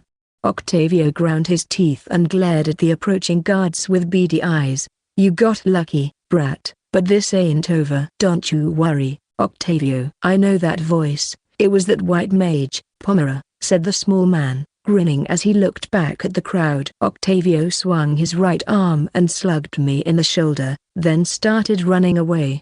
I looked at my shoulder. Did he pull his punch? That didn't hurt at all, but as he ran, I noticed that Octavio was carrying an incredible-looking axe. He was clearly someone who made a living hunting monsters. Perhaps he was even an adventurer. He was also prepared to start a fight with me. And surely that meant his level was high enough that he felt comfortable picking fights with strangers. Before he disappeared from sight, I used status check to see what I was up against. Octavio Orgrain. Race, human. LV, 28. HP, 112-129. MP, 106-106. I blinked. That can't be right. Maybe I focused on a random person from the crowd instead. No, it checked out. It was ridiculous. Even Levis was stronger. Even Levis. My assessment of that guy kept changing. Maybe he was just a lumberjack with a bad attitude, but if I hadn't done the status check myself, I would have never imagined that Octavio was only level 28. I resolved to start secretly checking more people's statuses to try to get a better grasp of the average level around here. "Hey, are you the guy who got stabbed? I don't see any blood on you," said one of the approaching guards. He seemed annoyed that I wasn't injured. "I think maybe there's been a mistake. But thank you for coming. It really helped," I said. "TSK, we let a person with an illegal stall get away for this," the other guard complained before they both glared at me and walked away. Arrowburg did not seem to be a city of kind souls. My mind turned to the memory of Lunia, surrounded by magic books as she gave me a lesson in the fundamentals while Noble watched and added running commentary. "I miss Cocytus," I sighed. I saw a frail girl looking at me anxiously as the crowd thinned. She wore a blue beret pulled low on her head and had somewhat short, wavy blonde hair poking out from below. She hugged a large staff to her side. She must have been the one who'd helped me. When we made eye contact, she jumped and ran away. After I'd avoided a fight with Octavio, I still couldn't find the Adventurers Guild. Nobody seemed to be able to give me clear directions. I did see more of the robed figures while I searched, all busy carving magic formulas into the city walls. The project must have been larger than I'd initially thought. They seemed to be coordinating with the town guard, so I assumed that there was no reason for suspicion. Turning down yet another street in search of the guild, I felt a timid poke in my back. I turned to find the blonde staff-wielding girl standing right behind me. She gazed at me hesitantly. Are you looking for the Adventurers Guild, by any chance?" she asked from beneath her beret. Her shoulders quivered when our eyes met, and she looked away. I was caught off guard by being accosted by such a slight girl, and after a moment of silence, she started backing away while shaking her head. I am sorry I poked my nose into your business, she said. She seemed skittish, and I wondered how often she actually talked to strangers. I would be grateful if you could show me where the guild is. You're the one who called the guards for me. Thank you, Miss P. Pomura. I'm sorry. It's my fault you got roped in with the guards. Pomura. Those guys mentioned her earlier. No. You really helped. Thank you. Have you been following me since then? I'd been walking mostly at random, wandering around the streets. There was no way we could have just coincidentally bumped back into one another. Actually, I was trying to decide if I should talk to you before that too. I ended up just following you around. Oh, really? Given my experience so far in Arrowburg, that seemed a little suspect. She might look sweet, but maybe she was after the robe that Lunia made for me, or my magic bag, or the Sorcerer King's research. Okay, but was there a reason you were following me? I asked. It's only why you seem to be lost for so long. I'm sorry, I should have said something sooner. I'm just not very good at talking to people. Maybe she's a good person after all, just shy. I felt a little embarrassed that I'd suspected otherwise. She'd been watching this whole time, waiting for the right time to talk to me. If I were that nervous about talking to strangers, I would probably have given up right away. Having awkwardly broken the ice, Pomura led the way to the Adventurers Guild. So, you came here alone, Kanata? She asked. Yeah, well. You could say I'm on a journey. If that's the case. The things you can do will be really limited. Lately, a lot of low-level adventurers have been killed, so they've made the requirements harsher. It's not often that a single adventurer can even take an F-rank job here in Arrowburg. Oh, really? My shoulders slumped in disappointment. It looked like I'd be taking on menial chores until I could find people to team up with. I would let you join my group, but I don't think that would go very well.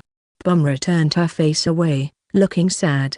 I got the impression she wasn't a decision maker. After walking a little while, we came to a large building with a crest over the door bearing one red and one white sword. The people there had a rough sort of look about them, like they were fighters. I'd finally reached the guild. We went in together, and Pomura looked around nervously before letting out a sigh of relief. What's wrong? I asked. Nothing. Only, I was supposed to meet with my party members, and I'm a little late. It looks like I'm the first one here, so I feel a bit relieved. You're late? Is it my fault because you had to rescue me? No. It's my fault. I am the one who reached out to you anyway. Besides, the others usually meet up somewhere else and then come to the guild. And they're usually late. It sounded like they were excluding her. Pomura shook her head vigorously, perhaps guessing what I was thinking from my expression. It's okay. They're really nice to me despite everything. They're good people, she insisted. If she said so, but it wasn't my business anyway. Having an outsider step in rarely helps when there are problems in a group, but her tone left me feeling uncomfortable. Pomura said she was going to wait for her companions by the entrance, so I turned to walk to the reception desk by myself. She stopped me just before I left. Kanata. Be careful, please. That man you were fighting with, Octavio. He's a D-rank adventurer. He's received penalties from the guild for violent incidents quite a few times, said Pomura. So he really is an adventurer. If the lowest rank was F, then Octavio was 3 whole ranks up the ladder at only level 28. That didn't seem like a functional system to me. Then again, I was beginning to doubt Lunia's claim that I wouldn't be safe outside the dungeon unless I was level 4000. There are rumors that he's lashing out now because he failed to get promoted to C rank. It's probably a good idea to change your clothes and cover your face with a cloak, continued Pomura. Thanks for letting me know. It would be a real pain if I ended up in an altercation with him, because I didn't want to cause any trouble. At the same time, I also had zero desire to take off the robe and jewelry that Lunia had given me just to hide from a bully like Octavio. Pomura-san, thank you for everything, I said with a bow. You were a really big help when I needed it. I promise I'll pay you back someday. But she stood there blinking in confusion. Pomura, sorry. Nobody's ever sincerely thanked me before. I don't really know what to say. Sorry. I had a sinking feeling. 5. Weird. I muttered while I waited in the line at the reception desk. I had been discreetly checking the status of people around me, and the results were puzzling. Of the 20 people I checked, everyone was between level 5 and 30. It was making me reconsider my reaction to Levis for being level 181. Even Octavio's level 28 seemed above average. No wonder Levis was such an arrogant jerk. In most situations, he actually had the power to back up his attitude. Then I started to sweat as another uncomfortable thought struck me. If people here found out I was level 4122, they'd treat me like some sort of monster. They might even try to drive me away. Did Luna lie to me? Or maybe she'd been closed away in Cositas for so long that her ideas about reasonable levels were completely skewed. She said there were powerful people in Locklaw and that they would definitely notice me, so maybe she was just trying to err on the side of caution. But seriously, this level gap seemed extreme. Huh? A poster caught my eye. On the guild's wall was a wanted poster with a familiar face on it. It said, Levis of the Black Reapers, and below that, bounty, 80 million gold. Could there be that much of a difference between one Locklawrian gold and one Japanese yen?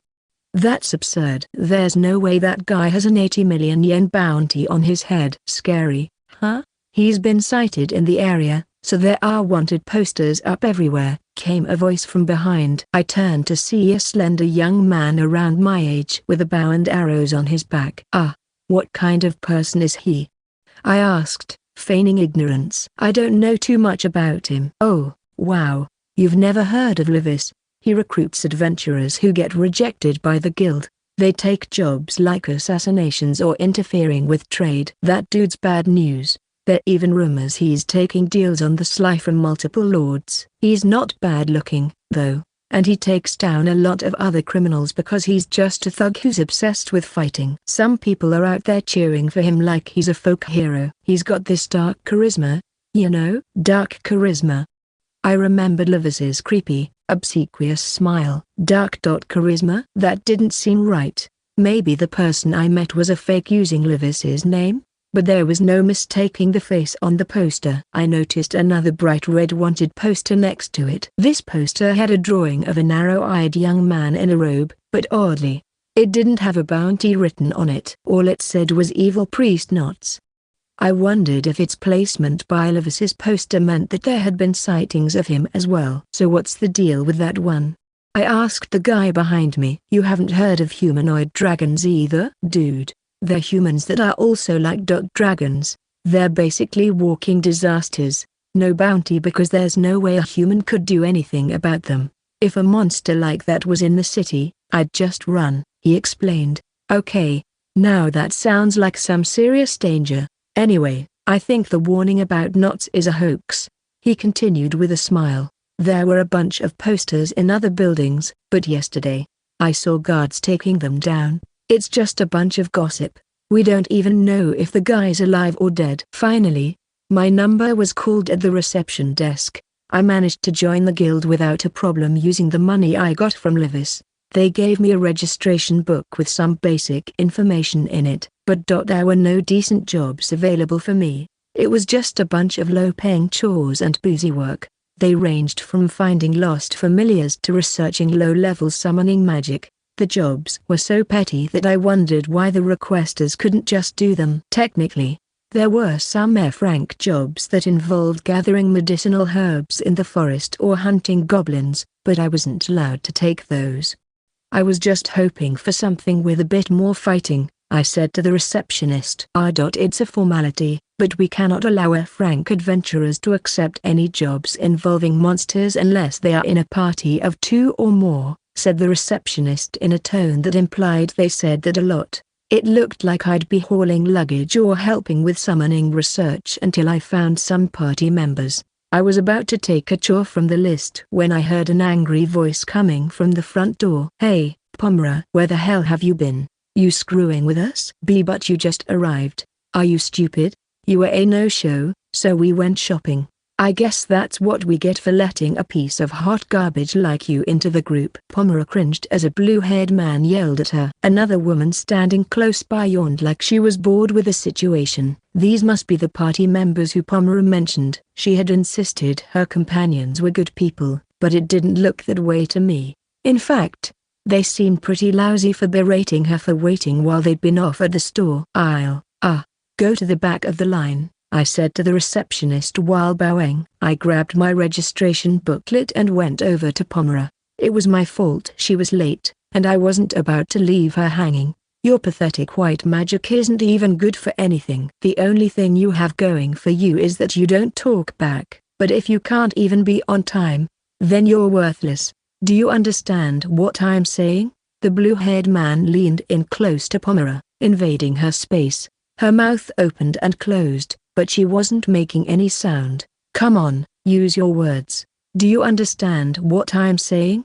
I stepped between the two, separating them. She's late because she helped me when I was lost. If that's why you're angry, then I'll apologize. Though you seem too angry for that to be the only problem, so I wonder what else is going on here, I said. Kanata? Said Pomera, shocked. Huh? The blue-haired man stared at me in annoyance. He snorted and then looked back at Pomera. So you went out of your way to help this guy? I guess you half-breeds try to cozy up to any human you can find. Half-breed? I asked. Oh, you didn't know? Well, have a look, then. The man grinned cruelly and grabbed Pomera's beret. No. Stop. Roy, please. Pomera cried and tried to resist, but Roy pushed her down as he stole her hat. I quickly moved behind her and stopped her fall. Are you all right? I asked. What the? Did you just teleport? Roy looked at me with narrowed eyes before rubbing them with the back of his hand. Whatever. Get a look at her ears. Half human and half forest bogey. Pomera's face was pale as she pressed her hands to her head, trying to hide something. Underneath, I could see pointed ears. An elf? No. A half-elf, I said quietly. Lunia had told me about them, but this was the first time I'd seen one for myself. I could probably guess why Roy had called them forest bogies. Elves were a race of long-eared people who excelled at magic and summoned the power of the spirits to hold off old age and injury. The high elves lived on a floating continent in the sky, but the ones born and raised in the forests on the surface were just called elves. Lunia said the high elves could live almost 1,000 years with the help of the spirits in the sky, while the forest elves lived closer to 500. A half-elf in a city might live around 200 years. Elves preferred nature and hated expanding cities, so they often clashed with humans. Knowing there was a history of conflict, I wasn't surprised that there was some lasting bad blood. I am sorry, I didn't mean to mislead you, Kanata. I just wanted to be friends. Tears welled in Pomera's eyes. I thought she was oddly timid, but now I understood why. She wasn't welcome in either human or elven society. You get it, right? You gotta keep these half-breeds on a short leash.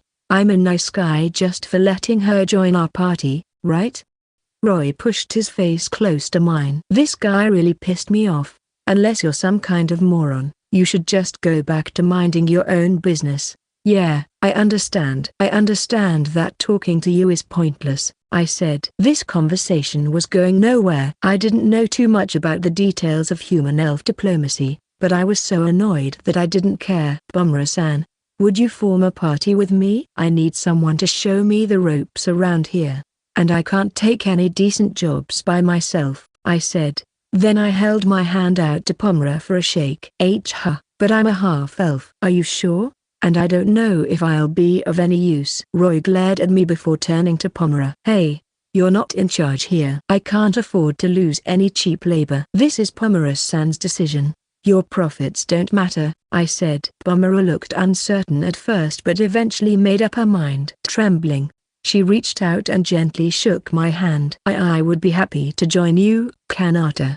I'm not much use, but I'll do my best. As Pomera and I turned to walk back to the reception desk, Roy grabbed my shoulder. He leaned in and whispered in my ear, listen, Kanata or whatever, you don't need to pretend to be a nice guy. I get it. I thought a half-breed forest bogey would be good at magic too, but her level is low.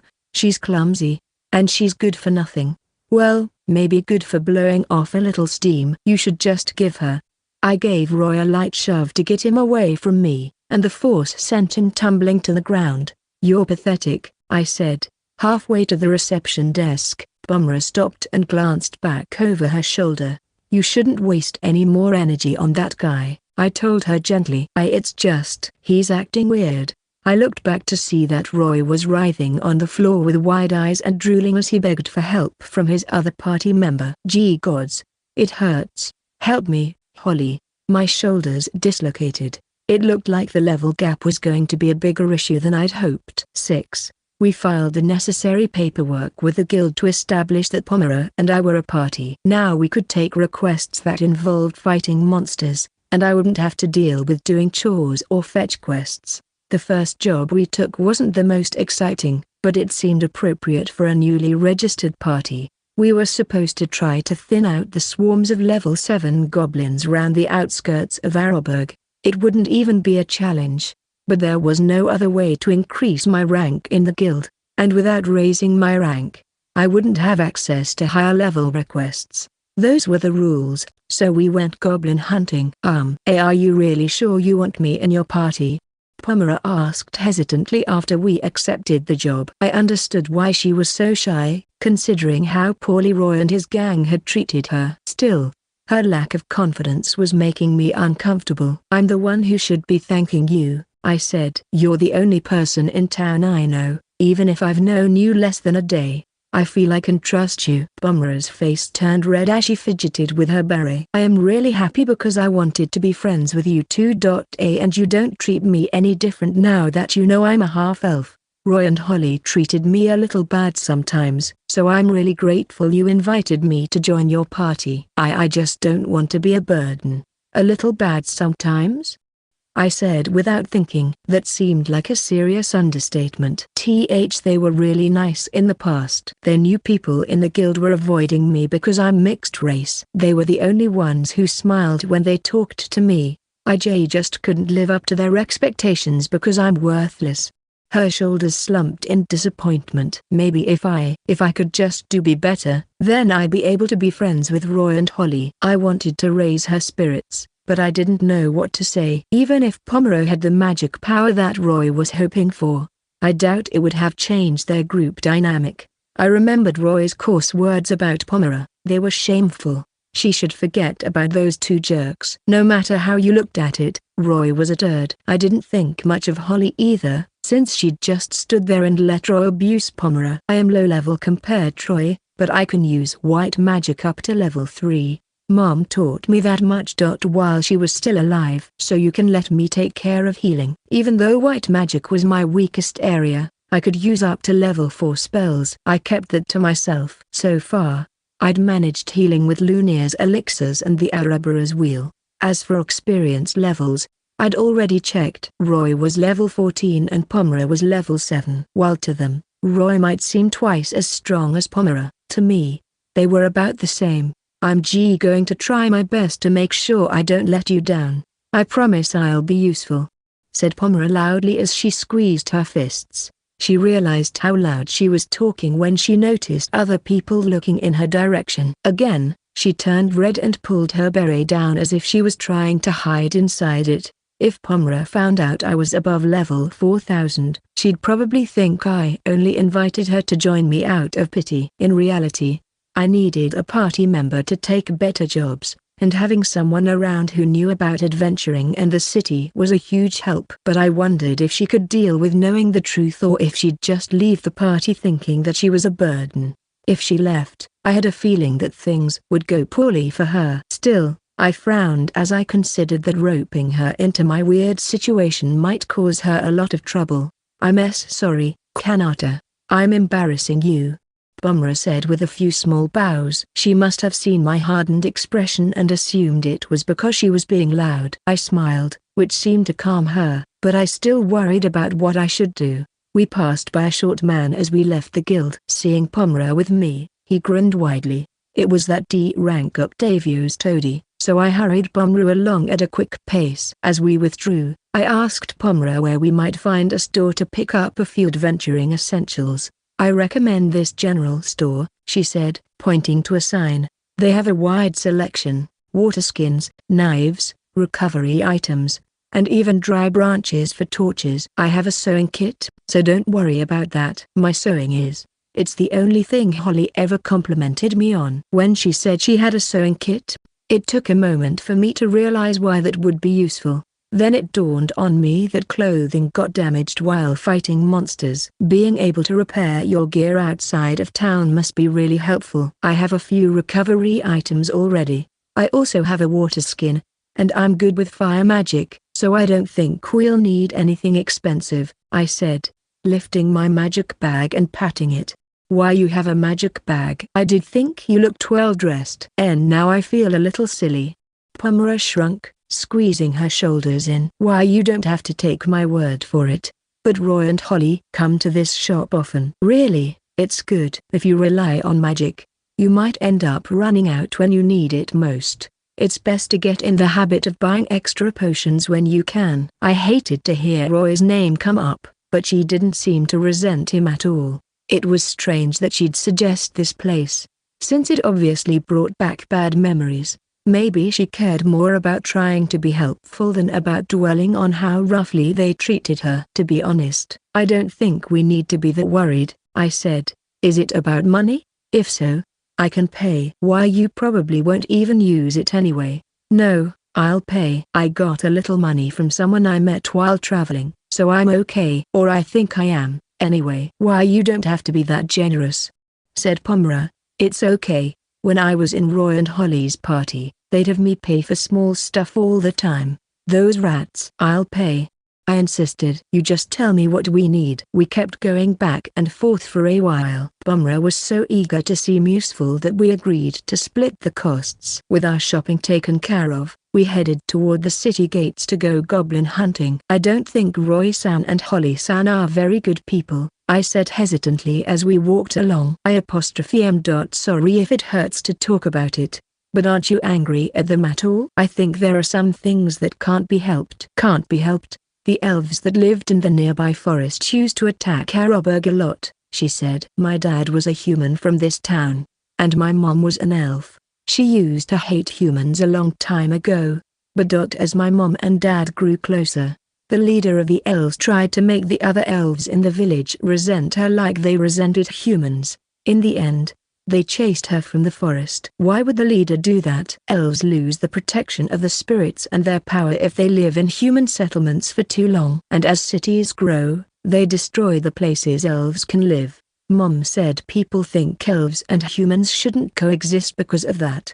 That would explain why half-elves weren't welcome in town. I wouldn't say that it couldn't be helped, but it sure seemed like a problem with deep roots. And then Dad said that Lord Grand tried to stir up trouble against the elves. He probably didn't like that another race had a claim on a portion of his lands, especially in the forest with good hunting grounds. Eventually, the elves moved far away because of the hatred and violence. I was still so young that I don't really remember it.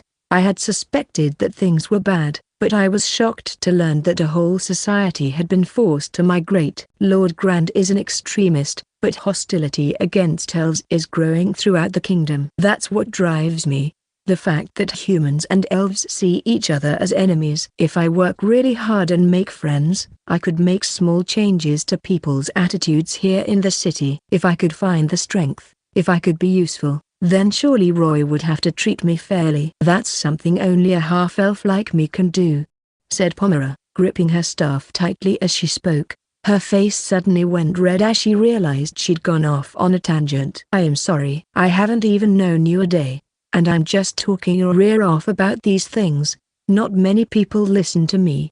I'm really annoying, aren't I? Not at all. I think it's an admirable goal. I had a new respect for Pomera. It was a really difficult thing to be demonized, but somehow, she managed to only hate the system and not the people in the system. She looked timid, but she was taking the weight onto her own shoulders instead of resenting others. This little half-elf was actually very forward-thinking and had a fundamentally good heart.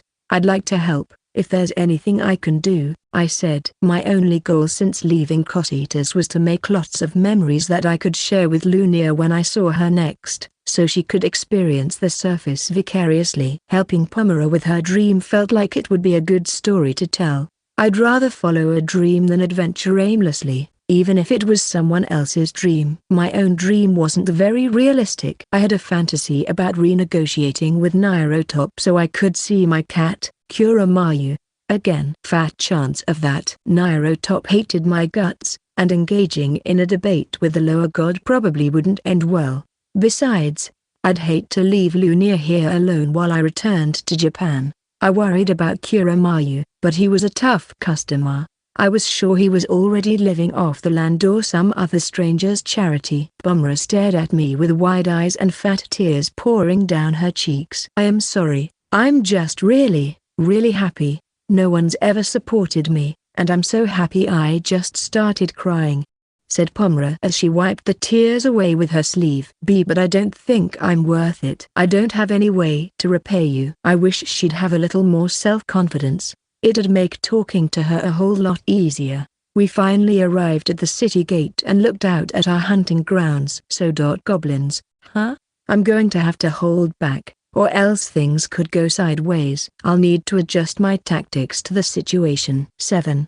The guild paid 2,000 gold for each dead goblin. Pomera said that 2 people should aim to kill 8 goblins a day. However, we were quickly surrounded by 5 of them as soon as we came out into a field. Pomera mostly attacked with her staff, perhaps trying to save her magic for later. I tried to sandbag them by smacking them with the hilt of my sword, since killing them too fast would raise her suspicions. "There's more than I'd expected," I said, dodging a strike from a goblin's club. I thumped it with the pommel of my sword, and it went flying backward. There's probably a goblin den nearby. We should report it to the guild so some C-rank adventurers can investigate the area. This will be a difficult fight for just the 2 of us, so we should reduce their numbers and find a way to escape," said Pomera, and I nodded.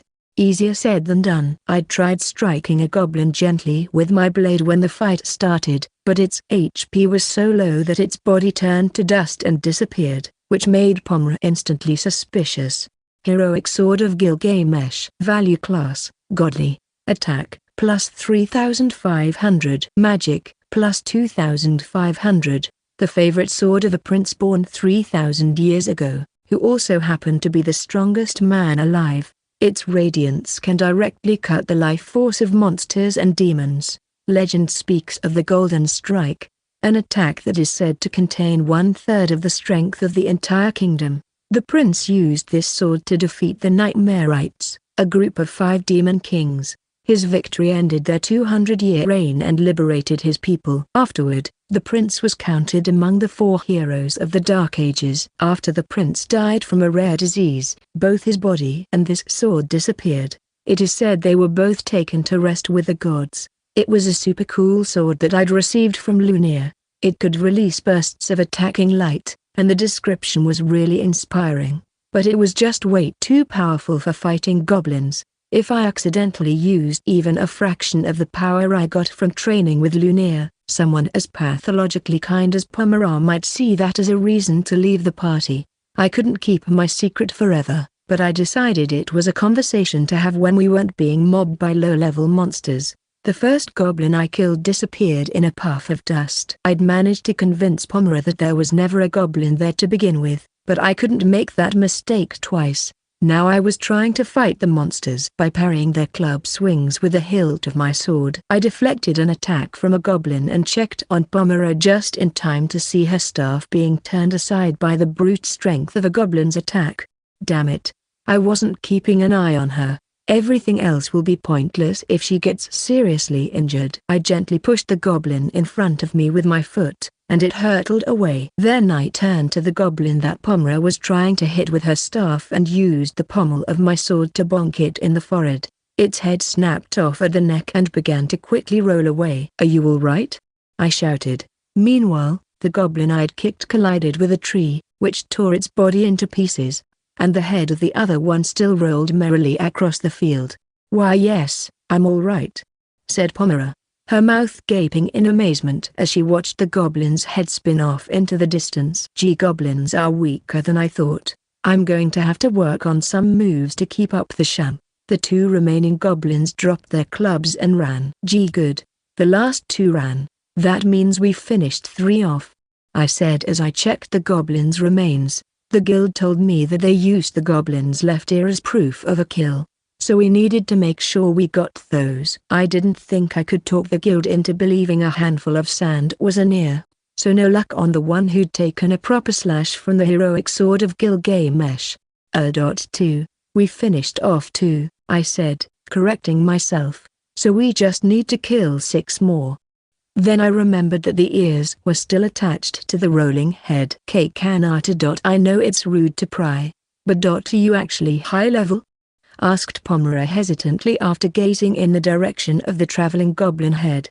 Well, maybe I hit it in just the right spot or something. In the right spot?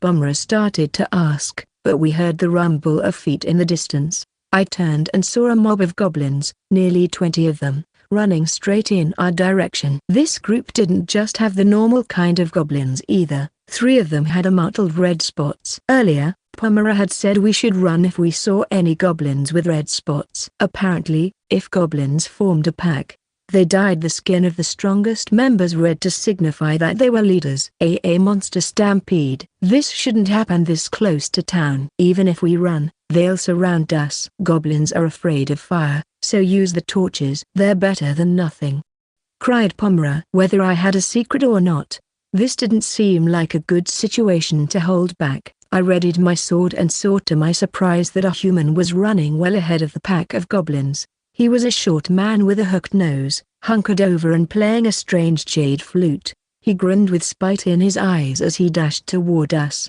I knew that guy. We'd passed him when we left the guild. Now he ran up to us a few moments ahead of the monsters and gloated. Hee. You should have given Octavio your magic bag when you had the chance. You'd at least still have your lives, said the man, putting on a show of covering his mouth and letting out a loud laugh. It was Octavio's toady. I wasn't exactly sure how he was controlling the goblins, but looking at their strange agitation, I guessed the jade flute has some sort of power to stir them into a frenzy. In any case, it was apparent that this wasn't a coincidental meeting. I might not know how he found us, but it was obvious that this wasn't his first rodeo. I hate cleaning up after a job, you know. This way, you'll just be a couple of morons who bit off more goblin than they could chew. Even if somebody squeals, I'll just play dumb and say we had no beef. Small fry like you should known your place, but you had to resist. Octavio hates that more than anything, said the man. He pocketed the flute and pulled out what looked like a yellow gyoza, which he threw in Pomera's direction. It's a smelly dumpling. Filled with fermented juice and rotten meat. Don't you love it? I'd heard that the smell of rotten meat drew goblins, so the dumpling had to be a lure. He probably hoped that he could slip away when the monsters decided to fight us for the disgusting treat. Ah! Shrieked Pomera. Duck! I shouted as I leapt in front of her and caught the dumpling. I flung it at the goblins to buy us a little time. Sure enough, Octavio's sidekick was making a break for it. As he ran, he shouted, "TSK! So you managed to catch it, eh? Not a problem. I just gotta be faster than you newbies. Here's a tip, it's not strength or magic that makes levels different. It's speed. The goblins will target you, and..." He face planted as I caught up and gently tripped him. No way you're that fast." He howled as he struck the ground. "You're right. Speed is where the difference in levels is most obvious," I said, locking eyes with the man as he raised his head. The color drained from his face, and he opened his mouth in shock. Just what level are you?" 30, 40. He seems to assume I can't be above level 100. There was no more time to chat. The pack of goblins finally arrived to attack. I couldn't let either Pomera or Octavio's crony see me disintegrate them, so I returned my sword to its sheath. Don't give up, Kanata. I'll do my best. And now he has no choice but to help us too. We'll find a way out of this somehow. I doubted that I'd be afraid even if 100 goblins were attacking us. I would probably just use a spell to finish them all off at once. But in this situation, I stepped forward and caught one of the goblin leader's clubs with my bare hand before kicking it lightly in the chest. It exploded, its ribcage shattered, and its limbs fell to the ground as its torso went flying off to the horizon. Wah! I saw all the color drain from the little man's face. It looked like kicking them to death was off the table. I tried slapping another goblin with the flat of my hand. My strike pierced the monster's abdomen, and I quickly pulled back before any blood or goblin could a chance to get on my hand. That seemed to work. As long as I was quick, I could kill them without getting blood on my robe, and as a bonus, they dropped where we were standing instead of sailing off into the distance. Less than a minute later, the chaos had ended, and I stood over a pile of goblin corpses. Kanata.J just how strong, said Pomera, as her jaw dropped. It looked like the cat was out of the bag. Forgive me. Oh, Octavio put me up to it, the man said, sweat pouring down his ghost-white face. I bent down and plucked the jade flute from his pocket before tossing it in the air. Where I punched it, it shattered, and the pieces rained down on top of him. His eyes opened wide, and he sucked in air. I'll leave town, I swear. You won't never see me again. Jay, just please have mercy. I closed my eyes and pondered. He'd tried to kill us, and from the way he had bragged, I was pretty sure that he'd done this before, but I couldn't bring myself to kill someone who was begging for his life. Tell Octavio that I won't let this slide again, I said. And no doubt. I'll definitely tell him. The man stood up and started heading back toward the city as fast as he could. He dragged the leg I'd caught to trip him, and he struggled for breath as he hobbled away. I wish I could believe that this is the end of dealing with Octavio. 8. After the little man ran off toward the city, we busied ourselves by cutting the ears off the dead goblins. Since there had been 20 of them, we easily made our quota for the day, even if I disintegrated one and sent a few others flying off into the wilderness. Kanata. Why, you're really powerful, aren't you? Said Pomera sadly. I figured this conversation was bound to happen. Having an overpowered hunting partner obviously made her uncomfortable, but I didn't think it would make her this unhappy. Sorry I didn't tell you. I didn't want you to feel like you weren't good enough, I said. It's okay. I completely understand why you would be concerned. It's just I didn't think I could trust anyone else, and you've taught me so much about the city and working as an adventurer. You really have helped me a lot. But I'll just hold you back from now on. She hung her head. Was that really what she thought? If things went wrong and people found out about my level or items, I could end up drawing the wrong kind of attention. It seemed to me that she didn't truly understand how much I appreciated her trust and the working relationship we were building. There's still so much I don't know, and most people here don't seem that nice. I don't know if I can find anyone else I can trust. And I also want to get to know you better. I'd like you to stay in my party. Pomera gazed silently at the ground, deep in thought. At heart, I knew she was an adventurer. She wanted to work hard while being useful to others and building equal relationships. If she stayed with me, she'd only be assisting outside of battle, which wasn't in line with her goals. Even if I tried paying her more to make up for that, I didn't think she'd accept it. Raising her head, she said, Kanata. You're a magic user, aren't you? I looked down at my robes. Even though I hadn't had many opportunities to use spells since coming to the surface, I was certainly dressed for the job. Even unarmed, I could kill goblins all day long, but spells were my bread and butter if I ever fought anything close to my level. Yeah, I'm a magic user. Pomera bowed her head to me and said, If it's not too much trouble, would you please train me in magic? You want me to train you? I understand it's asking a lot, but there's no one else I can ask. I've been trying as hard as I can, but I feel like I've reached the limit of what I can learn on my own. Unless I get some proper training, I'll never be more than a burden.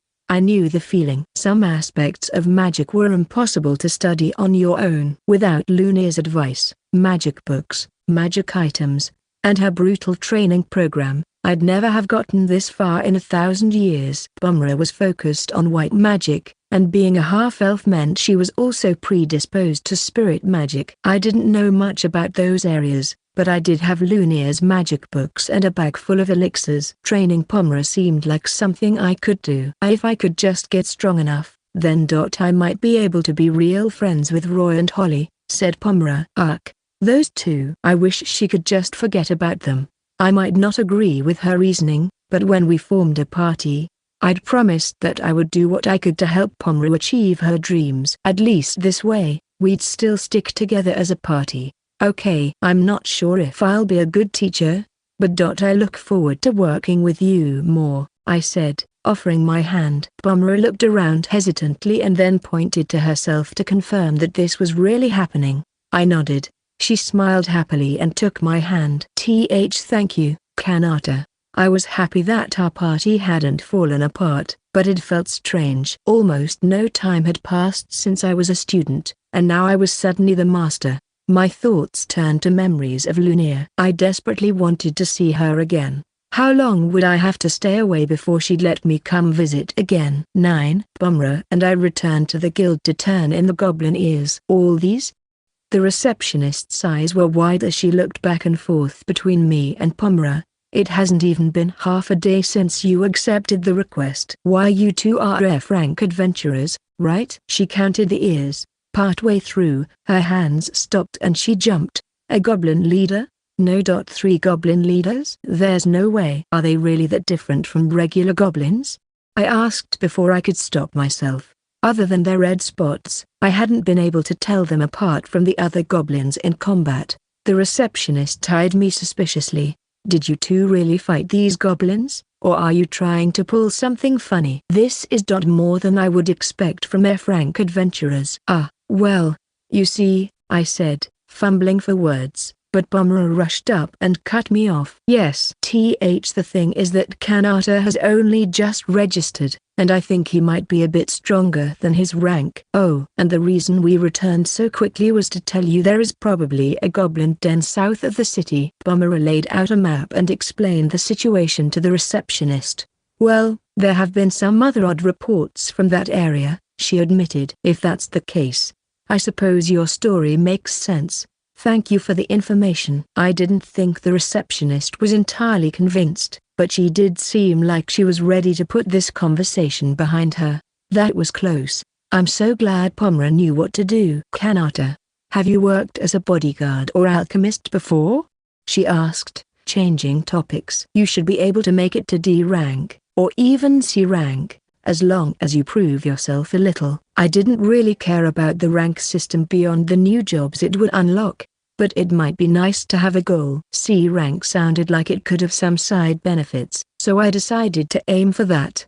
C rank? Give me a break. I turned round and saw Octavio glaring at me from across the room, deep furrows carved into his face. His nose twitched in a snarl. I didn't see his sidekick, so I wondered if the message had been delivered. I glared back, and Octavio turned to walk off. I hoped that was the end of it. This is amazing. Now we can take some E-rank requests too, said Pomru as she accepted our payment. Divided in half, it came to 33,000 gold.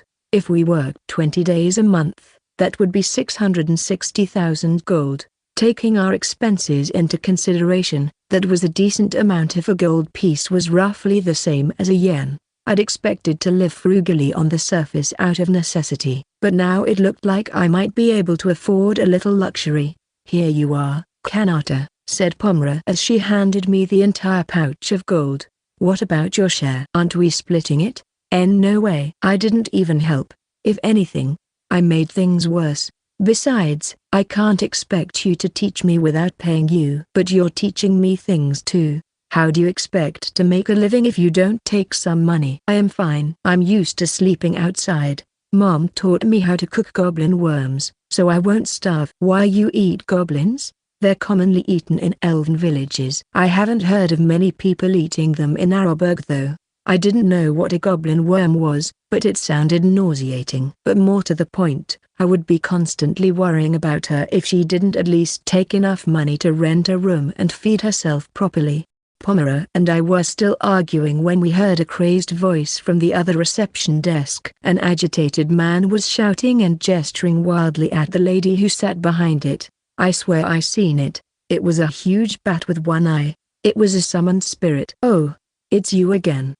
The receptionist seemed unfazed, as if this was a common occurrence. All right, so what happened this time? It's a crime to summon a spirit and let it loose. Nobody's going to do that without some kind of plan. It's got to be that evil priest Knots. releasing them spirits for reconnaissance because he knows he can't walk around outside himself. That's the only explanation. And yet you people said my not sighting was false information and started taking the posters down. What's the meaning of this? I looked, and sure enough, the wanted posters for the humanoid dragon were gone. That was Lord Grand's decision, she responded tersely. Yelling at us won't do anything. You might have been mistaken. There's no ruling out a prank either. Or perhaps you have some sort of phobia that causes you to see humanoid dragons everywhere. What did you say? It was obvious that this guy couldn't read the room. Just then, 2 guards came into the building and made a beeline for reception. They pinned in the ranting man from either side. What the hell are you doing? This guy again, muttered a guard as he wrestled to control the man's left arm. Sir, please stop resisting. You're not going to listen, are you? Okay, come with us. The guards dragged the man out of the guild despite his attempts to wriggle free. He still ranted and screamed as they pulled him through the door.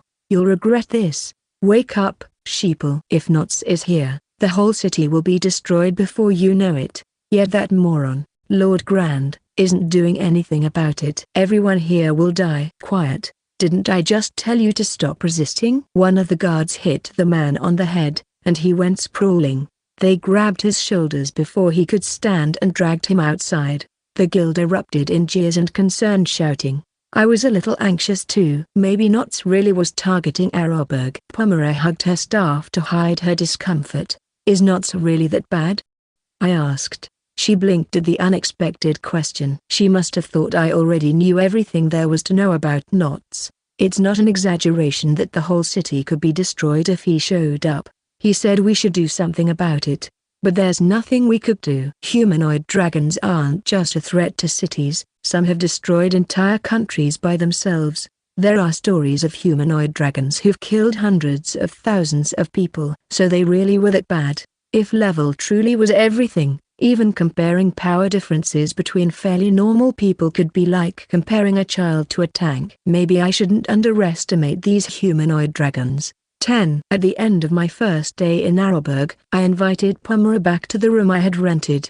I wasn't sure if that was a proper thing to do, but there wasn't anywhere else secluded enough to teach her magic. Thank you so much for this, Kanata. I'm not very good at remembering things, but I'm going to try very hard, said Pomera as she flexed her arms.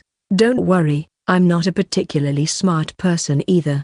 I still don't know a whole lot about white magic, I said as I made a magic circle in the air. I had only been keeping the essentials in my magic bag since the space was kind of limited. Space-time magic level 8. Dimension pocket. Space-time magic. And why you can use up to level 8.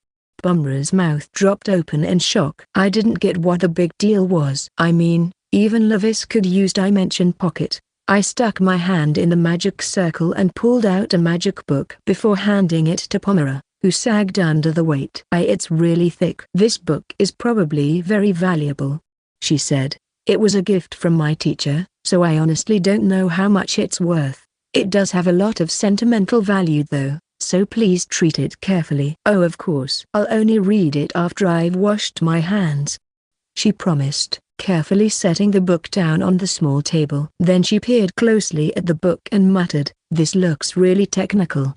I pulled book after book from the dimension pocket. We'll need this one too, and this one, oh and that one. She needed to study white magic and spirit magic, so I picked books that were immediately relevant to her interests. Teaching her would probably deepen my knowledge of those 2 schools of magic too. In the end, I chose 10 books and thought that should be a good start. Pomera's expression had tightened with each book I added to the stack. Kanata, I'm really happy that you want to do this, but I'm not sure this lesson plan is realistic, she said. Then she added softly to herself, this would take me a few years to understand. I think we should be able to get through this much in 2 days. 2 days? That seemed like a long time to me too. But Pomera's base level was low and so were her magic skills. Even if she read everything in the magic books, she wouldn't be able to grasp the full meaning very well. We needed start with the fundamentals and build from there. Then we could handle both magic training and leveling at the same time. Just like Lunia had trained me, I started to feel a little excited when I wondered if I would be as good a teacher as Lunia had been. It made me understand how teaching could be fun for her. "We will definitely be able to do this," I said to Pomera. "I have elixirs that force you to continue concentrating and temporarily increase your memorization capacity." Force you to concentrate? Her face was turning whiter and whiter. Was it really that daunting? To be fair, there were moments when the sheer difficulty of my training had me second-guessing Lunia's methods. At times, I suspected that she was being needlessly rigorous in an attempt to make me give up and stay in Cocytus forever. That theory fell apart when she kicked me out of the dungeon, though. But hey, now I was getting used to life as a human on the surface. For sure, there were difficult moments, but I found that they soon became fond memories when I looked back on them. Come to think of it, I also have elixirs that you can take instead of sleeping. You shouldn't take them multiple days in a row, so we'll have to keep tabs on that," I continued. Instead of sleeping, I took off the Sorcerer King's research and handed it to Pomera as I tried to decide what lesson to begin with. The Twin Minds method was essential but best saved for last. I continued pondering as I took more potions from the dimension pocket and lined them up. Kanata. It's just. I know this is awkward because I'm the one who asked in the first place, but I'm not really sure that. I mean, it looks like the difference in our strength is just too great. I'm sorry. It was very rude of me to ask you to teach me. I turned back to Pomera with an armful of potions. Our eyes met. Sweat was running down her face. Did she just say she wanted to stop? Sorry. I was busy organizing potions. Could you say that again? I asked hesitantly. Well, said Pomera. She fidgeted and broke eye contact. It was nothing. Just, I'm really happy that you're doing so much preparation. I will do my best. At all costs. Guess I just heard her wrong. 11. We spent 2 full days on Pomera's magic training. With some questionable use of the elixirs, she'd managed to learn everything in the magic books. We even practiced casting some high-rank but low-risk spells. In addition to white and spirit magic, I taught her some fire magic so she'd have some extra ways to attack in a fight. For her purposes, that covered the basics. While we were at it, Pomera taught me some common knowledge things about Locklaw and the city. I had been completely lost and confused when I first came to Arrowburg, but at least now I wasn't wandering aimlessly every time I went walking in town. Having plowed through the lessons in the books, I decided that we should focus on power leveling Pomera to increase her magic power pool. We took an F-rank job request from the guild, which required us to gather medicinal herbs and headed off to a field just outside the city. As a bonus, there was a chance we might encounter monsters whose meat, fur, organs, and teeth could fetch a high price. If we ran across those enemies and brought their valuable bits back to the guild, we could make a little extra cash, even if the monsters weren't explicitly targets. Yet another bonus was that turning in monster parts counted toward advancement in the guild's rating system. If we kept getting steady work and skimming off the monster part market on the side, we'd be C rank in no time. Are you sure it's safe to come this far out from town? Asked Pomera timidly as she looked around. Is it really that far? It's not the distance per se. This is a dangerous area. Maybe we should go back a little. Even the best adventurers don't go near the enchanted forest. The monsters that live there are really tough. Well, I walked through it and I was fine. In a relative sense, the monsters in the forest were dangerous for someone like Pomera. The entrance to Cocytus was also in there. There was also a chance that truly powerful monsters existed in the forest, but I just never ran into them. All right, let's go back a bit, I said. Just then, I heard an animal in the distance. A woo-oo-oo. A pack of 6 black wolves came dashing toward us. Dark wolves, they live in the enchanted forest, said Pomera. We probably should have turned back sooner, I thought. There's no way that they're stronger than the monsters in Cocytus, though. I can handle them even if I have to guard Pomera. I drew the heroic sword of Gilgamesh and used status check on the wolves. None were above level 22, so I returned my sword to its sheath. They're not even above a D-rank adventurer in level, I thought to myself. Well, I guess this is the norm for monsters on the outskirts of the forest. I wonder how much they'll sell for at the guild. Be careful, Kanata. Dark wolves work in a group, and even you could die if you make a mistake," said Pomura. A thought struck me. They might be the perfect way for you to gain experience, Pomura. What? Pomura's eyes grew wide with fear as she looked at me. Kanata. That's a joke, right? You've taught me a lot of magic, but I'm still only level 7. I leapt diagonally behind Pomura. Earth magic level 4, clay shield. Forming a magic circle, I placed it on my forearm. Earth rose from the ground and gathered in the circle, turning it into a large clay shield. Amazing. You did that so fast. Alchemy magic level 15, adamant flux. I formed another magic circle, and green flames burned across the face of the shield, leaving the material transformed as they died away. Now I had a metal shield that shined with an iridescent green luster. Adamant was a kind of stone that formed in deep veins of metal or that were subjected to high levels of magic from ley lines. Normally, it took eons of exposure to create adamant, but the alchemy spell let me recreate the process in just a few moments. Pomura stood dumbfounded, looking at my arm. She stammered, "What? No way. How could a clay shield turn into metal like that?" "Don't worry about it for now. I'll defend against their attacks." "You just keep casting attack spells." True to my word, I used the adamant shield to deflect a dark wolf leaping at us. Even if multiple wolves came at me at once, I was able to turn them away handily. Eek!" she cried, cringing. "It's okay, Pomura. I've got you covered." But you won't gain any levels if you don't attack. I may have handled the defense, but Pomura was able to step forward and attack once her fear began to melt away. It took a long time, but she ended up taking out the entire dark wolf pack, one by one. Pomura's staff fell to the ground, and she covered her face with her hands. I'd given her a few elixirs during the battle, but her MP was almost drained.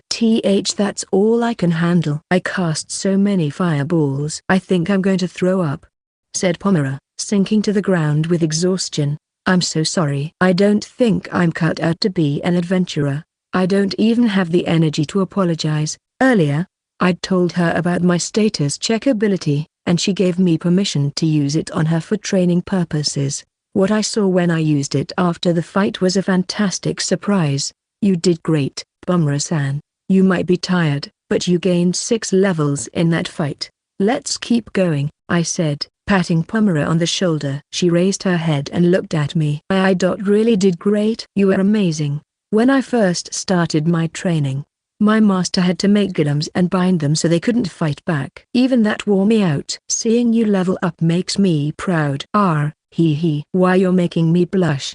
She looked away, covering her cheeks which had turned pink. "Sorry I cut you off earlier. I just got excited." "What were you saying?" After I asked, Pomura's expression hardened. A moment later, she smiled slightly, picked up her dropped staff, and set her mouth in a firm line. Nothing. I want to keep going for as long as I can." "I really appreciate your help," she said as she stood. I gave her a big nod. Oh. She teetered and almost fainted. I quickly moved to scoop her up before she hit the ground. Sorry. I pulled my hands away from her. It's okay. It looks like I don't have much strength left." To her credit, she was certainly putting on a brave face. I reached into my magic bag and pulled out an elixir. "Here you go, Pomura-san." "Thank you, Kanata. Drink that, and we'll head into the forest. We'll hunt some higher level monsters now that you've gained a few levels." Pomura blinked. She looked at the elixir, and sweat started to pour down her face. "Tea today, eh?" I didn't know what to say. Never mind. Let's go. I've already decided I'm following you anyway," she said and gulped down the elixir. "Well, if you're starting to feel some mental fatigue, then we can take a break. Maybe Lunia had rubbed off on me, and I couldn't tell when my student was done for the day. I'm fine. I'll show you I can do this. I won't betray your kindness." A while later, we found ourselves in the forest, fighting bears. They were around level 30, so normally they fell under C-rank adventurers' jurisdiction. The first one we encountered had white fur, massive limbs, and a single eye. Like with the wolves, I defended while Pomeroy attacked. But the bears roar drew two more of its kind into the battle as we fought, and the two new bears called more reinforcements in turn. Before we knew it, we were surrounded by 7 bears. I jumped around in front of Pomeroy, blocking bear attacks with my adamant shield while she tried to launch offensive spells toward our enemies. Spirit Magic Level 3, Sylph Sword. Pomeroy cast desperately with tears filling her eyes. A green light rushed through the air and sliced into one of the bears. Spirit magic might reduce the amount of magic you use by channeling it through nature, but it's difficult to control. You're not going to do much damage unless you calm down and focus, I said. Eek. I moved to deflect a blow from a bear that made a lunge for her. Its large paw bent backward at a sickening angle, and its entire body bounced behind the rest of the pack. I made a mental note to try to be gentler with the bears in the future. Please trust me.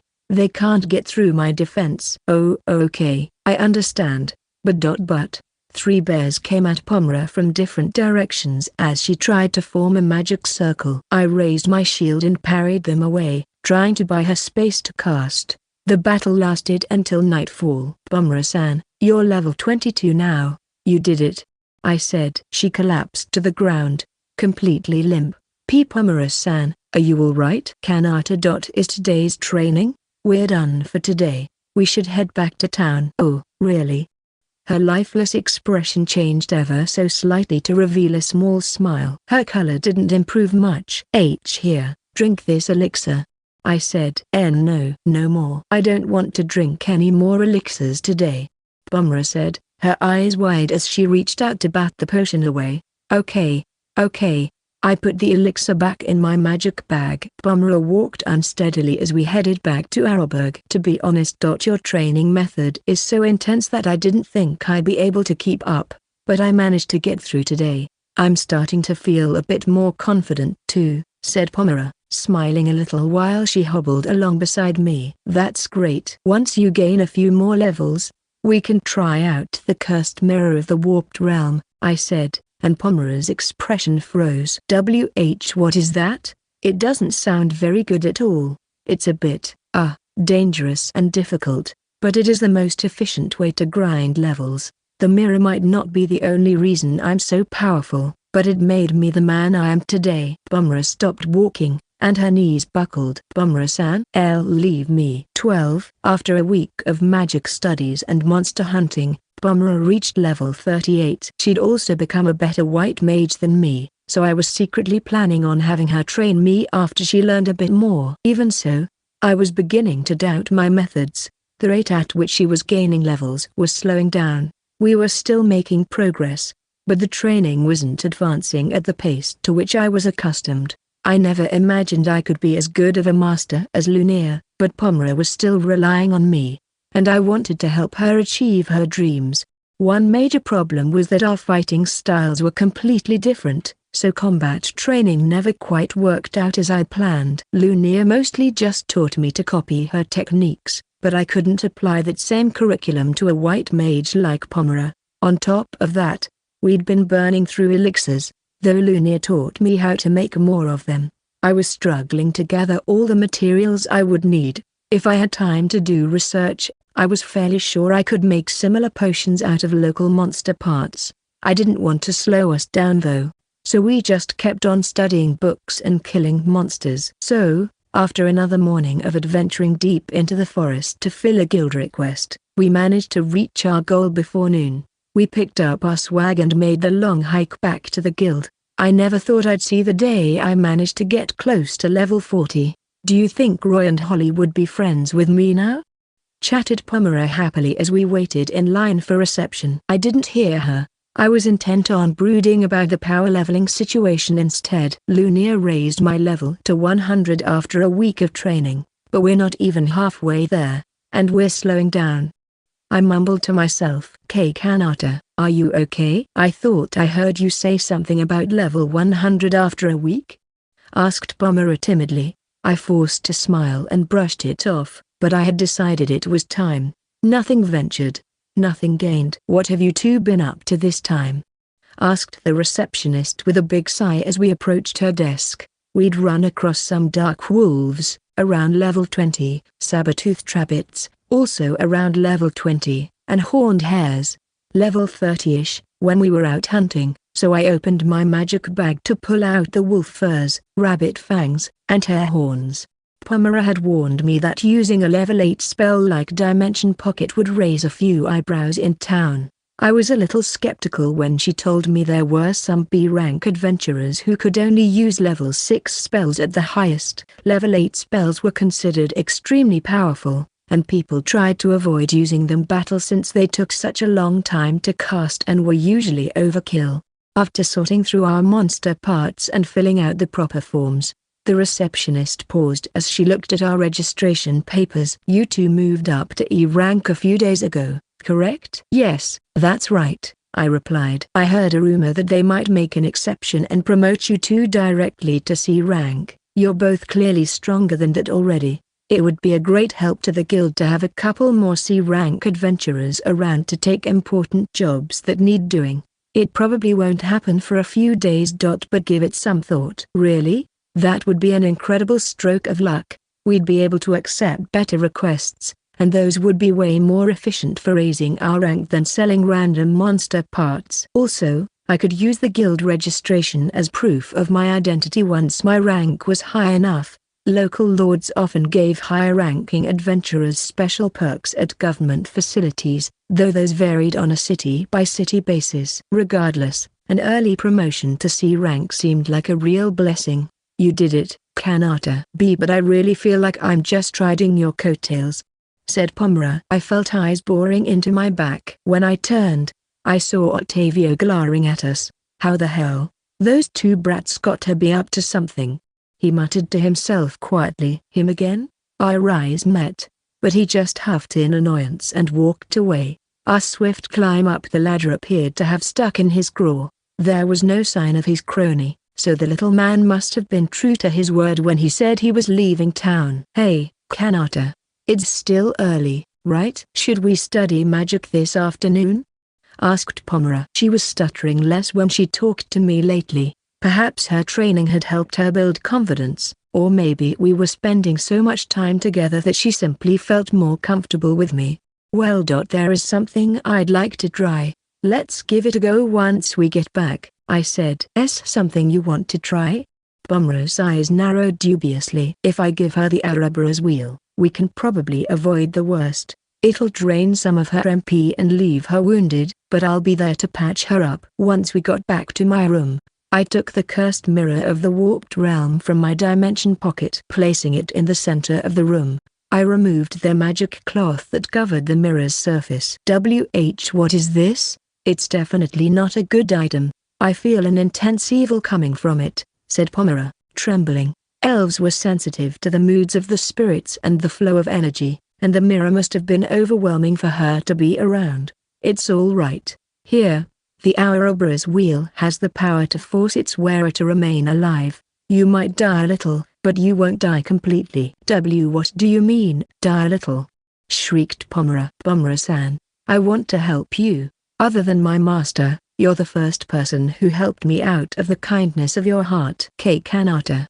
She smiled a little at that, but then her eyes opened wide as she returned to the situation at hand. But, can I honestly be ready for this at my level? Evidently, her growing confidence didn't extend to entering an evil mirror and fighting demonic horrors.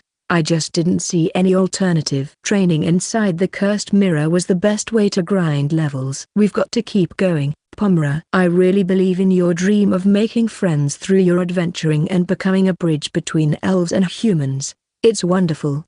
And I want to help you get stronger so we can make sure it comes true. Pomera's face turned red. She stared at me, seemingly entranced. Thank you. Nobody's ever supported me like that except my mum and dad.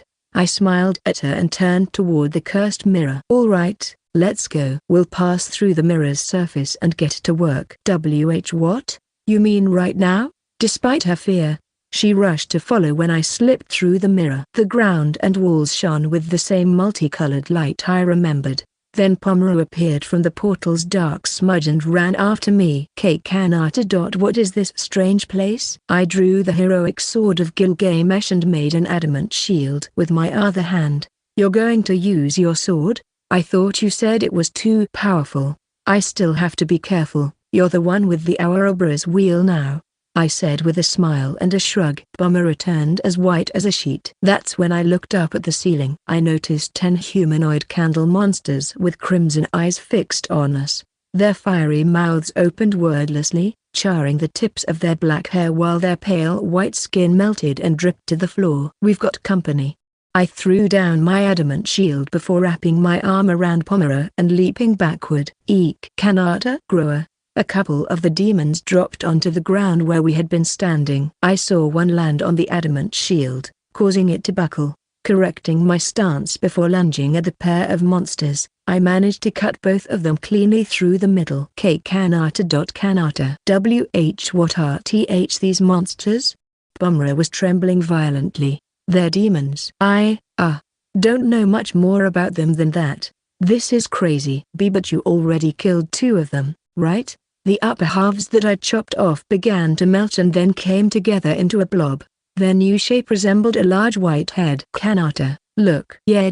They do that sometimes. The other candle demons dropped to the ground and raised their arms to point at us. Their fingers stretched out with amazing speed, heading right for us. I managed to dodge most of the attacking appendages while continuing to hold Pomeroy. The ones I couldn't dodge were cut short by my sword. Pomeroy. Attack them with fire magic. There aren't any spirits here, so it's your only option to get some damage in. I see. Can't, she said, clinging to me. It's okay, just fire off spells. We're not running out of demons anytime soon. I'm so worthless. I'm sorry. I can't live up to your expectations. Lunia was able to hold the demons back with a barrier, but I didn't have that luxury. I knew this had to be terrifying for Pomeroy. I had hoped that exposure to her fear would eventually let her build a mental tolerance against the demons, but for a level 38 white mage, these candle demons were apparently too much, too soon.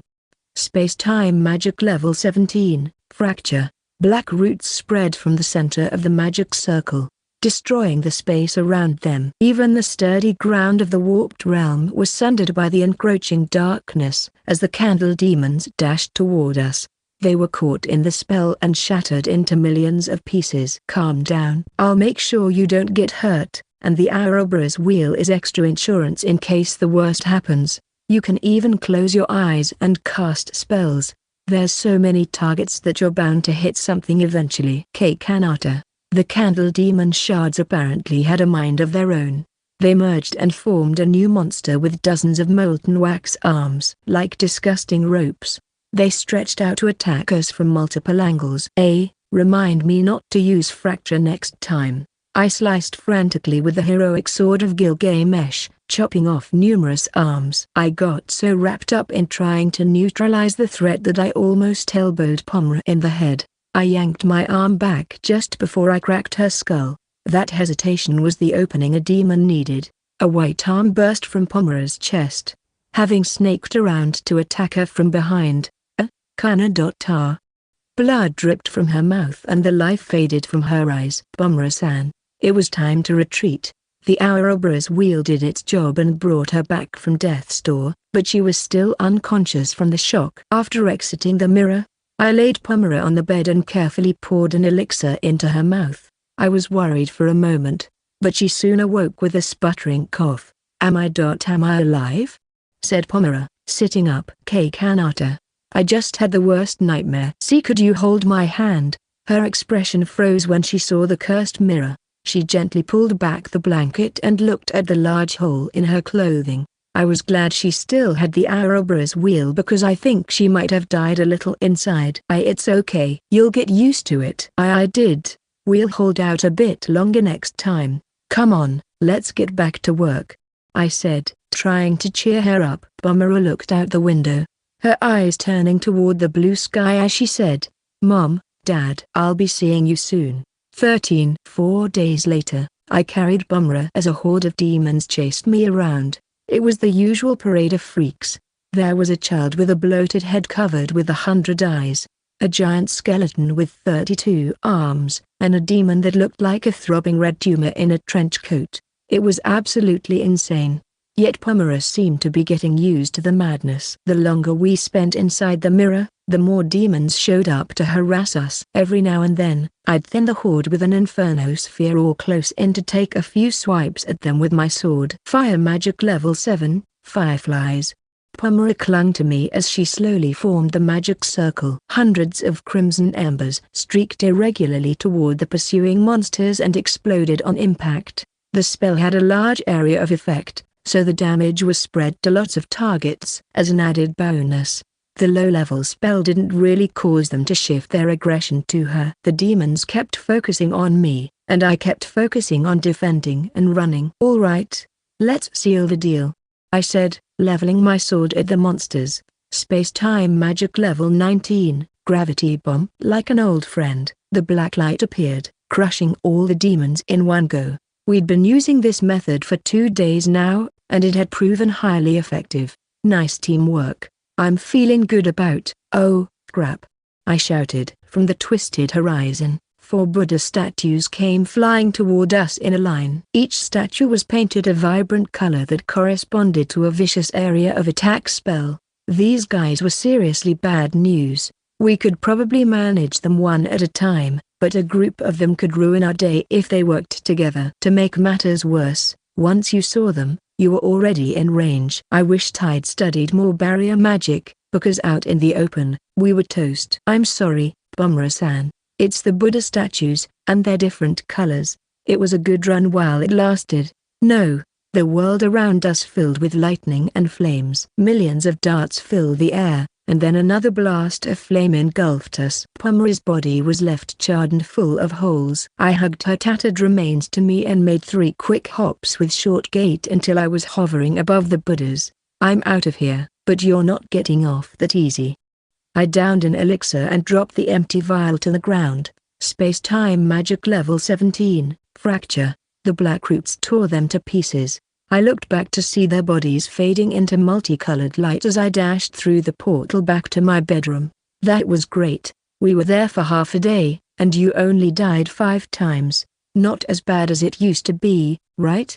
I asked Pomera, who was lying on the bed after we got back to my room. "It's still pretty bad." I mended her clothing with space-time magic level 14, repair. "Don't worry, you'll get used to it eventually." Kanata. I don't think anyone can ever get used to that feeling. I did, now that I'd healed her and fixed her clothes. It was time to see what kind of progress we'd made. I used status check. She'd made it up to level 201. I let out a sigh of relief, even though it felt slow compared to my own training. We'd managed to get her to the first target of 200. She was stronger than Levis now, which was a major milestone. I still couldn't believe that guy was a kingpin. Dark charisma, my ass. I thought to myself, Pomera-san, we've reached level 201. Level 201? You're higher than I thou, said Pomera before she sat up like a bolt, still wrapped in a blanket. You're level 201, not me, you. I cheered. If I were level 201, we'd both be taking dirt naps in the cursed mirror. I reached over and picked up the level slate we'd purchased. My status check would tell me her level and basic stats, but to track the growth of her magic skills, we needed this device. A person could channel a little magic into it, and it would display all their detailed stats just like when I used status check on myself. If you don't believe me, check for yourself, I said, handing her the slate. She boggled at it in disbelief. I know I've told you about your progress every so often, but seeing is believing. Maybe I was in shock and didn't understand. But this is impossible. We've been shut up in the cursed mirror for a while now. Why don't we take a walk around town and check how much you've grown? You mean I can go outside? Of course, you don't need my permission. We hadn't done much adventuring work for the past few days, and the guild probably wouldn't give us that special promotion unless we got back to it. So we decided it was time to go monster hunting. Leaving my rented room, it was a quick trip to the guild, where we accepted a D-rank fighting request to thin out some monsters. Fighting requests were usually located close to the city. Nobody cared much about monsters in the wilderness, but the guild tried to ensure that the surrounding areas and roads were kept clear for the benefit of public safety. For this request, our target was a stray herd of iron cows. They looked kind of like regular cows but had oversized metal masks covering their heads. With a reputation for charging aggressively at people and thick hides that could turn away most sword blows, they were dangerous to anyone under level 25. I wouldn't have any problem with them. And now Pomera shouldn't either. We just needed to collect their masks as proof we'd done our jobs. We walked for about an hour before finding a small group of 3 iron cows. They looked pretty beefy, but they reminded me of bovine versions of those big heads on Easter Island. We'd been told that under their tough hides were some high-end cooking ingredients, and I was a little curious to find out what beef from an iron cow tasted like. True to their reputation, they charged the moment they saw us. "It's been a while since we've fought regular monsters," I said as I looked at Pomera, gesturing to her that the monsters were all hers. She nodded and stepped forward while gripping her staff. I hoped she'd see just how powerful she'd become. Pomera closed her eyes and took a deep breath, and I realized that she must be planning to use spirit magic. She was connecting herself to the spirits of the land and preparing to channel their power. "They're only iron cows. You could probably just give them a thump with," I said before her eyes opened wide and she pointed her staff at the charging animals. Spirit magic level 8, Salamander's Claw. Claws of brilliant flame slashed out, rushing across the ground to tear the iron cows in half with a muffled explosion. Their front halves were flung skyward, growing tinier as they ascended. Their rear halves simply collapsed, burning. Pomera's mouth hung open as she looked at the cows and then turned back to me happily. I really am stronger." There was a loud clatter as their masks crashed back to earth. The sound made Pomera jump, and she looked quietly at the carnage. The masks were completely destroyed. The heat of the flame had weakened and split them, and the final impact obliterated what was left. The cow's flesh was black and burned. I gathered a few pieces to see if anything could be salvaged and then placed them gently back on the ground. "Welp, let's find some different iron cows." Sorry, I just thought that if I was testing my strength, I should use my most powerful spell. We walked on in search of more targets. They were scarce, so around noon, we took a break to rest and eat the rations we'd purchased at the general store. "Do you think Roy and Holly will treat me fairly now?" murmured Pomera, her water skin in hand. "I think you shouldn't worry about those two." Maybe she was right, though. Pomera had a unique outlook on life. She could hate the way things were without hating people. I resolved to be more supportive of her, especially since her new power would let her hold her own in most situations. I'm not sure I'd have felt the same if she was still level 7. "They can't possibly still be cold to me now," said Pomera. I recalled that Roy was only level 14. "I think the difference in levels could make things awkward." "I know, right? They might respect you, but I'm not sure that being their friend is in the cards. Anyway, we should raise your level a little more, so you can be safe while you do your adventuring work." "Wait, are you saying level 200 isn't enough? What exactly do you think could happen?" "Well, my master, Lunia, said that the world can be very dangerous." "That seems like a really extreme outlook." "I don't know how to say this. But is it possible that Lunia wasn't being totally honest with you?" I choked on the small bread roll I was eating. "That was impossible. Lunia gained nothing from lying to me.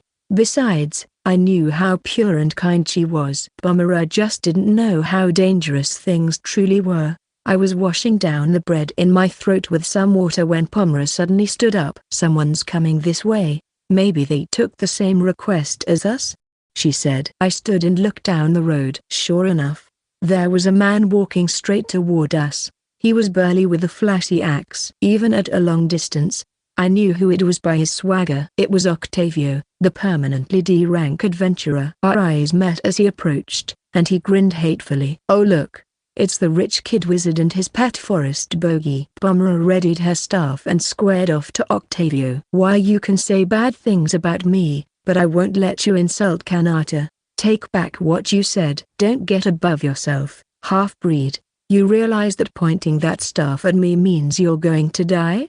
Octavio threatened, but Pomera refused to back down. She held her ground, glaring back at him. his face twisted with rage. "Oh? So? You do have a death wish? You think you're better than me?" I stepped in front of Pomera. "Come on. This isn't a very friendly way to greet fellow adventurers. Are you kidding? Or are you really that dumb, fancy lad?" said Octavio, puffing through his nose as he took the axe from his back. "You have no idea how long I've been waiting for this." When I suddenly disappeared, I let it slide, but then you really started to piss me off, so I took the same job. And here we are together at last. I must be his sidekick, the guy who set a pack of goblins on us. "What did we do to piss you off?"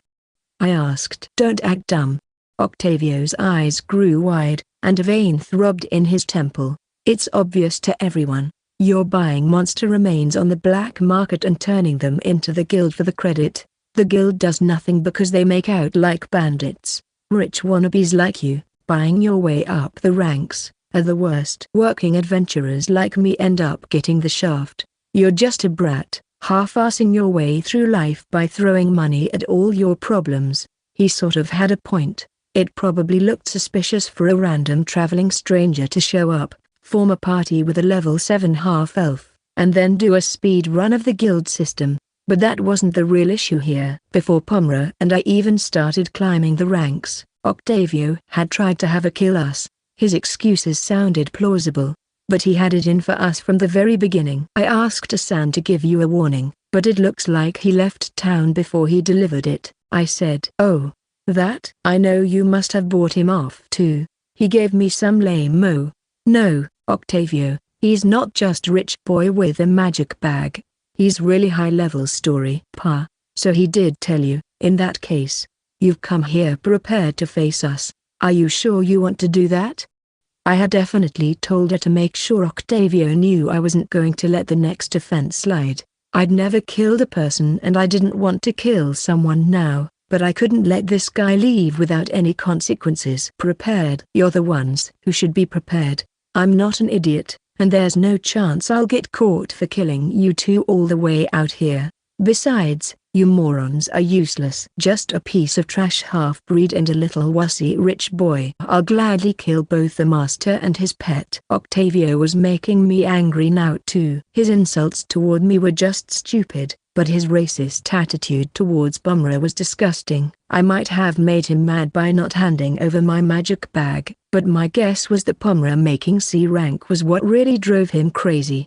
She bit her lip in discomfort while listening to Octavio rant, and I got even angrier. Calling her useless was completely out of line. Even Roy wasn't happy when Pomera left him to join me. For all his slimy talk, he knew that she was useful. Pomera worked hard, she was kind-hearted, driven, and courageous. Octavio was about to get a big surprise. "I think you're mistaken. In fact, we can prove that your accusations aren't true." "I assume you'll back off after we show you?"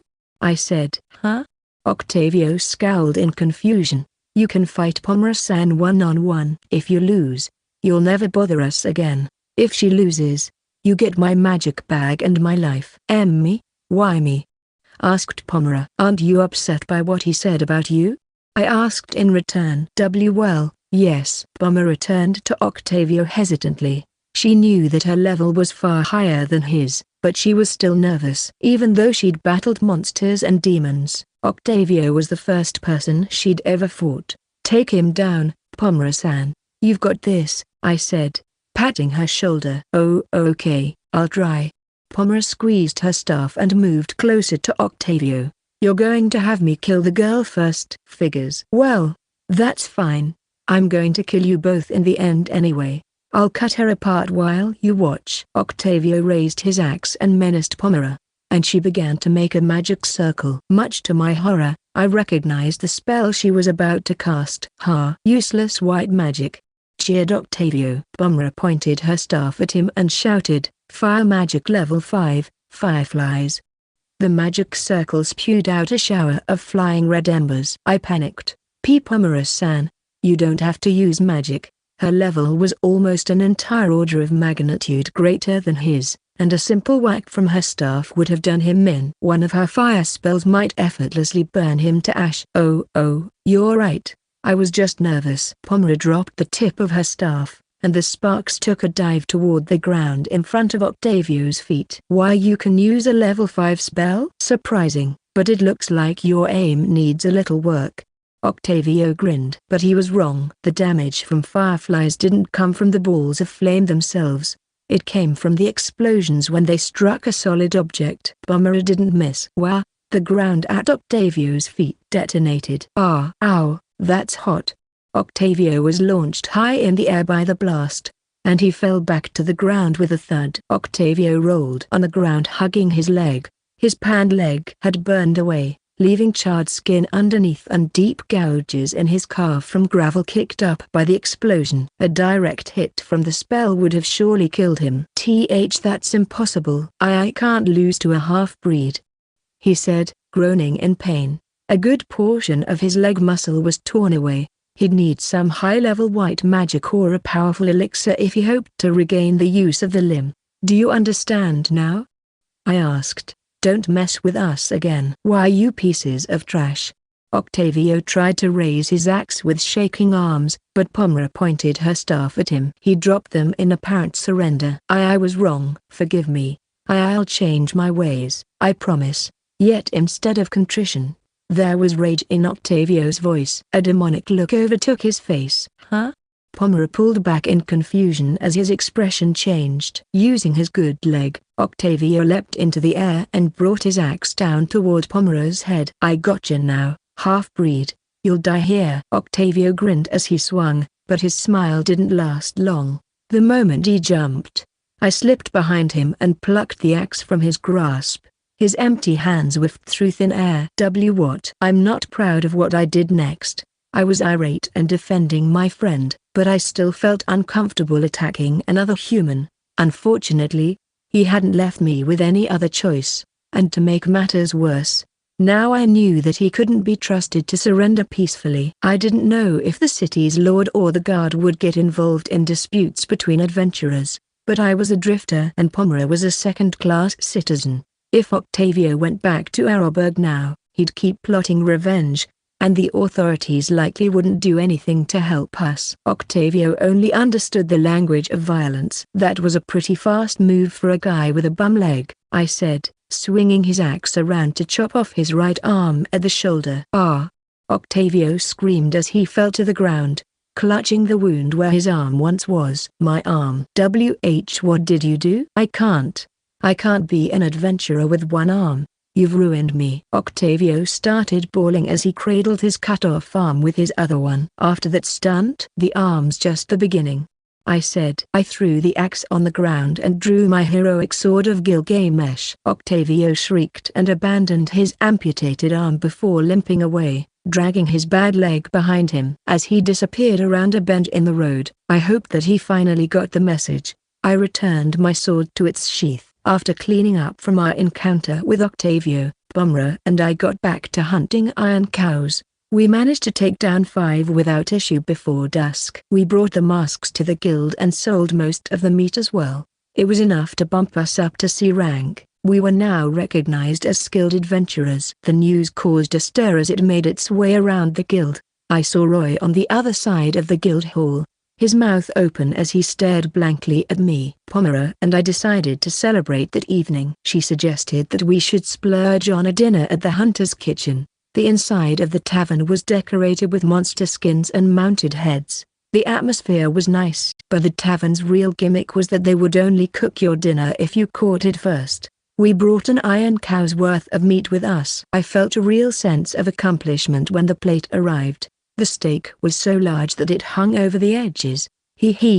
Roy and Holly would come here without me. I always wanted to try this place, said Pomera happily. I silently wished I'd never hear those names again. I didn't think the food would come with drinks, though. 2 beer-filled tankards had been placed on the table. This tavern gave patrons their first beer for free, with the expectation that most people wouldn't stop drinking after just 1 round. I hadn't been a big fan of alcohol back in Japan. Being drunk just made me feel ill, so it wasn't particularly pleasant, but I had to admit that I was curious about the things people ate and drank in Locklaw, and this was a perfect chance to try out. This is the first time I've been in a tavern, and my first time drinking alcohol. I'm so excited," said Pomra. I didn't think she was 20 yet, but I also didn't think there was any sort of legal drinking age here. The server certainly didn't ask for ID. "Take it slow. It's okay to leave the rest if you decide you don't like it," I said with an awkward smile as she chugged her beer. Chapter 3. The Evil Priest Knots. 1. The governor's mansion, currently occupied by Lord Grand, stood at the very center of Arrowburg. Easily the largest building in the city, it was surrounded by a high outer wall to ensure no prying eyes peered in to violate the Lord's privacy. Guards patrolled the perimeter night and day. Flanked by two of his subordinates, Grand stood facing a young man in a basement room.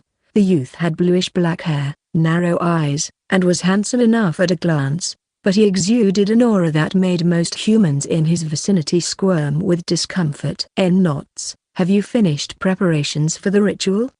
asked Grand, and the humanoid dragon nodded. Knots paused for a moment before speaking. "The stars have aligned and the silver thread bonding us to the astral plane grows thin. The lambs gather, and their spirits will be summoned before dawn. The girl who swallowed sand holds a withered branch. She will open her eyes again to sleep." Ideas have inherited the rust of an unsightly crown, but whose face is reflected in the returning blade? Our deepest desires. Knots wove the words with his beautiful voice like some sort of arcane poem, but Grand had no idea what they meant. Knots turned to Grand and his men, opening his narrow eyes and taking note of their confusion. The three shuddered as his gaze passed over them, each man breaking into a cold sweat that chilled their bodies to the bone. One of them worked up the courage to whisper, "Lord Grand, perhaps you should reconsider. There is no turning back now. This man will make me a king." Knots' aura was powerful, but Grand's greed was stronger. His round, ugly face paled as he smiled. "Have no fear of my metaphors, my lord. I forget myself around ordinary humans. Plainly put, I mean that preparations are complete. I must express my gratitude for your permission to use the city of Arrowburg as the altar. For ages, I have longed to call upon my master and destroy the foolish, power-thirsty swine who have forsaken the true faith," said Knots, his mouth turning up in a small smile. "I have no desire for authority. I wish only to see the world return to its intended order by the God of Terror. I assure you that you will ascend the throne, as promised." In that case, all is well." "Yes, make it so." "Ho ho, I will be king." Grand chuckled quietly to himself, and his men glanced at him with unease. "My lord, there is something I wish you to hear before my master returns," said Knots softly. "In the distant past, some 5,000 years ago, the chaos wrought by the demon kings was so horrific that the current state of the world seems idyllic by comparison. In their weakness, humanity prayed for salvation, and after generations of mewling prayers, a giant arose from the sea in answer. Images of her horrifying mask and writhing arms are recorded in murals and stone tablets. She was Zolophilia, the god of terror. Zolophilia defeated the demon kings and brought peace to the people, but she also knew that without a common enemy, humanity would inevitably turn upon itself. So Zolophilia used her horrific mask to instill fear in men's hearts, a frightening leash to restrain the base instincts of humanity. Grand smiled politely, disinterested in the history lesson. He daydreamed of the power he would soon wield. Knots continued. Yet in its foolishness, humanity began to resent Zolophilia. "My ancestors, the priests who devoted themselves to the god of terror, were wiped out in a surprise attack, and Zolophilia was sealed away by the rulers of the very nations she had saved." Knots's emotionless voice began to crack with anger. Grand was startled from his fantasies of power as the priest's aura intensified. Sweat dripped down Grand's face, but that was not enough for them. "No, they distorted history. They sullied the name of my family." Zolophilia, the god who saved the world, was now called evil. Even now, those who worship her are hunted down and cruelly tortured to death. The force of Knots's grip cracked the staff in his hands, and deep furrows of rage appeared across his face. Tears of anger streamed from the corners of his narrow eyes. Their sins will not be ignored. History will not repeat itself. In eons past, we were wrong to have been so kind. Humans are nothing more than greedy swine, ignorant of their own debt. We will grant authority only to the chosen few, and the rest will be treated as livestock. That is the only way to guide this world back to eternal enlightenment. Once Zolophilia awakes, true terror shall rule. Grand stood frozen in shock, his mouth agape. He knew that Knots meant to summon some horrible entity. He also knew that it would likely cost the lives of many of his subjects. But now he was confronted with the abject depravity of his decision to work with the humanoid dragon. Knots tossed his broken staff to the ground, wiped his tears away with the sleeve of his robe, and smiled warmly. "My lord, you do understand, don't you?" Grand answered Knots's question with a glassy stare and two mechanical nods, like a marionette whose strings were being tugged. Pomera and I met up at the guild the following morning to look at the request board and listen to the latest rumors. It seemed that Octavio had left the city. For some unknown reason, we weren't the only people happy to see him go. The word on the street was that another group of people even tried to ambush him on his way out, and he barely escaped with his life. We weren't implicated in any of the circulating gossip, which was a relief. The C-rank requests seem really profitable. "Kanata," said Pomera, with a quick glance toward me. "Why yeah." I couldn't help looking away from her. "Why won't you look me in the face?" "I don't remember much about dinner last night, just waking up in my bed this morning. Did I do something rude? You don't remember?" Pomera jumped a little at my words and squeezed her staff in embarrassment. "So I did do something. Let's forget about it." "What did I do?" Pomera couldn't hold her liquor at all. She might have been the worst drunk I'd ever met. Having tried a little of the free beer the tavern gave us, I decided it was too strong for my taste, but Pomera showed no restraint. I should have stopped her after she chugged her third beer in a row. She even grabbed what was left of my beer and drank it while telling me in slurred speech that she wasn't going to let it go to waste. Then I ended up on the receiving end of some drunk harassment as she hung on my back and stroked my head while saying she wanted to see me drunk. One thing led to another, and she pulled out her staff and started casting a spell. I panicked and put her to sleep with magic. "Just don't worry about it, okay?" I tried in vain. Please tell me." "What did I do?"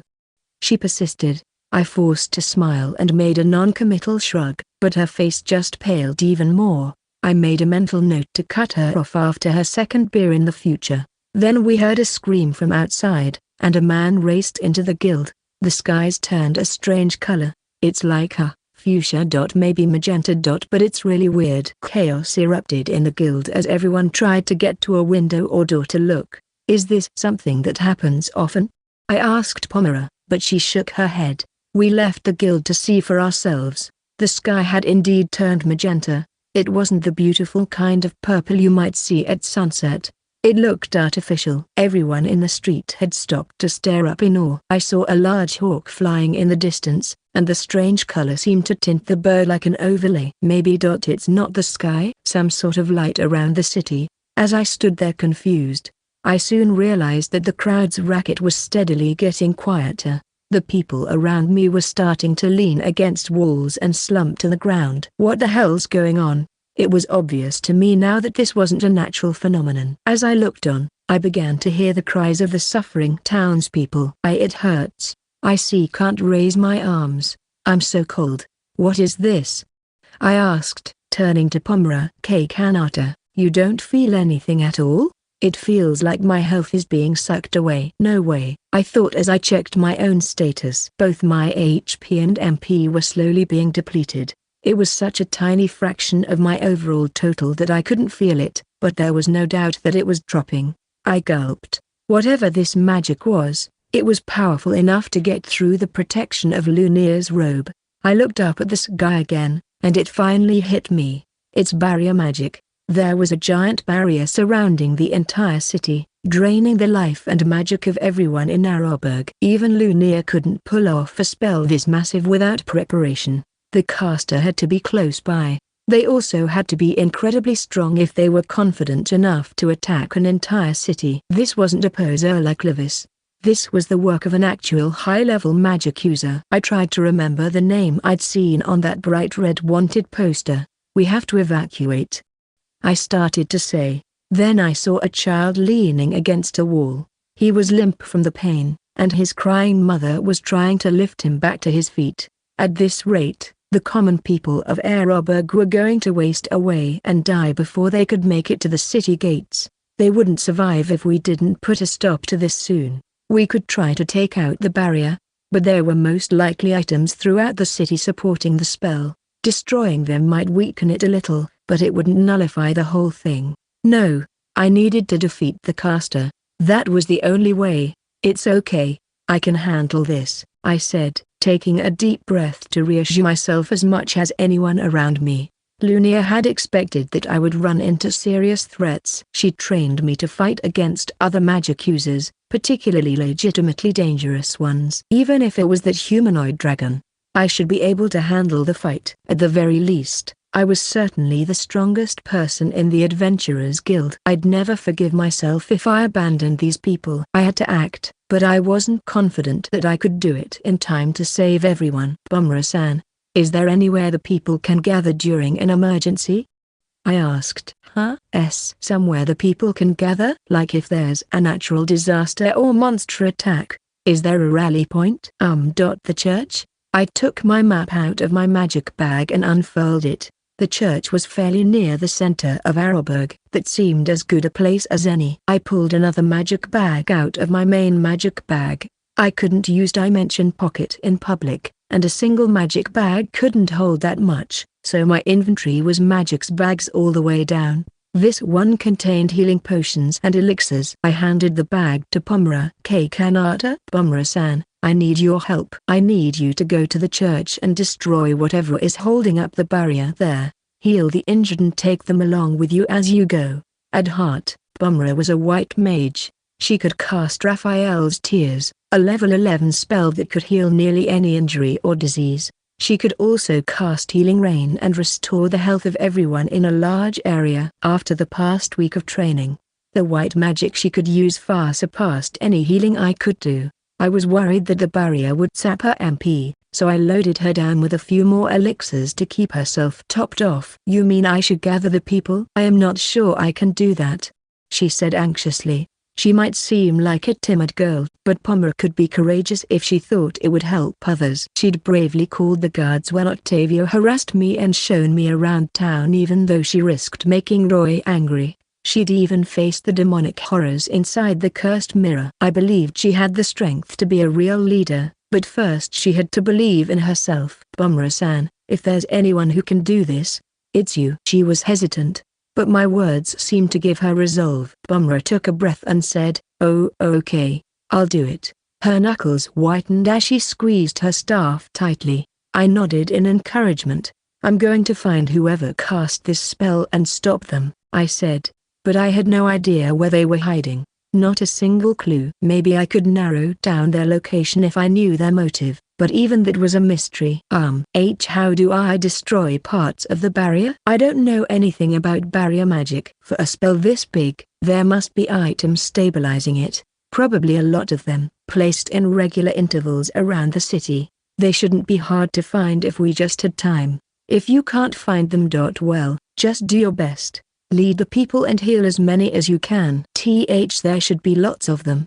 How could someone do all that preparation without the guards noticing? That was a good point. There would have surely been rumors if someone had been skulking around town doing preparations like that. It's not like they could have done it under everyone's noses. Oh, there was somebody, or rather somebodies who could have done it. The people in black robes. I'd thought they were working on some sort of barrier to keep monsters at bay. Those black-robed magic users were doing something to the city walls. Destroy the spots where they were gathering. Tell everyone else too, I said. But they work for Lord Grand. No one's going to believe me if I tell them, said Pomura, panicking.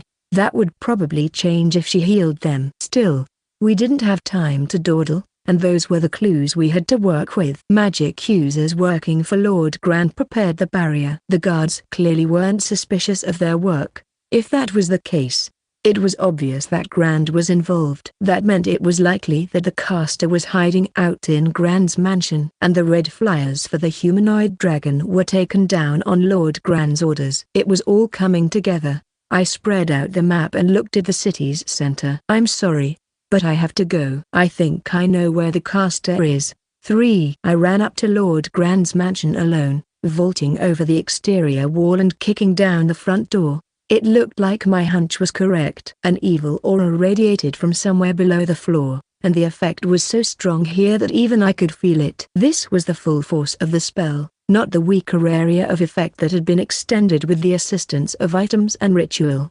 Unexpectedly, there was nothing in place to keep the barrier from affecting people inside the mansion. The rooms were littered with the fallen bodies of guards, blackened and dried. They were already dead, their life force completely drained by the spell. I also saw bodies wearing the familiar black robes. What happened here? They even sacrificed their own people. I searched through the mansion and found a door left half open to stairs leading deep underground. I knew the person behind this must be waiting at the bottom. I walked down the steps as quietly as I could before throwing open the lower door. I hoped to take them by surprise. Inside was a large room with magic formulas carved into every inch of the walls, ceiling, and floor. There were also 2 men in the room. No, just one. The other was already dead. On the floor lay the corpse of a fat man dressed in opulent clothing. His hair was falling out, as were his eyes, and his skin had taken on the appearance of black rubber. A look of terror was frozen on his face. "I see you've met Lord Grand," said the other man casually. "Knots. Evil priest Knots. This is the humanoid dragon from that poster." Sure enough, he had the same handsome face that I'd seen on the bright red flyer. In real life, his hair was actually dark bluish-black, and he wore a brightly colored robe of red and green. He held a skull-shaped crystal in his hand. "I hadn't thought a human could survive the journey into the center of my sacrifice spell," he said, drawing the heroic sword of Gilgamesh. I pointed the blade toward Knots. "I thought you and Grand were working together." His contribution was appreciated. "Without him, I wouldn't have been able to assemble the proper offering, at the proper coordinates, under the proper constellations." Knots opened his eyes slightly and looked coldly down at Grand. "But is a man who would betray his own subjects really fit to be king?" Knots smiled slightly as he crunched his foot into Grand's rib cage. I noticed that some of the red on his robe was splattered blood. Quite pathetic, really. He remained clueless until the bitter end. But such is the fate of swine. A life of greed and excess, ended with a quick and merciful slaughter. I shuddered. I wasn't sure what had gone on here, but this meeting wasn't going to end with a chat and a handshake. It was important to know what I was up against. I focused on Knots, hoping I could use status check while he was making his grand speech over Grand's corpse. Instead, Knots raised the skull-shaped crystal in my direction. "Whatever you were about to do, it would have been pointless." "You should sleep. Forever," said Knots. Death magic level 8, Heart Eater. Black mist gathered to form a monster with a gaping mouth. It flew toward me, but I didn't dodge. The black mist struck me and dissipated. Knots's narrow eyes opened wide as he watched me stand there, unharmed. "You defended against Heart Eater? No matter. You can't possibly block against all my spells." "My robe has the power to deflect all low-level attack spells." "Please just stop," I said.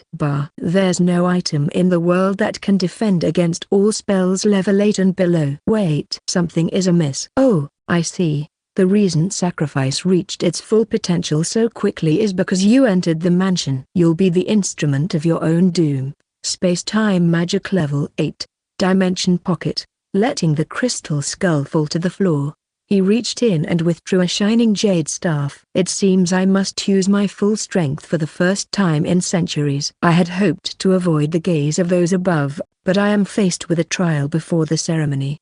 Knots swung his staff in my direction. Death magic level 10, Death. A large magic circle appeared in the center of the room, surrounded by floating skulls of purple light. What remained of Grand's body rotted away, and every surface of the room began to age rapidly. "I once killed 100 soldiers with a single cast of this spell," cried Knots. His breathing grew heavy and deep furrows formed on his brow. "But how do you just stand there?" "My robe has the power to deflect all low-level attack spells," I said again, repeating each word slowly. If it wasn't advanced magic, it wasn't getting through Lunier's robe. Knots's sacrifice spell must have fit that description. While he might be able to cast a level 11 or 12 spell after a lengthy ritual, he couldn't cast one in the heat of battle. Readying my sword, I rushed toward the evil priest while using status check. Knots Nigrade. Race, human. LV,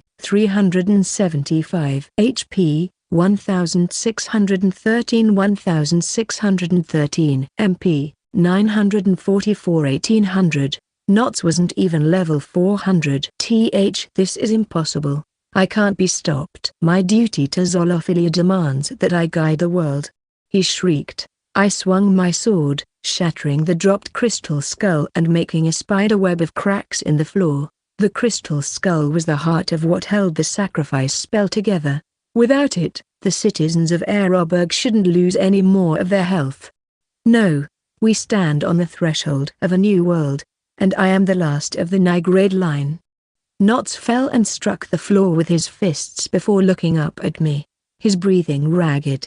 There's no way these people will be able to keep you contained. I don't know why you're doing this, but you're just too dangerous to let go. I'll have to kill you, I said, raising the heroic sword of Gilgamesh. You don't know why I've done this? Ha ha ha ha ha ha ha. What's so funny? It is unfortunate that I won't be able to fulfill my duties as a priest, but my life is of little consequence now. Sacrifice was nothing more than a vessel to gather the magic necessary to cast an even stronger spell.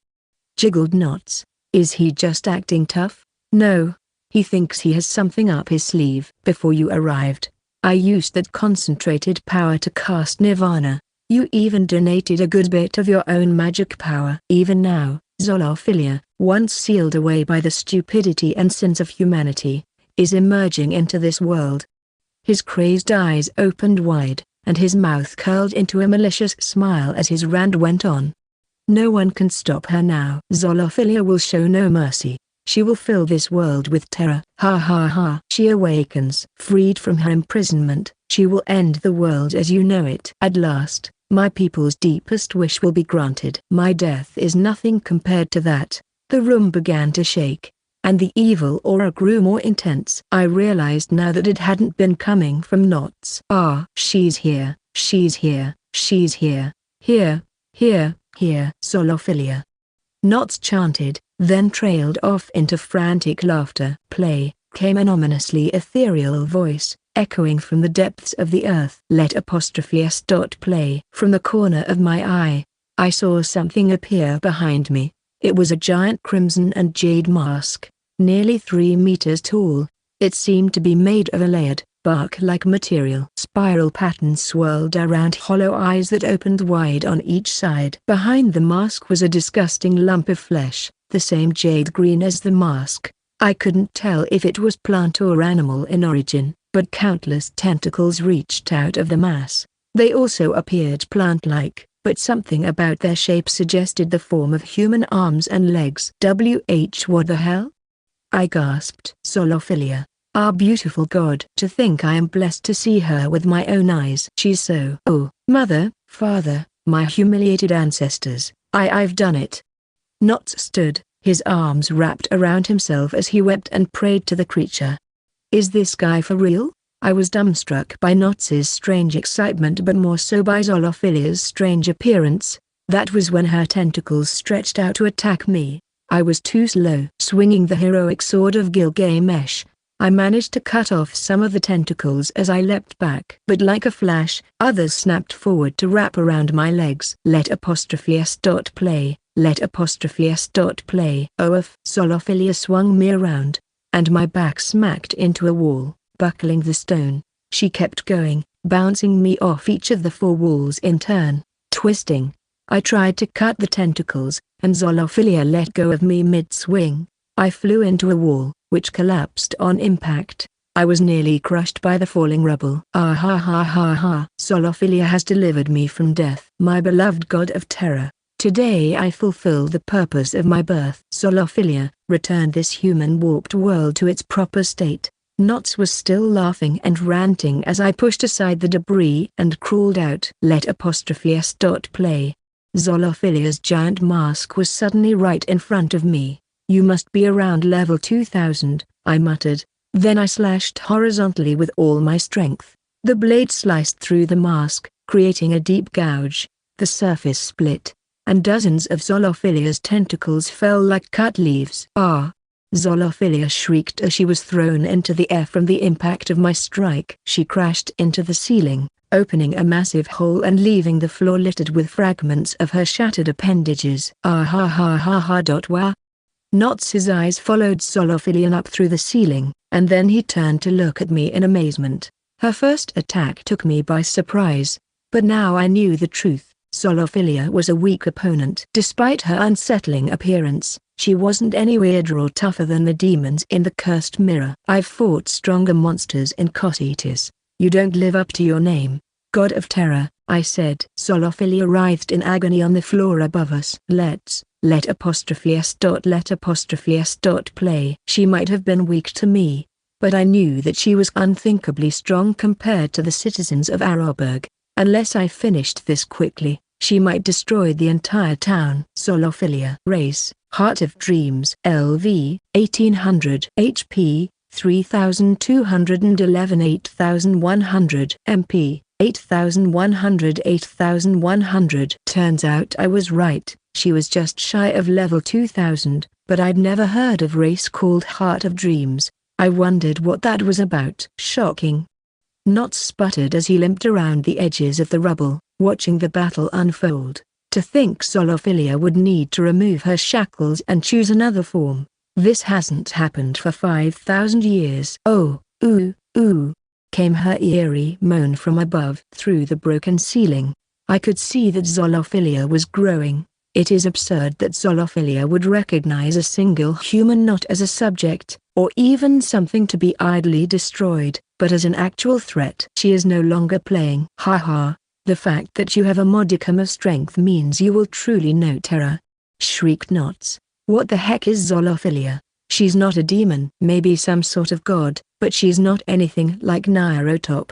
I leapt from the floor of the basement, up through the hole in the ceiling. It looked like we were in a ballroom. A chandelier sparkled overhead, and a raised dais meant for musical performances was situated along the far wall. Zolophilia's mask shrank, and her body elongated until she nearly filled the room. Before, she had been a disgusting mass of organs and flesh, but now she took on the form of a dragon. Huge wings unfurled from her back, and wicked claws dug ruts into the ballroom floor. The ceiling was over 5 meters high, but her back scraped against it in places. If her shape changed, did her stats change too? Zolophilia. Race, Heart of Dreams. LV, 2141. HP, 4746. 9635. MP, 6952. 9635. Her level jumped. Even as I checked, her level climbed steadily as her new body grew thicker and tougher. It seemed impossible. Nothing could gain levels without earning experience first. Except, Lunia had explained the nature of levels and experience to me once. When I killed another living thing in this world, I absorbed a portion of its soul into my own, and that made me a little more powerful. But if something could manipulate the power of its own soul, it might be able to increase its own level at will. I didn't know how high Zolophilia could go, but it was obvious that I had to end this as quickly as possible. Ooh! I leapt back as Zolophilia slashed out with her claws, barely evading the attack. The floorboard splintered where I had just been, and the entire room shook, knocking paintings off the walls and dropping the chandelier. Her claws came at me from every direction, and the attacks grew steadily in force. I lunged forward and slashed with my sword, sending one of Zolophilia's limbs flying off. It regenerated, but as it did, the severed arm shriveled and dissolved into a pile of multicolored sand. Zolophilia raised her new arm high and brought it down with a vicious slam. I stood firm and counterattacked, opening a gaping wound that healed as I feinted to avoid another strike. It was hard to land effective hits on an opponent with regenerative abilities and such a long reach. I didn't know where Zolophilia's weak spots were, so I tried to put some space between us to cast a spell. Then Zolophilia swung her gigantic forked tail. I was taken by surprise but managed to bring my sword up to defend against the blow. I rewrote my magic circle on the fly to deal with the situation at hand. Space-time magic level 12, slow world. I was surrounded by a purple sphere of light about 3 meters across. Time inside the sphere slowed down, softening the impact of her strike against my sword and allowing me to land feet first on the opposite wall. I let the spell end as I slid to a halt. Not staggered into the room. He looked up at Zolophilia, mouth agape. That form. Is that the first dragon Drigvshaw? Zolophilia. Must you go this far for victory? Why? How is this human still standing? Drigvshaw is said to have been the most powerful creature in existence. Good grief, I thought. Even amid the raging battle, Knots found time to give history lessons. I wondered if he'd truly known how dangerous Zolophilia was when he summoned her. Zolophilia rushed toward me, but I had enough time to cast a spell. Since coming to Arrowburg, I'd mostly been melee fighting to hide my real abilities, but in this fight, I couldn't afford to pull any more punches. It was time for a magical haymaker. Fire magic level 20. Apocalypse. I pointed my sword, and a crimson dragon launched from the magic circle, bathing the entire room in flames. The red dragon laid waste to the walls and floor as it sped toward the god of terror. Zolophilia was engulfed in flames. She fell to her knees, and I used the Twin Minds method to cast my second spell. Space-time magic level 19, Gravity Bomb. Shining darkness filled the space. It lifted the massive bulk of Zolophilia, still burning, and drew her into the center of the singularity before crushing her torso when it collapsed. I closed in and struck with 2 diagonal slashes for good measure. Zolophilia's mangled body fell to the ground in pieces that began to fade and disappear, filling the room with multicolored sand. Her mask floated in the air, shrinking. That was Drigvshaw. How? There's nothing left. My people. The new world. This cannot be. Knots cradled his head and wept while crouching on the ground. Something weird was going on. Well, it was already pretty weird, but it was getting even weirder. Just what exactly was Zolophilia? I scooped up a handful of the multicolored sand that was filling the room and pulled the Acacia Memoirs from my magic bag. Sand of Dreams. Value class, godly. Created 5,000 years ago by a family of royal alchemists. It is said they melted down a god-created shield owned by an otherworldly traveler and infused it with other key ingredients to make the sand. Comprised of the materials that built the universe, it was the ultimate alchemical catalyst. The Sand of Dreams responds to desire and has the power to make any wish come true.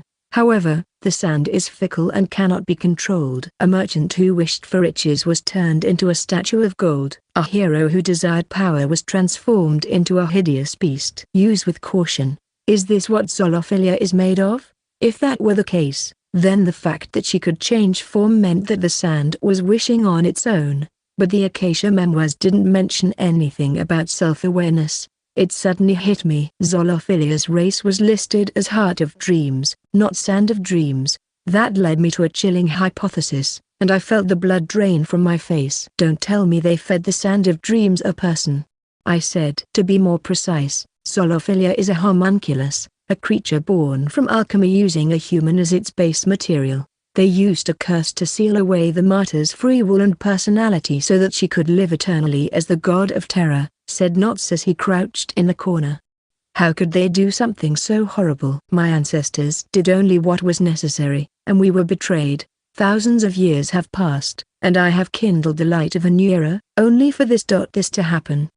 Knots gestured angrily at the ruins of the ballroom while veins throbbed in his temples. Just then, I felt the evil presence begin to rise again. Oh, give me a break, I whined. I'd let my guard down, assuming that I had won. Wasn't slaying a dragon god enough to end this fight? I gawked at the new form of Zolophilia taking shape in the center of the room. She was me. I looked across at a copy of myself, perfect in almost every detail except for Zolophilia's trademark mask covering my no, her face. The doppelganger raised her arm, and I saw the heroic sword of Gilgamesh gripped in her hand. Zolophilia. Why you believe that a human is the most powerful form for defeating your enemies? She lunged toward me, unleashing a flurry of slashes. I parried each one with my sword, and on the 5th strike, I managed to shatter her sword. As she withdrew, I used the opening to slice off both of her hands at the wrists. I guess I was the best version of me after all. The copy of my sword couldn't stand up to the real heroic sword of Gilgamesh, and my stats were still higher, even if she could boost her own. In the end, she was just a cheap copy of the genuine article. "Ah," groaned Zolophilia as she looked down at her stumps. "Please, just go back to wherever you came from." "I don't want to fight you," I said. "Ah." Zolophilia's hands rigor, and she pointed a finger at me, croaking out, "G-Gravity B-Bomb." This was a new development. I didn't expect her to start using my own spells against me, but Gravity Bomb was a tough spell to cast. The magic circle was very complicated, and it left her open to attack from anything in melee range. I struck at Zolophilia without hesitation, cleaving her upper body completely away from her waist and legs. It was unsettling to watch both halves collapse to the floor. "I hope I never have to chop myself in half again." I spoke too soon. Dissolving back into the multicolored sand of dreams, Zolophilia formed 4 more masked copies of me. "Oh, come on." 3 of them rushed into attack with their swords. I defended, evaded, and parkoured off the walls and floor as I ran, desperately seeking an opening to counterattack. No matter what, I couldn't let them pin me down because the 4th doppelganger was pointing a finger at me from afar, waiting for her moment to cast Gravity Bomb. I steadied my breathing and counterattacked viciously with my sword while simultaneously creating a magic circle. It was times like this that I was really happy Lunia had insisted on teaching me the Twin Minds method. Being able to split my concentration wasn't limited to magic. I could also focus on something physical while I cast spells with my offhand. I was eventually able to maneuver the 3 melee Zolophilias into one spot as my spell neared completion. From across the room, it looked like the caster was almost finished with her spell too. Gravity Bomb was incoming. I hoped that my timing was perfect. Space-time magic level 12, slow world. I closed the 3 melee doppelgangers inside the purple bubble of slow world while I backed away from the sphere. Then the black light of Zolophilia's Gravity Bomb started to fill the area. Space-time magic level 4, short gate. I teleported away right before I was caught by the spell. The 3 copies weren't so lucky. They were crushed. While she was distracted, I did a quick status check to see what sort of nonsense I was still up against. Zolophilia. Race, Heart of Dreams. LV, 3122. HP, 2746 14049. MP, 952 14049. Even Zolophilia had her limits, it seemed. The copies must have shared their HP and MP pools, and the self-inflicted Gravity Bomb took the wind out of her sails. She raised her sword, shoulders heaving with ragged breath, but I had a spell ready to go. Space-time magic level 20, Karma Breaker. I pointed the heroic sword Gilgamesh at Zolophilia, and a pure white light encased the last doppelganger. Karma Breaker attacked with holy light, but its biggest effect was that it removed any status effects or curses on the target. Long ago, Zolophilia's personality had been taken from her with a curse to turn her into the god of terror. She must have spent every moment since then lost in fear and confusion. Thousands of years, if Knots was telling the truth. I couldn't turn her back into a human, but I hoped I could at least give her some peace during her final moments. Inside the light, Zolophilia's arms and legs started to fade and disappear. Her mask shattered, and I saw a face underneath that looked like mine, but with an innocent, childlike expression. "Play," she mumbled as her eyes slowly closed in a peaceful sleep. As the light faded away, Zolophilia faded with it. Grand's mansion had finally reached the limit of its structural integrity. The walls and ceiling began to crumble, dropping beams and other debris across the tattered remnants of the ballroom floor. "Ah!" "Zolophilia! Zolophilia! My beloved god of terror!" screamed Knots, throwing himself to the ground where she had vanished. "Time to go," I said to myself as I leapt through a window. Once outside, I looked back to see Knots still prone on the ballroom floor. I wasn't sure if he didn't notice the building collapsing around him or if he just didn't care. "You could use some peace too." I turned away and left him in the doomed mansion while I made my escape. The next morning, Araberg was still recovering from the chaos of the previous day. Searching the ruins of Grand's mansion after the fight, I had managed to pick up a Tagalong. The little girl was my shadow as I walked through the city searching for Pomera. She hadn't returned to her room the previous night, and I was getting worried. I headed down to the guild hall to see if she was there. "The guild ain't running today," said a bald, brawny adventurer as I approached the entrance. "Yeah, thanks. It's just that I got separated from my partner and thought she might be here." I bowed slightly. The little girl tried to imitate my motions with a small bow of her own. "Thank you," she said. Even the tough guy cracked a grin at her cute thanks. "Hey, brother, I know the guild is basically shut down, but it still ain't the kind of place to bring a kid." "Sorry. I think she got lost in all the trouble yesterday. I can't really leave her alone," I said, forcing a smile as I went into the guild hall. Pomera was slumped over a table in the lounge area. She looked beat. Kanata?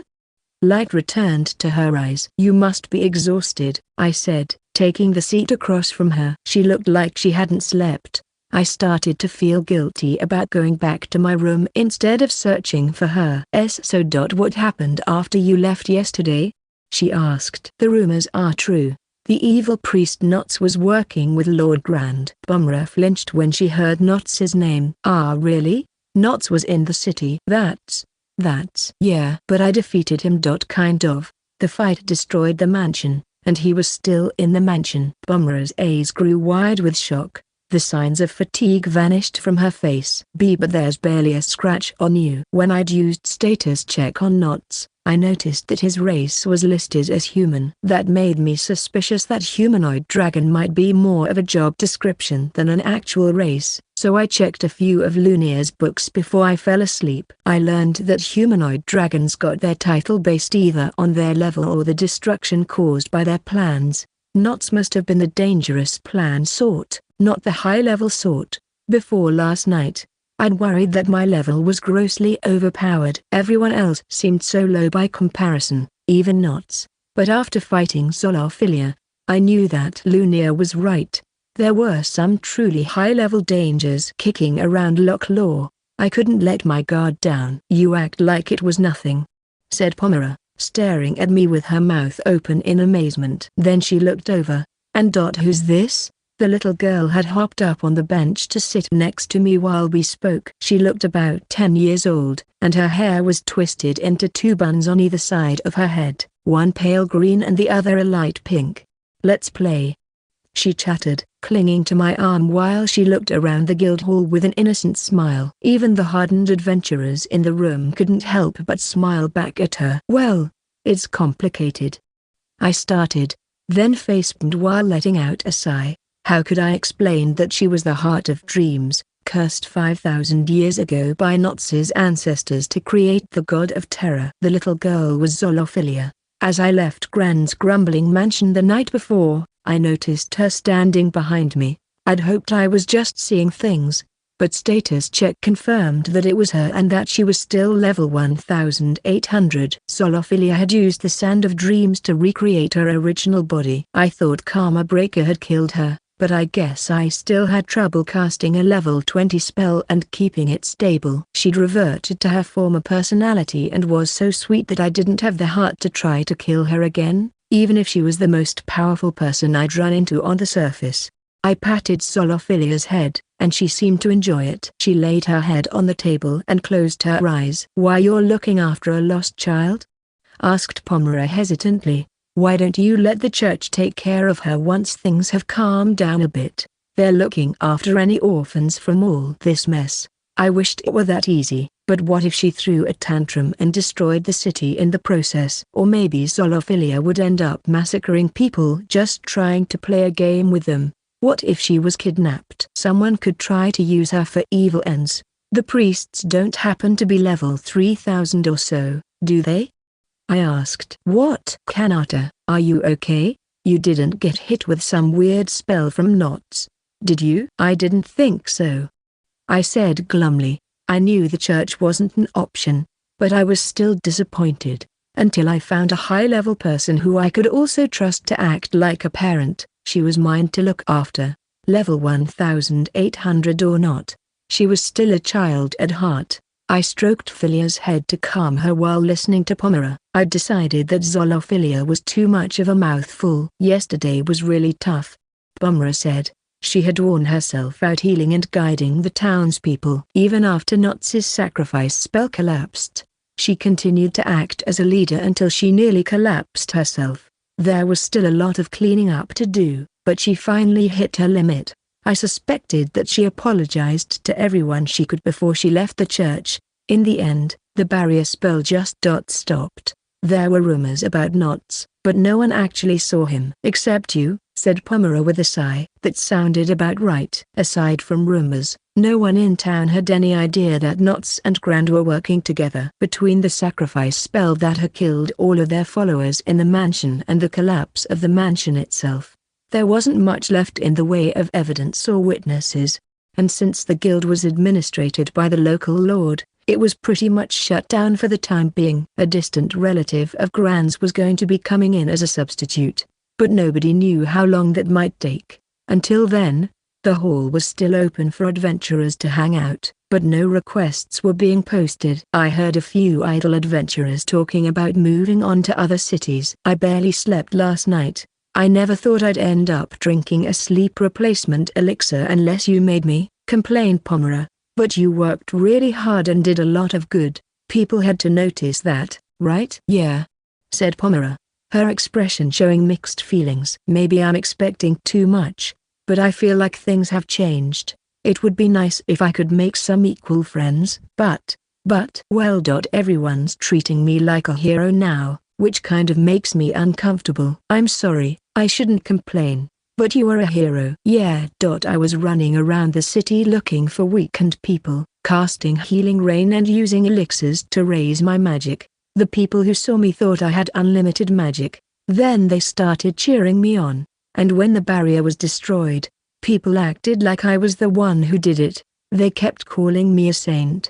Pomera's shoulders fell before she continued. It's the exact opposite from before, but they're still not seeing the real me. I don't know what to do. Pomera scrunched herself up smaller. That's rough. It sounds like you got famous, whether you like it or not. Just make sure you get to know people before you get close to them.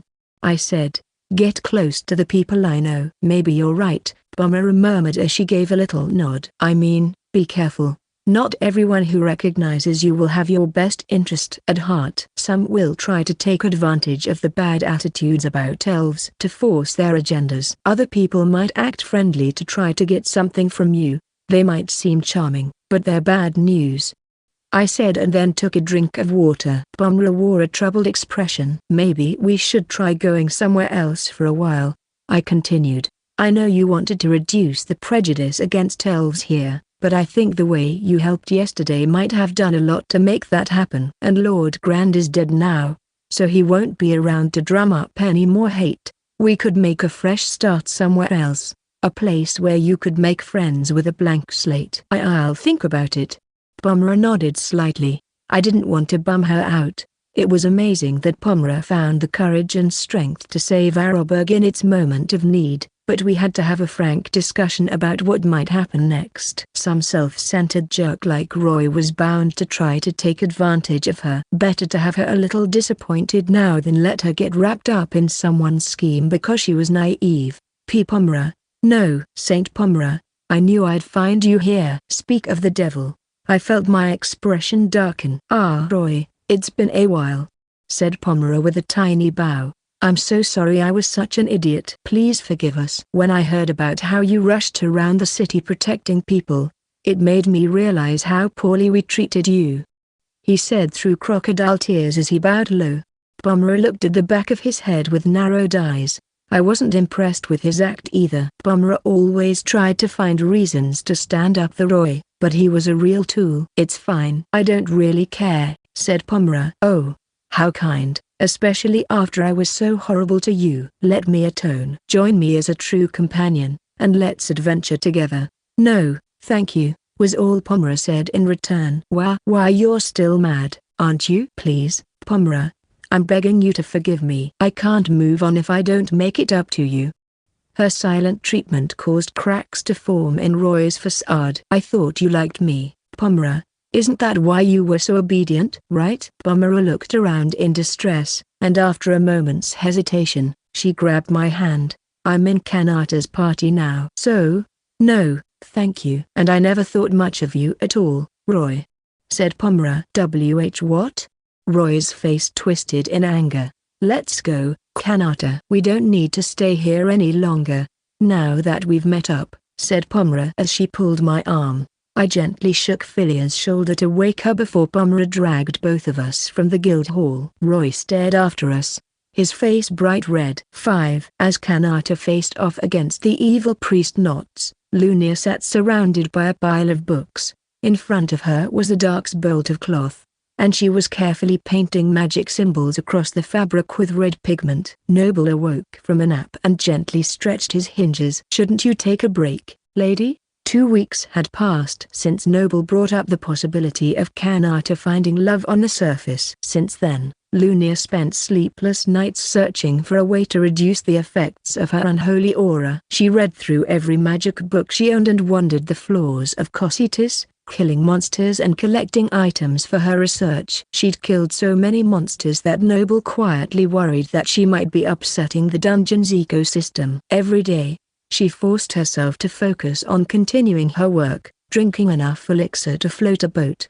But even a lich had her limits. Bags had formed under her eyes, and her mental fatigue caused her to call Kanata's name on the rare occasions she dozed off.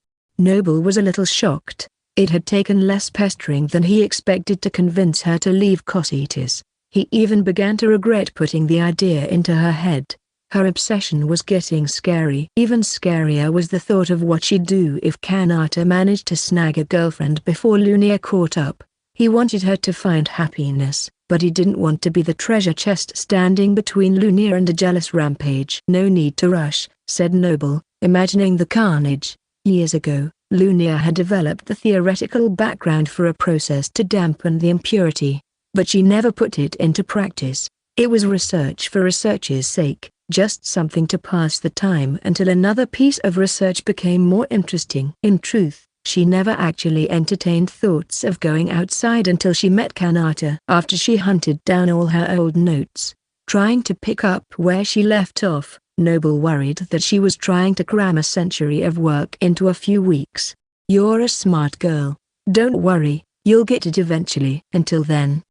He trailed off. Lunia looked at Noble and nodded slightly. Oh, thank the gods. You're finally being, started Noble. It's finished. Huh?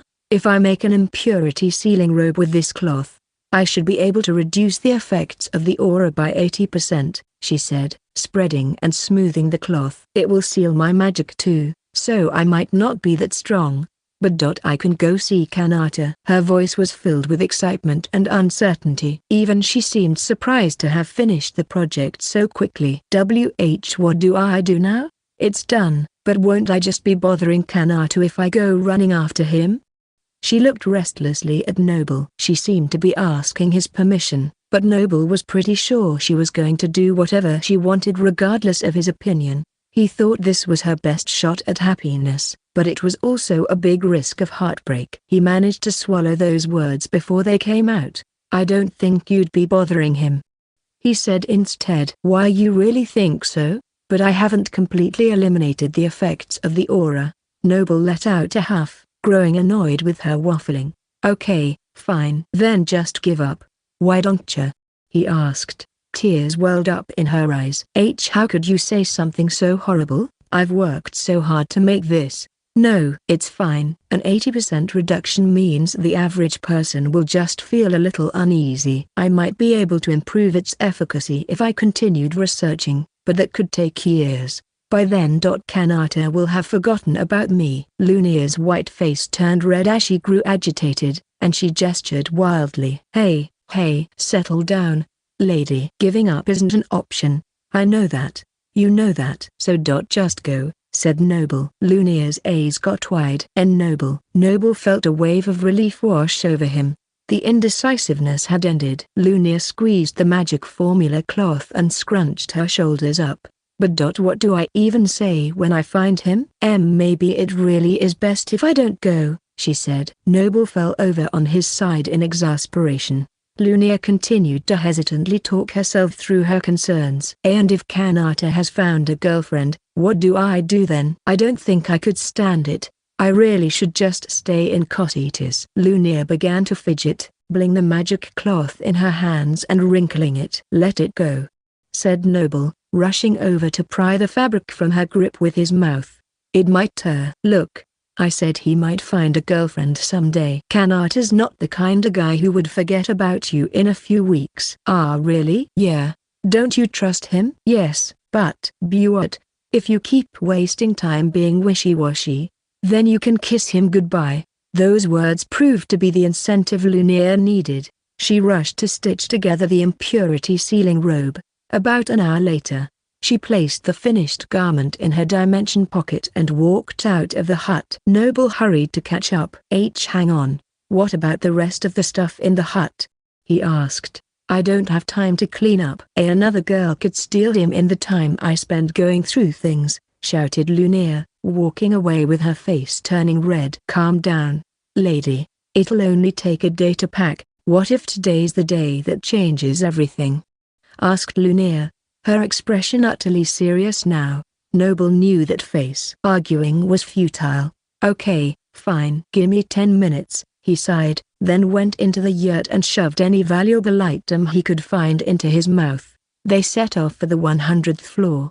Lunia casually turned every monster they encountered into goose splattered on the dungeon walls. Eventually, word got around, and the monsters stopped coming. It took them less than 12 hours to reach the bottom of Cocytus. A crystal path hovering over a yawning void spread out before them. The rightful ruler of Cocytus stood at the far end. I am Satan, a mighty demon, essentially a god, and ruler of Cocytus. During my 10,000-year reign, you are only the 6th human to reach this room and bask in my glory. Only one person has left Cocytus alive. Despite the invitation to bask in his glory, Lunia's pace did not falter. Hey, stop. Didn't you hear me? I am Satan, a demon nearly as powerful as the gods. Get out of the way, moron. She will kill you, shouted Noble, struggling to keep up behind Lunia. Oh, Miss Lunia? Please, be my guest. You may, of course, pass. Satan hurried to the edge of the walkway to let her by. He was too slow. Gravity bomb. Lunia cast the spell as she jogged past. A sphere of black light appeared near Satan, and stray pieces of broken crystal from his battle with Kanata began to get sucked into the gravity well. Wah!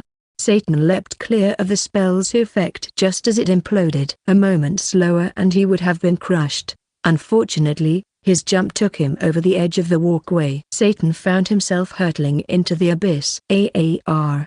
His scream echoed through the chamber. Noble paused for a moment to watch Satan disappear into the depths. Good luck crawling back up, chump. Hurry up, Noble, Lunia called. The teleportation circle to the outside should be just ahead. 6. Nairotop floated in the white space of the upper realms, observing their handwork. Magic circles appeared around them, opening tiers that let them peer into other dimensions. You are working so hard, my beloved travelers.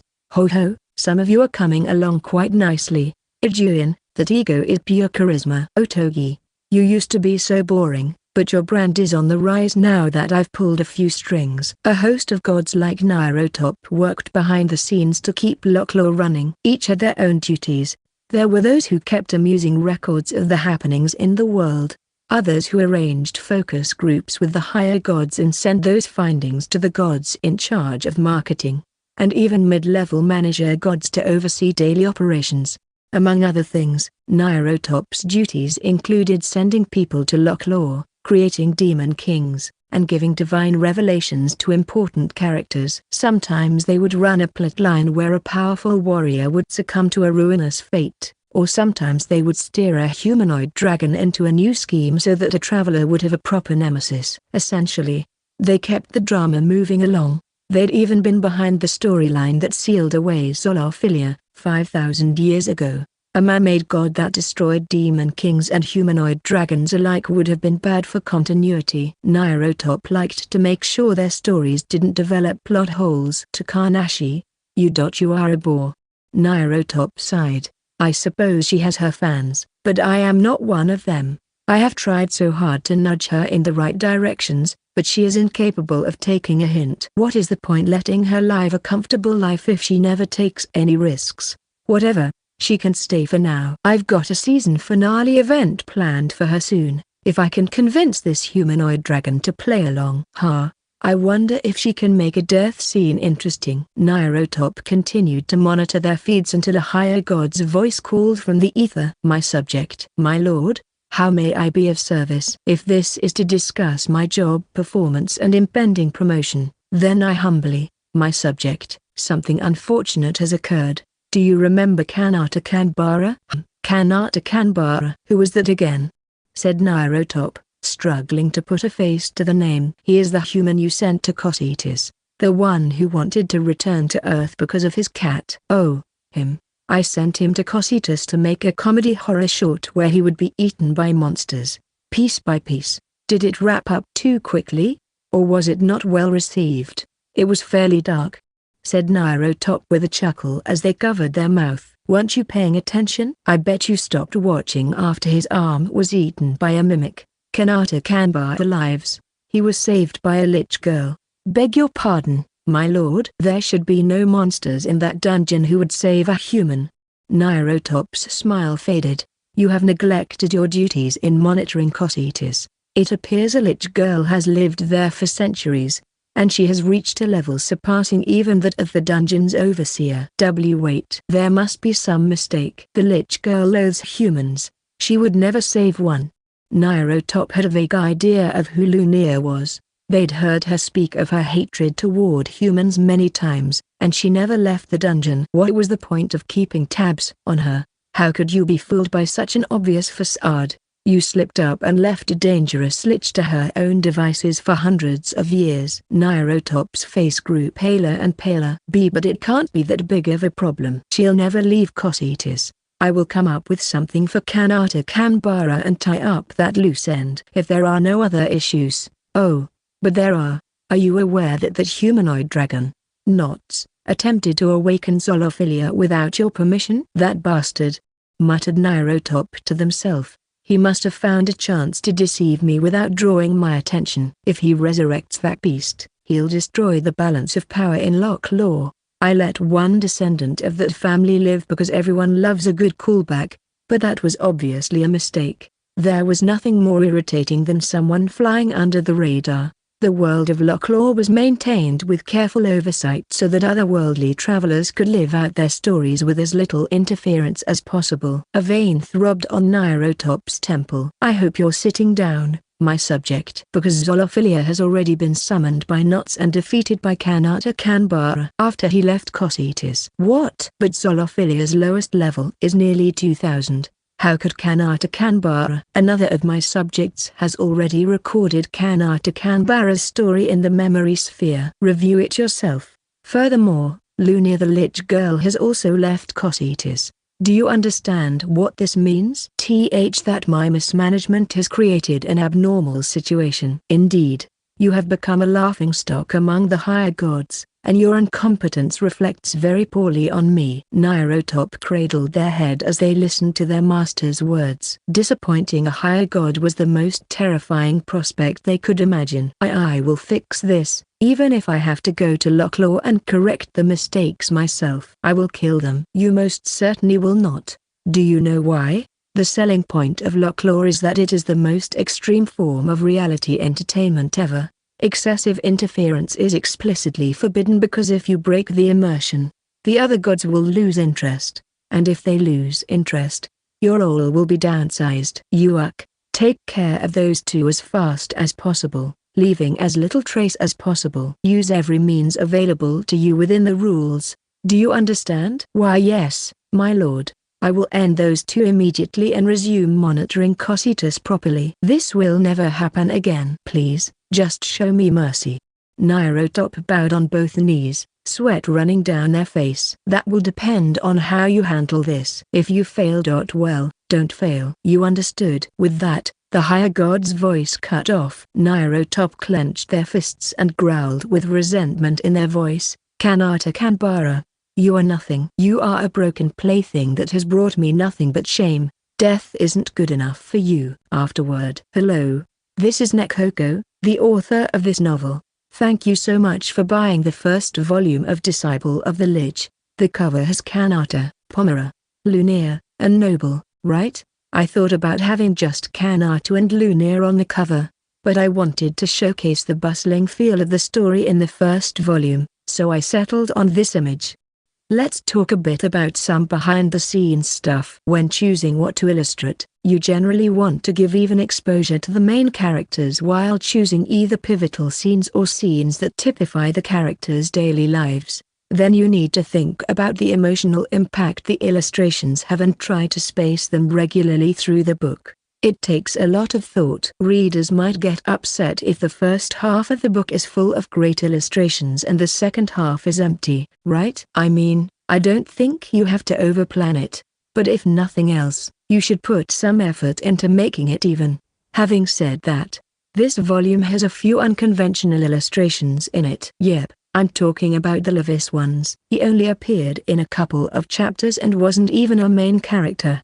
Yet he got 2 whole illustrations to himself. I wanted 2 illustrations of him if possible, a serious one and one where he was desperately begging Kanata for mercy, and I got my wish. I plan to have Levis and his crew appear every once in a while in future volumes too. I'm not entirely sure what they'll be up to yet. One other thing about the Disciple of the Lich, this work is now officially going to be turned into a manga for Overlap Incorporated's website, Comic Gado. Kasai-sama is particularly good at drawing cute girls and will be in charge of the illustrations. I'm really looking forward to it. Disciple of the Lich was written to bring Lunia to the fore, so I think everyone will enjoy that aspect in the manga as well. The manga version's online release is planned for fall of 2020.